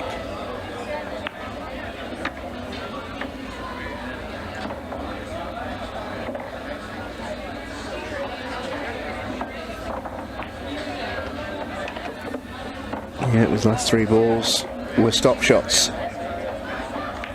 Sometimes watching Chris Meling, it's almost like it sends you into a trance with how smooth he can be. It's one of the first things I noticed watching him live. If you're not here and you can make it down here this weekend, I appreciate the fact that you're watching on the stream. I really do. If you are within driving range, I'm not going to beg, but I will implore you, come watch Chris and all of these guys play. Chris is so smooth, and to watch him in person, it's really immaculate the way he cues up the ball. Sam as well, very smooth player. Now, you get an opportunity to check out Ultimate Pool in a shootout situation in an open session. Ultimate Pool USA comes to your area and is going to run one of these tournaments in your area. Go out of your way, because it is, well, 100% free to come watch, and 2, it's a great experience for a pool player. Yeah, couldn't agree more. Here. And there's plenty doing that already tonight here in Kansas City.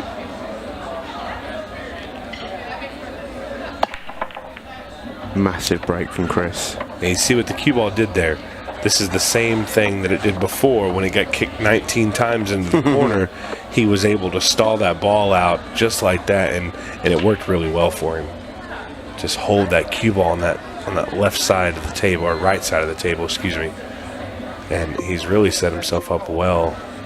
The 15-second shot clock really only coming into play for Chris on that opening shot. He's going to map everything out and simply go for a little drive.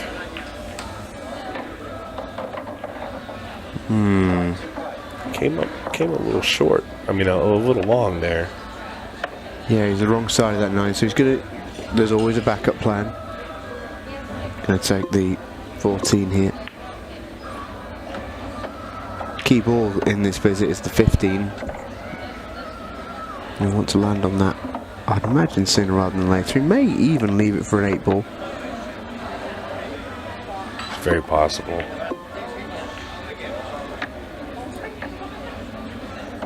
Yeah, I like taking the 15 here, then the 13, then the 9.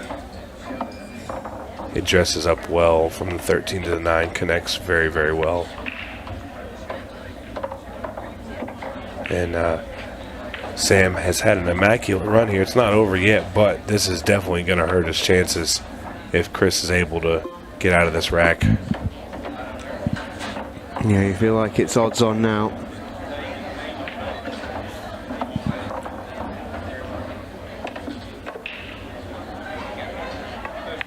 And boy, have we had some upsets today. Shane Thompson in the first round going out. Tyler Styer in the second round going out. Justin Bergman in the second round going out. All crazy upsets on their opponents. It's a compliment to the players in this field. But Chris Meling is simply on another level along with Jordan Shepard. Sam's going to have to really, really dig deep.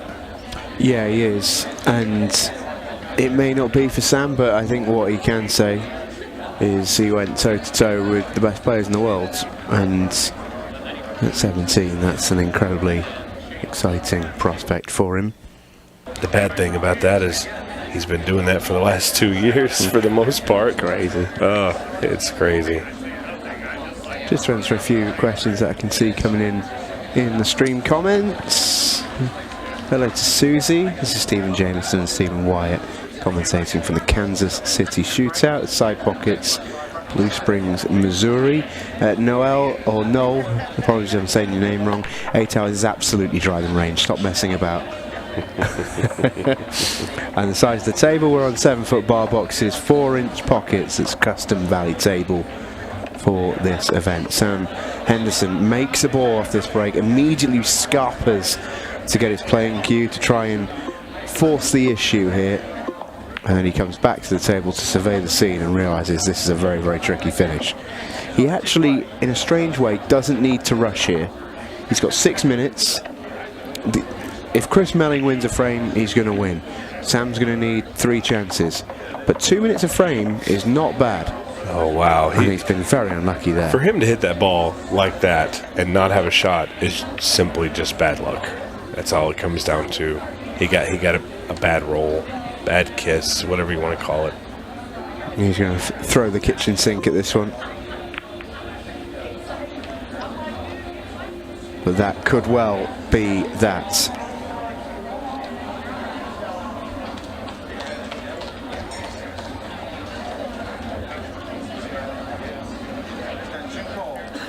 Well, and it's very, very likely, not impossible, or not guaranteed, but very likely that we are going to see a Chris Meling, Jordan Shepard final. If Chris is able to get out of this rack, he's got some trouble here. Time is on his side. The current score is on his side.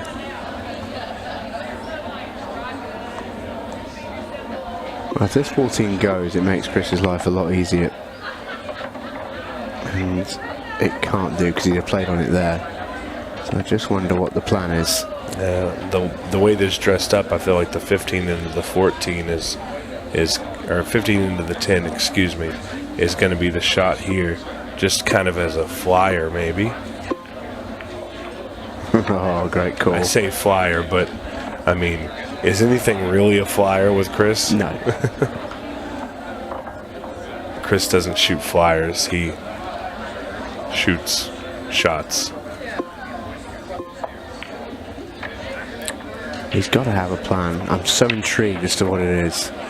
So what I think here is I think he's just going to try and float this into the side pocket if he can, and then just simply bank the 14. Oh, I didn't even see the 10 over there on the sideline. He's going to break it out here. Oh, what a pot. Oh, this doesn't make it easy. Now he's got to bank this 14 ball, but the 1 ball's really put him in a nasty spot. I don't think he can play the bank the way he wants to.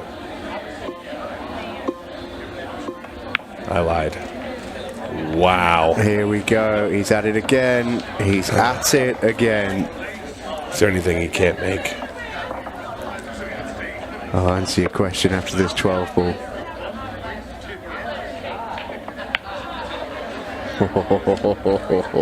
He's a little bit special. You talk about outs.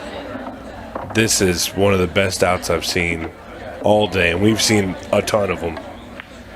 Chris Meling, the magician, waves his wand once again.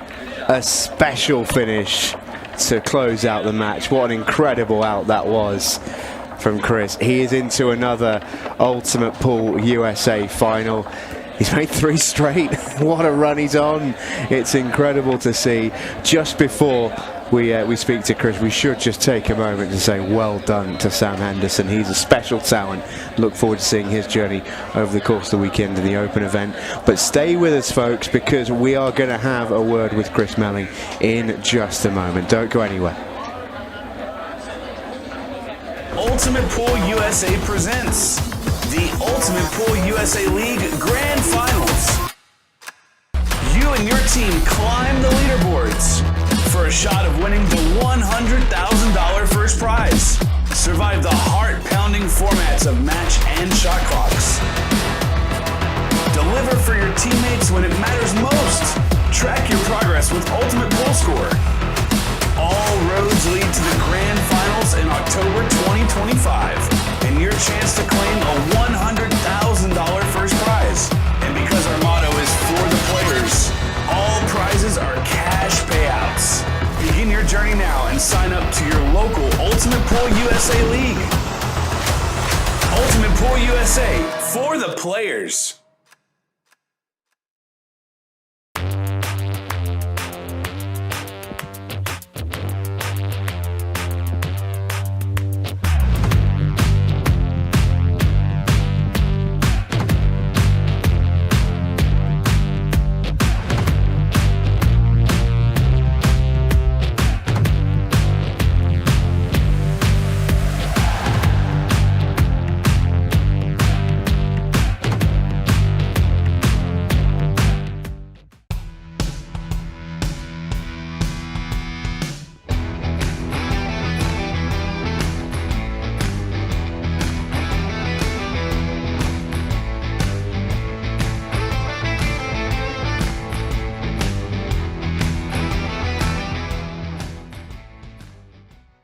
Welcome back into the arena, everybody. He's here. What a finish, mate. We've got so much to talk about from that match, but I do just want to talk about what you just did about 2 minutes ago on this table. That was a naughty one. It was, yeah. Obviously, I've been quite renowned for doing a few naughty ones over the past few years, but realistically, I was just trying to run the clock down because I know I'm 3 in front, and I'm thinking, well, even if the worst case, if it goes to a shootout, I'm probably favourite in the shootout because I've done it more than he has. But what a player, what an absolute pool player at 17-year-old I've ever seen. He's pretty special, isn't he? And we've spoken about him a lot today. I'm going to get you to put your analyst hat on because I know you're very good at that as well.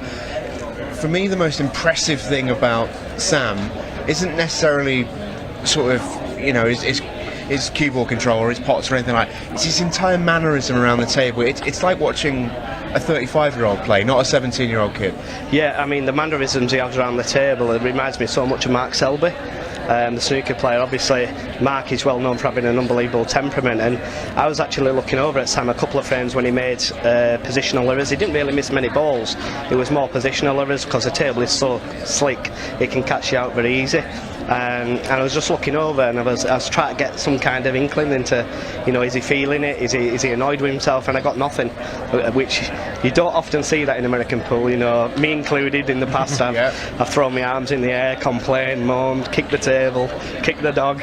You know, done everything. But yeah, what an unbelievable player! What an amazing talent, and without a doubt for me, the future of American pool in the USA. Yeah, high praise indeed, and I don't think it's unfounded because we've seen a really special player today, and well, what a final we've got, mate. I spoke to Shepard about it after his semi-final, and he said some nice words about you, but he gave you the usual stick that you'd expect. You two know each other so well. For us viewers, a fantastic match. We know the strengths of both of you, complement each other so well, and we also know that the pair of you are both capable of beating each other 6-0. So how do you approach a game like this? Well, it's 1st-7, so he's going to do well. No, listen, Shep is a great friend, great player, won virtually everything in the game that there is to win, unbelievable talent, but I can do whatever he can do, basically, and he can do what I can do. If he plays like he did in his semi-final, he's going to be in trouble. But then again, if I play like I did in an earlier match, I might be in trouble. It's going to be a great match. Like I said, we're great friends on and off the table, and I just hope that we put a great show on for everybody. Yeah, well, here, I hope so too, mate. We're going to let you go because you've got a semi-final to prepare for. We've got about 5 minutes for you. Well played, Chris. In the meantime, we're going to show you a little special video from our Ultimate Pool USA CEO, Scott Ryan. I spoke to him around about here yesterday, so you'll have a bit of Back to the Future action. A bit of a State of the Union address from Ultimate Pool USA. Have a listen, have a watch to our Ultimate Pool CEO. Everybody, and welcome to the Ultimate Pool USA Kansas City Open. We are here at Side Pockets Blue Springs. We're in Kansas City, home of the Chiefs, the Royals, the current Sporting KC, but host this weekend to Ultimate Pool USA. And I've got our CEO, Scott Ryan, with me here to talk all things Ultimate Pool USA. We're going to talk this weekend. We're going to talk exciting things on the horizon, very big things on the horizon, actually. Something of a State of the Union address, if you will, Scott. Loads to talk about. But first of all, how excited are we here to be in KC? I must honestly say I have been absolutely blown away by Kansas City. I've been blown away by the spirit of the people. I have been blown away by the fact these people are absolutely obsessed with the game of 8-ball, which is fantastic to see. We have been treated like absolute royalty by Bill, the owner of Side Pockets, and you know, I'm just happy to be, just delighted to be here. Yeah, we really have been looked at beautifully, and we take a look at the club tonight. It's absolutely full. It's going to be full all weekend with players for not just the Open. We've got the Shootout, we've got the Women's Open, we've got the Junior Open, all of which went down so well in Louisiana. Are we sort of expecting more of the same this time around, or even better maybe? I think it's I think it'll be better this time. We really read the room when we were in Louisiana. We learned so much on that journey, in particular that the US players do not like wearing dress shoes, so we've addressed that. It's a totally different vibe here. It's such a huge venue that you just wouldn't believe the scale and size of it, but it's also intimate too, and I think that when the arena is absolutely rocking and popping, I think we're in for an absolute, Kansas City is in for a massive treat. Yeah, let's hope so. We start tomorrow with the Shootout. I can't wait. It's always a brilliant event. It doesn't matter who's in it. Yeah. But when it comes to tomorrow's event, we've got some real who's who. I know everyone, American-wise, is very excited to see Justin Bergman back again. Absolutely. But a few other new faces as well. Well, let's just start from the top here. We've got Chris Meling, who, if you've been following his journey recently on Ultimate Pool in Europe, he is playing some incredible stuff. He won the Louisiana Open. I think he's going to be a big... He might well be in the form of his life. He might be in the form of his life, and particularly from an entertainment perspective. You've got Tyler Styer, who's just gone back-to-back in matchroom ranking events, which is unbelievable. You know, this field is stacked. But what I'm really excited to see is if Jordan Shepard, who won't be a familiar face to the US guys, we know him very well, if he's on form, you know, there's very few who can tick that list of exciting players, and he really ticks it. Yeah, if you're not familiar with what Ultimate Pool has done over the ponds, Jordan Shepard's nickname is the Shootout King, and he did that by winning loads of these events. Can he translate it onto the big table, onto the big balls? We'll find out. But then we've got the Junior Open, the Women's Open, and the Main Open over the course of the weekend as well. Loads of great players in it, and as you say, we're on a journey here with Ultimate Pool USA, aren't we? And I think the goal is continued improvement. What have you noticed in the sort of the 3 to 4 weeks building up to this event that's been successful and worked for you? Well, it's just a response from the players. You know, desperate to get in. You know, we had a waiting list for the Women's Open. We sold out the Main Open pretty quickly. The Shootout sold out pretty quickly. So obviously already You know, the United States is embracing the format of Ultimate Pool, the shot clocks, the match clocks, and that's kind of what we're trying to do. Is we're trying to, you know, which is why this is going to be traveling all across America. We want to take it to every state in America because, you know, we believe in the format, we believe in the concept, we believe that when people watch Ultimate Pool, they have fun watching it. And when you get the opportunity to play in an Ultimate Pool event, you know, we want America to come and play. Yeah, absolutely. And we take a look at the club tonight. It's absolutely jam-packed. Ultimate Pool USA is more than just open tournaments, isn't it? So much more. So let's talk a little bit about Ultimate Pool USA leagues, which we're already seeing a lot of take-up. We're already seeing a lot of leagues, and we had the test event recently. How's it been received back at Ultimate Pool USA HQ? Well, we've been overwhelmed by the positivity. You know, we had players that perhaps wouldn't be used to playing on a match clock or a shot clock that are saying that it's actually improving their thinking in the game, which is absolutely incredible. People are getting home at a reasonable hour because they know when their matches will finish. So to have the volume of players that we've had already in the test session playing in the Ultimate Pool leagues, you know, is absolutely mind-blowing, and I cannot thank the USA pool players enough. You know, we're going to try and reward them by giving them record prize payouts for team events. We're on the road to our $100,000 first prize at our national event next October. But what we want to say is, get yourself involved in a test session, get yourself involved in a league area, go and play the format. And I feel very confident that, you know, for most players, this is the format that they've dreamed of. Yeah, and there's so many different rewards, isn't it? It's not just the way of doing things, because we know well enough with Ultimate Pool that it's a brilliant way to do things. It's fantastic to play and it's great to watch. Yeah. But it's more than just the what, isn't it?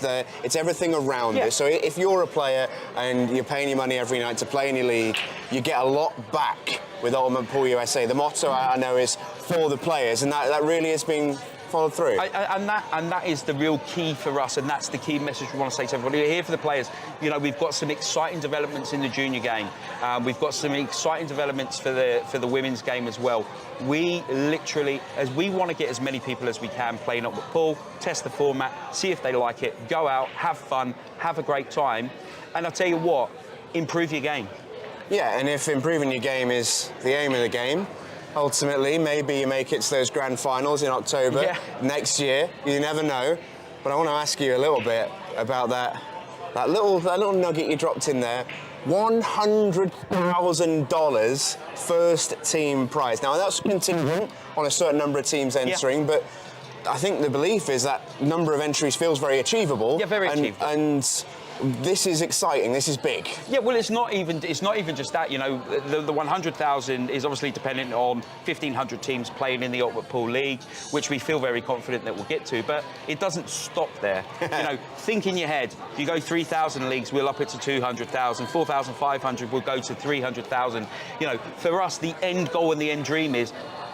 We, as a team, you know, our US team, the guys who work in the UK on this, literally, our dream is to give a bunch of normal, hard-working pool players the opportunity to win $1 million at a team event. I don't think anybody's partner's going to be moaning if they're taking a weekend event if they're coming back home with such huge prize money, and that's what we want to do. Yeah, that's the sort of the long-term vision, if you like, but there's plenty going on in the short term. We're here this weekend in Kansas City. There's plenty going on in the medium term with Ultimate Pool Leagues, and the vision is progressing. It is absolutely, and that's kind of it. You know, we're learning every day in the United States. But I just want to go back to the players. I will tell you this. You know, we've got experience of Europe, we've got experience of Australia, we've got experience of all these different countries. I can honestly say this, hand on heart.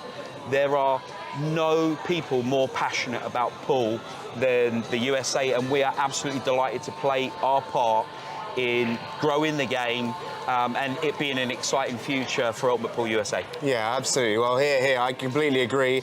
I've only been in Kansas City for a few days myself, been blown away by what this club looks like every single night. It is incredible. Fans in the USA are fans of the game, and if you're a fan of the game, you're going to want to tune in this weekend to the Kansas City Open here from Side Pockets in Blue Springs. If you're in the area, by the way, come on down, because we've got a lovely arena and plenty of room to fit you in as well. And you can catch up with me and Scott there too. In the meantime, enjoy your pool, and we'll see you very shortly.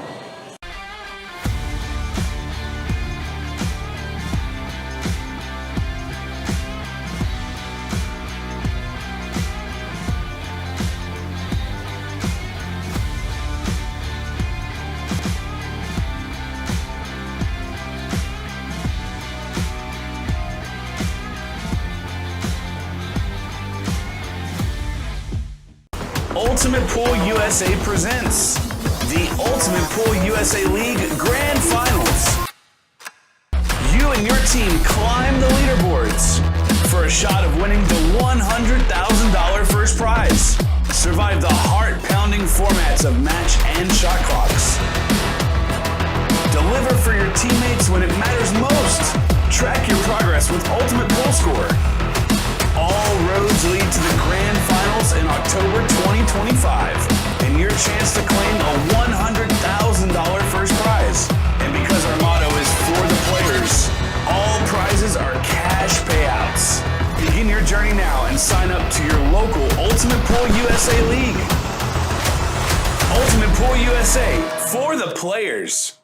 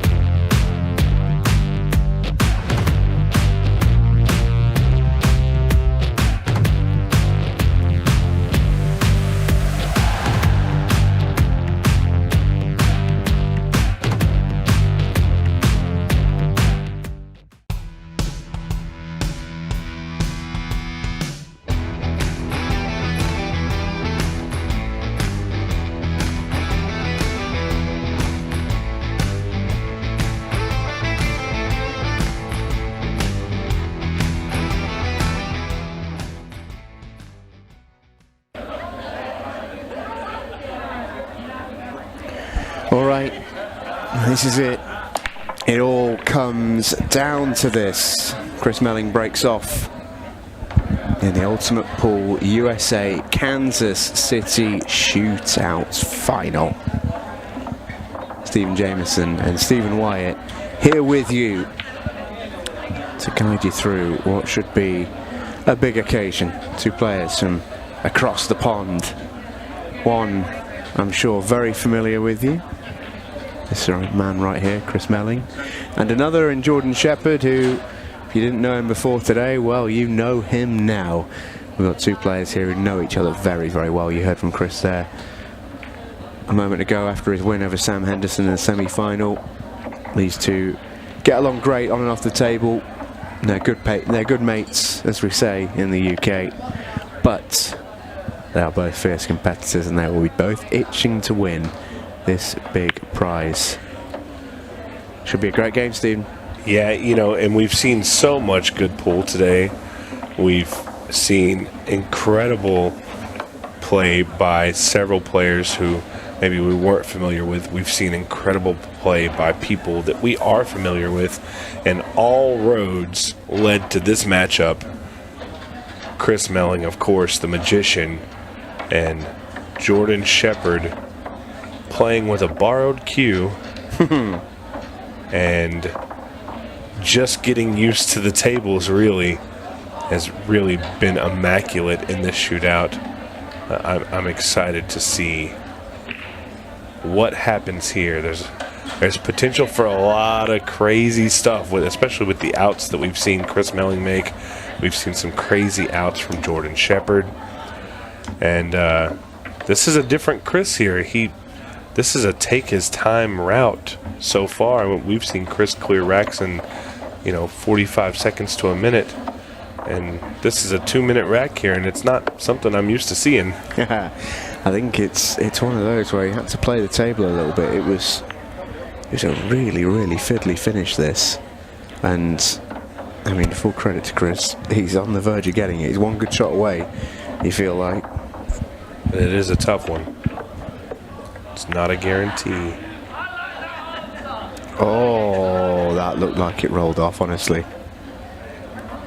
That looked like it was in all the way. Well, we've seen the table play pretty well.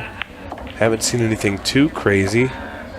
But, again, played it a little soft. And anytime you play a ball soft like that, there's always the potential. Oh, but wow. it actually hit the rail a little bit, so it probably helped promote coming out.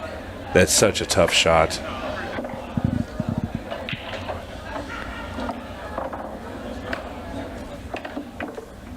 And Jordan here with a stolen opportunity.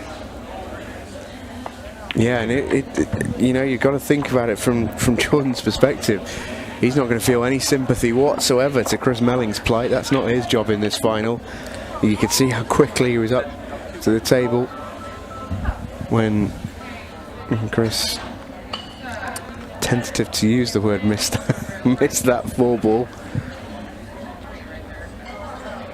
It's a big moment, this, even in the early going.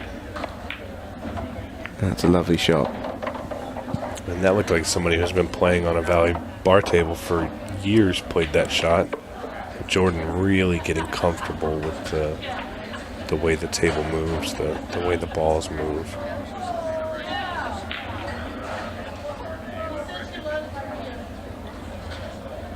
And the arena, oddly, oh, wow. You can't use any more of that pocket than he just did. But it went in. That's what matters. It did. And the arena is oddly quiet here as these players finish out. Great shot there. Jordan Shepard takes the first rack. We are down to 25 minutes and 37 seconds. Yeah, a slightly longer frame than we'd have been expecting. And Jordan Shepard has the look of a man who's trying not to have a bit of a giggle. As I say, these two know each other very well. There might be a little bit of this, a little bit of chatter back and forth. You don't often tend to see it between two adversaries in a final, but there'll be a little bit of this. And look here, I'm a huge fan of Chris, but the fish story he just told on that roll off, that was definitely not a largemouth bass. It may have had a funny roll, but oh wow, cue ball flying. Chris getting unfortunate with the bad roll. Might get an opportunity here to bring it back. He won't be slow rolling anything on this run out. No, that's for sure. I think that's probably quite safe to say. And Jordan kind of having a look around after that empty break, and I love watching it because you saw there just a second ago he's kind of leaned over looking at the screens in the arena and trying to see what happened on that break there. He's a very what is the word, attentive to what's going on the table. He wants to know what happened. He wants to know the reactions. And I think a part of that is because he's not intrinsically sure himself. You know, if we were in, Jordan Shepard's world, which predominantly is on an English 8-ball table, he knows everything that's happening out there. There's no mysteries, there's no surprises. But there's definitely still an element of mystery and surprise on this equipment at the moment for Jordan. It was something that Chris said in his interview after his semi-final victory, that if Jordan plays as he did in his semi-final, Chris fancies it a little bit. He's going to have to play better. And Jordan has been progressing through the day for me. He's played better every single match along the road. Yeah, and oh no. No, that was a very uncharacteristic miss. He did have to play off the ball, so into the rail, off the ball. It's actually what we call a ticky, when you go off the rail, off the ball, into the pocket, called a ticky shot, but it wasn't extremely difficult, and Chris really, he missed it pretty badly. Yeah, by quite a way. Yeah. Didn't want to be anywhere near that thick on the ball there. If he wanted to touch it at all, he might not have had to. Oh, Jordan's played a bad shot there, you know. Yeah, the 12 ball rolling out to the 8 is rough. Yeah, I like the way that he's played it with a bit of authority to really get the 12 ball out of commission at the top end of the table. But yeah, the issue is that 8 ball now is tied up, and he's got a pretty serious shot to play. He can get there now though, because he's going to play the 3 and now the 7 and just bump this 8 ball out. That's okay. He got the bump that he needed.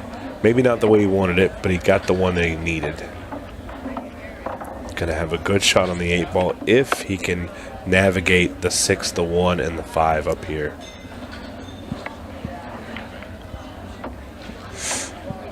Ooh. It's a bit smelly. Yeah, this is tough because he's on the rail as well. Angle is to move forward off the 5, and if you do that, you have a chance of scratching here. Did he try to play the combo? I'm not too sure, in all honesty. I'd love to see a replay of that one. He's had a bit of a nudge actually with knocking the 15 towards the 8 ball. Anytime you jack up on the ball, it's very difficult to aim where you want to. But I really think that was just a mishit on his part. He wanted to shoot the 1 in the corner. And Chris probably feeling pretty fortunate to be back at the table here. It's a confident stroke, isn't it, from Chris? You can see how far he's pulling the cue back. It just shows a player is in complete control and rhythm, complete confidence in what's about to happen. 1-1. And while we discuss Jordan's maybe uncertainty on how the balls will react or how they do things, Chris just looking absolutely... Oh. So that cue ball jumped a little bit. He didn't intend to jump it, but because he was elevated like that, and I think it may have actually thrown the cue ball off the line of the shot, he'll be watching here and we can get his reaction just a little bit. Maybe he doesn't want to watch it. Chris is having some fun with some of the crowd out there. He's been out that today. He's having a good time over here in Kansas City. Yeah, and the one thing for Jordan, and I'm sure he knows this because, you know, they're both buddies, but you don't want Chris to get comfortable. You don't want him to be joking and playing around and stuff like that, because that is the Chris Meling that ends up on highlight reels everywhere.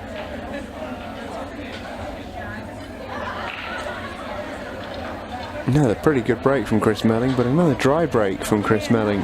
A bit of a feature. Yeah. Chris definitely not happy with that.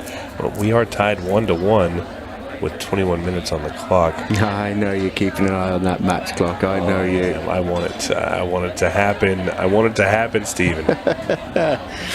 So yeah, less than 21 minutes remaining. We are a race to 6. You know, I had Cleve in here with me for just a little while, Cleve Thompson, and he spoke on the fact that while Jordan does do well in the shootouts, he does not like them at all. So it would be very interesting to see, and you know, to think about it, we haven't seen in Ultimate Pool USA, we haven't seen a Chris Meling 6-ball shootout. So getting something like this here, that would be fun. Long ways away though, lots of pool. Well, I'm not surprised to hear Cleve say that, because Cleve quite, I would say infamously actually, beat Jordan Shepard in a 6-red shootout earlier on this year in a real, like, wow result. Yeah.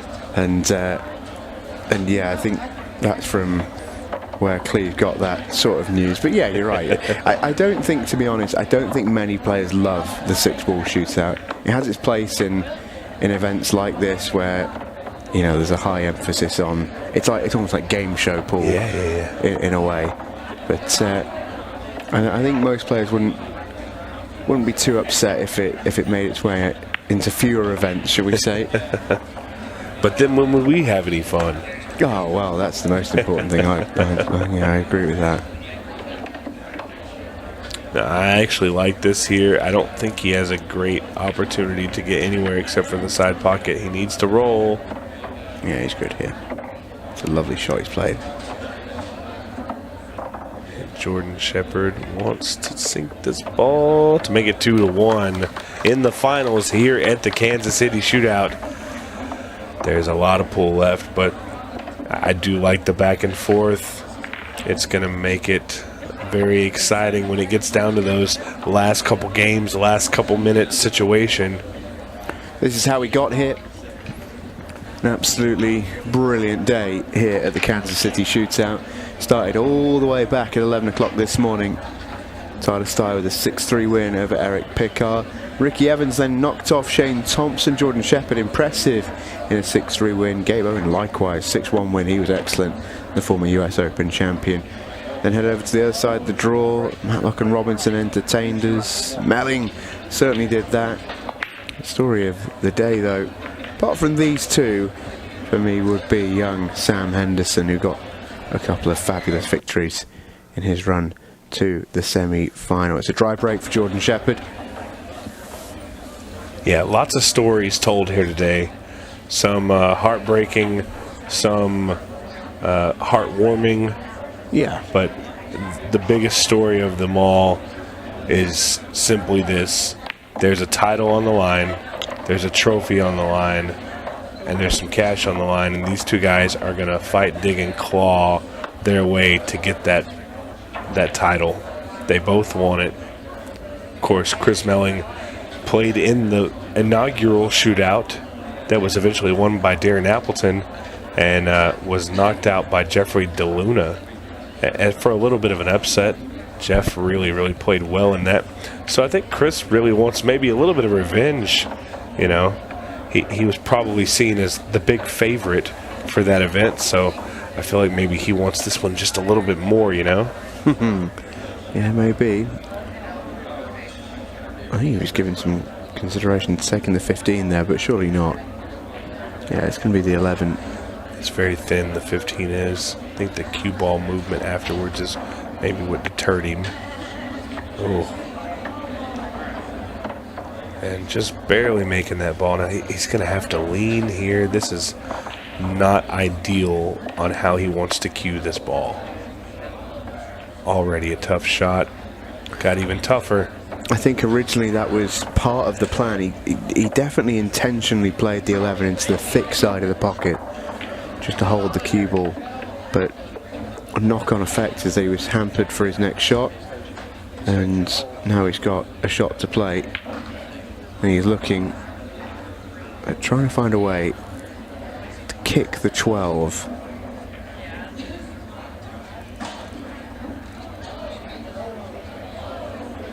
He is a master at this sort of shot.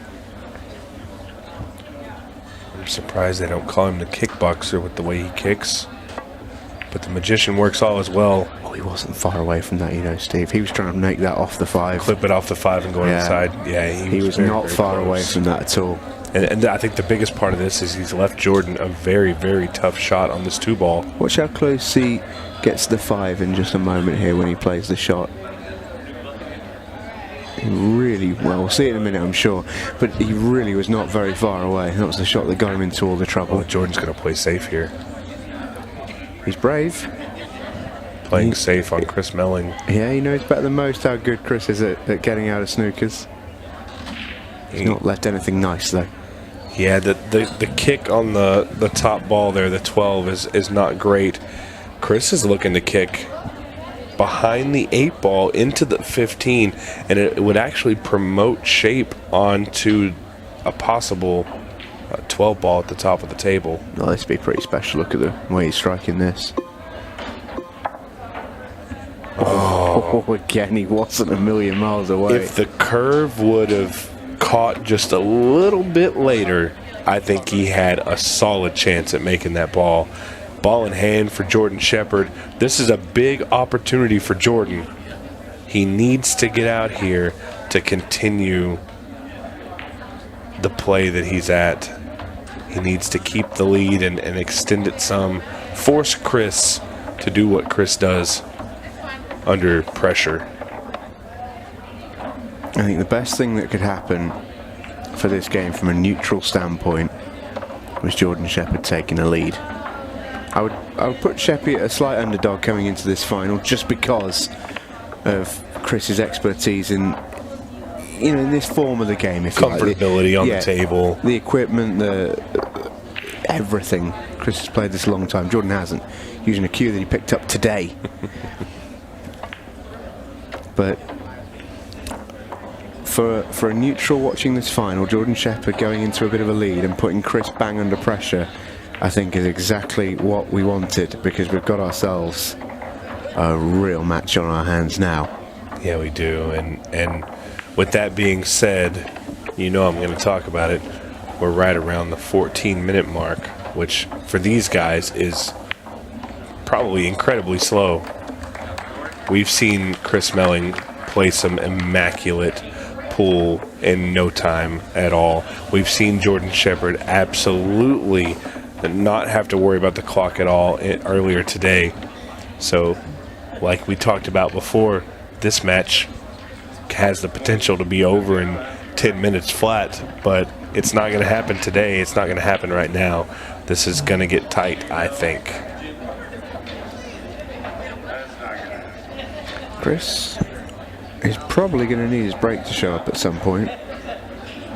And he's broken pretty well throughout the day. He's not really done anything wrong, yeah, I agree. He's not really had any run with it. Just a couple weird scratches, stuff like that.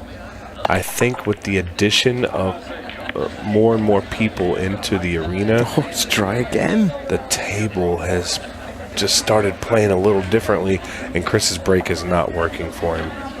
He's not doing anything wrong. Look at the amount of balls on the move here. Majority of the balls end up in the top half of the table. It's pretty unlucky, you got to say. Jordan Shepard just looks up there. Got spooked by something in the arena. Not too sure what happened there. It's okay. Well, I can't believe it's taken me this long to make this line, but I've always wondered who would win between a magician and a wizard. Yeah, I'm going to reuse a line that I've used over in the UK, just full transparency, because this matchup isn't new for me, but it is for the US listeners. And this right here is Paul's equivalent of the Prestige. I love it. I love it. Right now, the wizard is winning because he does have a lead and he is in control of this rack. Is that Christian Bale's character? Or oh, he's in good shape here. Here's Jordan, he really is. And even with plenty of time remaining and 13 minutes in shootout pool with plenty of time, a 4-1 lead feels like a big lead. I feel like there's a Harry Potter reference somewhere, but I can't think of one, so I'm just going to leave it at that. Probably for the best at this point. Yeah, pretty good from Jordan, and you can just see he's just starting to fizz. Yeah, he's looking really good. When Jordan's on in full form, Steve, I don't think we've really seen it properly in the shootout today.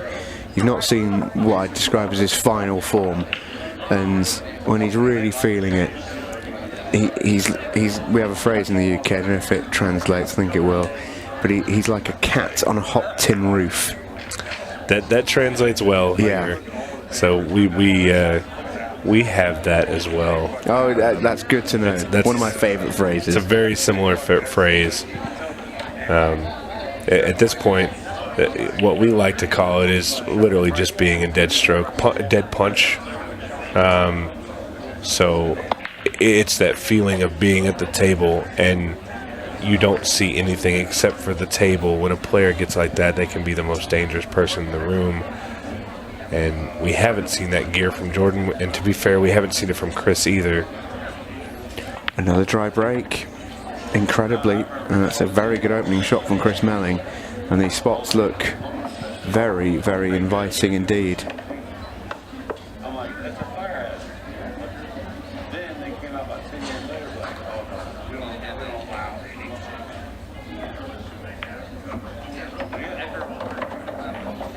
Just wonder if, because that 8-ball, I just wonder if it's a little bit tight into the side pocket there. Oh no, that's no, that flies in. Yeah, if there's room between the rail and the pocket, or the rail and the ball, it can definitely go in from that type of angle. It did just give it a little tickle, just to help it on its way. It doesn't matter anymore. Yeah. Because Chris is good at doing that. Oh, no. Wow. What just happened? Did not see that coming. Just did not see that coming. Oh, man. That could be the biggest moment of the day so far. And that's extremely unfortunate for Chris there, because he really had everything laid out well. What just happened here? Can he see this 13 ball? He can see the 12, though. He's got the 12, and he's got the roll into the cluster. Yeah, that could have gotten really rough for a second, but it's going to work out. And Jordan here, I think he kind of knows where we are in the match. He knows we're getting close to that 10-minute mark. He's not thinking about 10 minutes. He's thinking about the hill. He's extremely comfortable with the lead here. Yeah, this is just about taking care of your work, not getting too excited, still concentrating on every pot. Hey, don't want to get complacent. Make the balls. Keep doing what you're doing.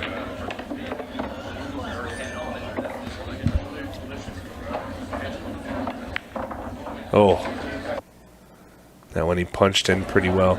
You do have to give this shot a little bit of respect into the side pocket. You cannot just feather it and hope it goes in. That's the respect that it deserves. Very, very good rack here for Jordan Shepard. A crazy, uncharacteristic miss for Chris Meling. Very unfortunate that was the situation that happened for Chris, and he's not liking it very much. But all in all, I don't know if he just got quick on it or what happened, but you don't see Chris miss that very often at all. No, I just wonder if it's, just maybe a slight loss of concentration. Felt like he'd done all the hard work. Yeah, maybe taking the easy one for granted. Yeah, he spoke about that earlier. It's a big moment for that to happen. Difference between 5-1, 4-2, enormous. And he's still having no joy in his break. And Jordan Shepard has the chance to win the tournament right now. He's looking at Stripes. And Stripes just looked real good. Yeah, and the way he's approaching the table now, he's oozing confidence. The end is in sight. It's like you can see the finish line, and he knows he's in a good spot here. Doesn't have much to worry about, just execute. This is just about keeping concentration. These are all there. Just hold your nerve. Ooh.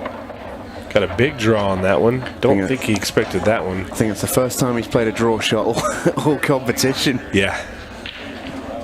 But we were playing around the other day, and he did say, uh-oh.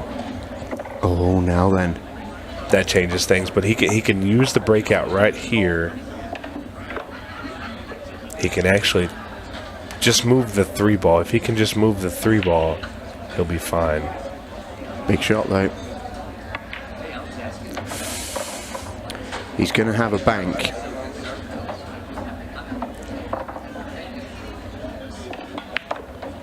Oh, he's going to have more than that. Oh, he's going to have less than that. Or is he? Yeah. Oh, what do you do here? He's going to cross it. Didn't even think about it. What a way to win it for Jordan Shepard. The Welsh wizard conjures up an 8-ball that will live very long in the memory for him. A spectacular victory.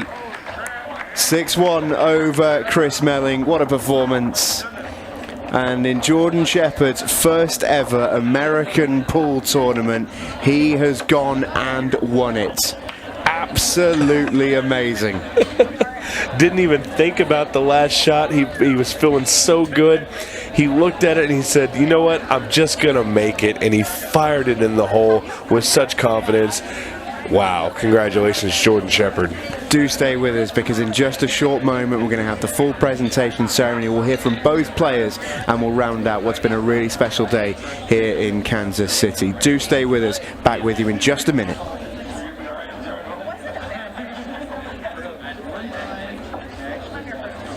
Ultimate Pool USA presents the Ultimate Pool USA League Grand Finals. You and your team climb the leaderboards for a shot of winning the $100,000 first prize. Survive the heart-pounding formats of match and shot clocks. Deliver for your teammates when it matters most. Track your progress with Ultimate Pool Score. All roads lead to the Grand Finals in October 2025, and your chance to claim a $100,000 first prize. And because our motto is for the players, all prizes are cash payouts. Begin your journey now and sign up to your local Ultimate Pool USA League. Ultimate Pool USA, for the players.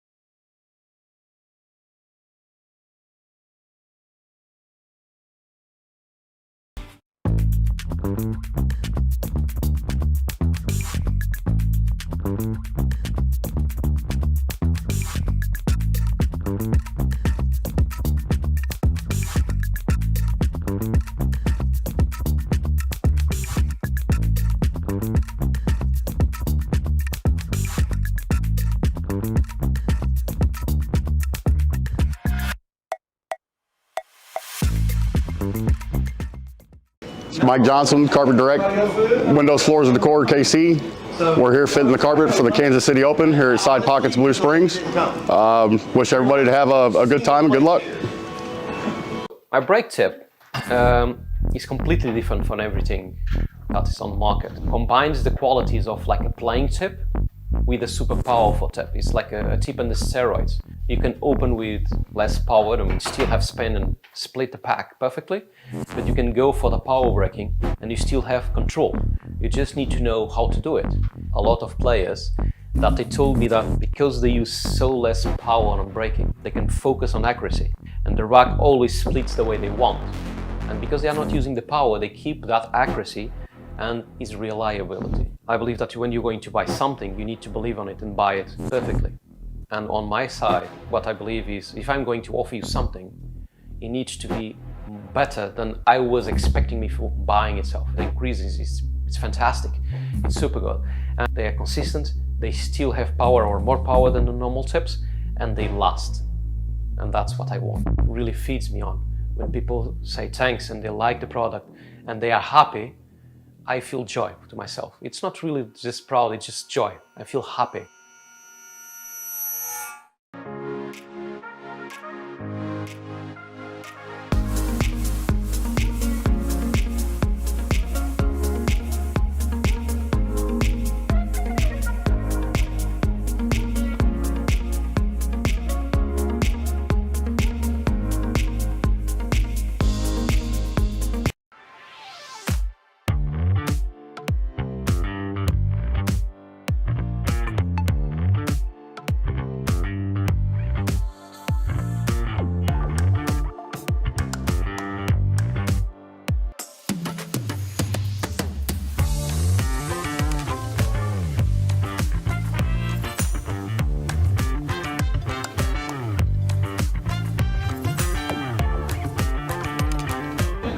Welcome back inside the arena, everybody. It's been a hell of a day here at the Ultimate Pool USA Kansas City Shootout. So many special moments all throughout the day, and plenty from this man as well. As we give it up for our runner-up, Mr. Chris Meling.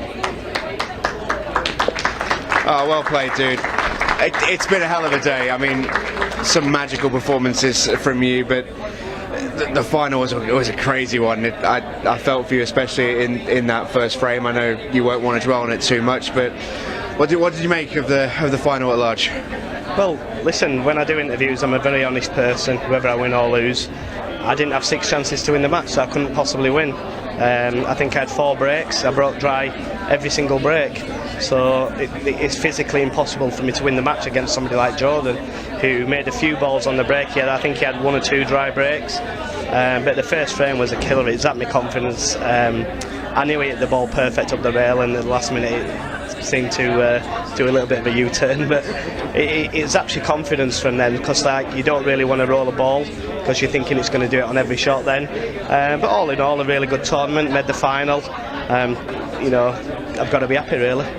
And you'll be back tomorrow and Sunday to take on the Open event, I know as well. Well played in a great tournament, Chris. As we welcome our winner of the Kansas City Shootout. He came over to the USA for the very first time with a bit of a big reputation, but only from us, not from you guys here in the States. You maybe not have known his name at the start of today, you do now. Please welcome your Kansas City Shootout winner, it's Jordan Shepard. Well played, sir. Thank you very much. Final was a bit of an anticlimax, really. Normally he just buzzes about potting everything, but I think the breaks were I think we went dry on everyone, to be honest, bar 1 maybe. And he was just a bit, he had a ball roll off in the first frame, and then I played alright, but Chris missed a few. It's nice for him to miss a few for a change, you know what I mean? I think he's won enough this year, so he can let me have this one. Yeah, and I know you've been working really, really hard of late, and you've been sort of feeling that you've not quite been getting the rewards that your hard-working performances have maybe deserved. That's sort of the game that we play. But how special is this result, and did you expect it to come in an American Bull event? Not really, no. I borrowed the shaft off Steve. He was kind enough to lend me his equipment to play with. Still no idea what's happening with the white ball, but luckily the bags play quite generous, so I can just keep potting. So but yeah, it is nice to get a win. I said obviously we've got a little group chat with the boys who sponsor me, and I said there'll be a win coming soon enough, and yeah, it's nice for it to come today. Yeah, absolutely. And I mean, you've come to Kansas City this week probably expectations sort of up in the air, really, not really knowing what to expect. I know you've been really enjoying yourself off the table, around the club, especially on the table, of course. How's it feel right now, with the tournament still to come, of course, Saturday and Sunday? Yeah, well, hopefully it can continue. Big thank you to Bill and his crew here at Side Pockets. It's a lovely club. They couldn't have welcomed us any better, really. Yeah, we've had a great week so far, and hopefully it continues. Well, hopefully, yeah, absolutely. In the meantime, we're going to get you a trophy. You've worked hard for this one. Also, a big shout out to Scott, Ryan, Mark Quirk, and everyone else at Ultimate Pool USA. You're doing a great job, and hopefully there's lots more to come. So I'm actually really enjoying it. Well, that's what we like to hear. Anyway, let's get you your trophy. We are going to bring in the Ultimate Pool President, Jordan Chavouche, and our owner here at Side Pockets, Bill Fickle, to make the presentations. Your Kansas City Shootout champion is Jordan Shepard.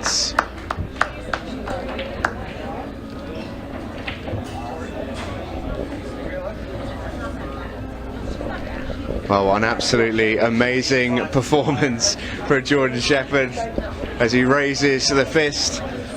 And, well, Sheppy, we're going to let you enjoy the rest of your evening. I'm sure you will, sir. We're going to bring in Stephen Wyatt to round out what's been a fabulous day, and you deserve that handshake there, Stephen, because you finally got your credit. The secret's out. He's been using some of your equipment, and, well, it's nice surely to see it get some wins. Yeah, that's the first big win that stuff has had. So yeah, all credit to Jordan. He played phenomenal in that set. What an event so far, and we just started. Yeah, day number 1 of 3. We've still got 2 more brilliant days to come here in Kansas City, but we're going to wrap up the shootout. It's been a day of days, hasn't it? So many different storylines from beginning all the way to the very, very end. A fitting winner, I would suggest, but it's been more than about Jordan Shepard here. It's been about whether it be the young gun, the 17-year-old who played out of his mind, Sam Henderson, who beat Justin Bergman on his way to pushing Chris Meling all the way, or whether it was the performance of Ricky Evans. And there's been so much to talk about today, but Paul was the winner. Yeah, the storylines, we can talk about the storylines all day because there were a million of them. But all in all, it's the viewership, the spectators, everybody here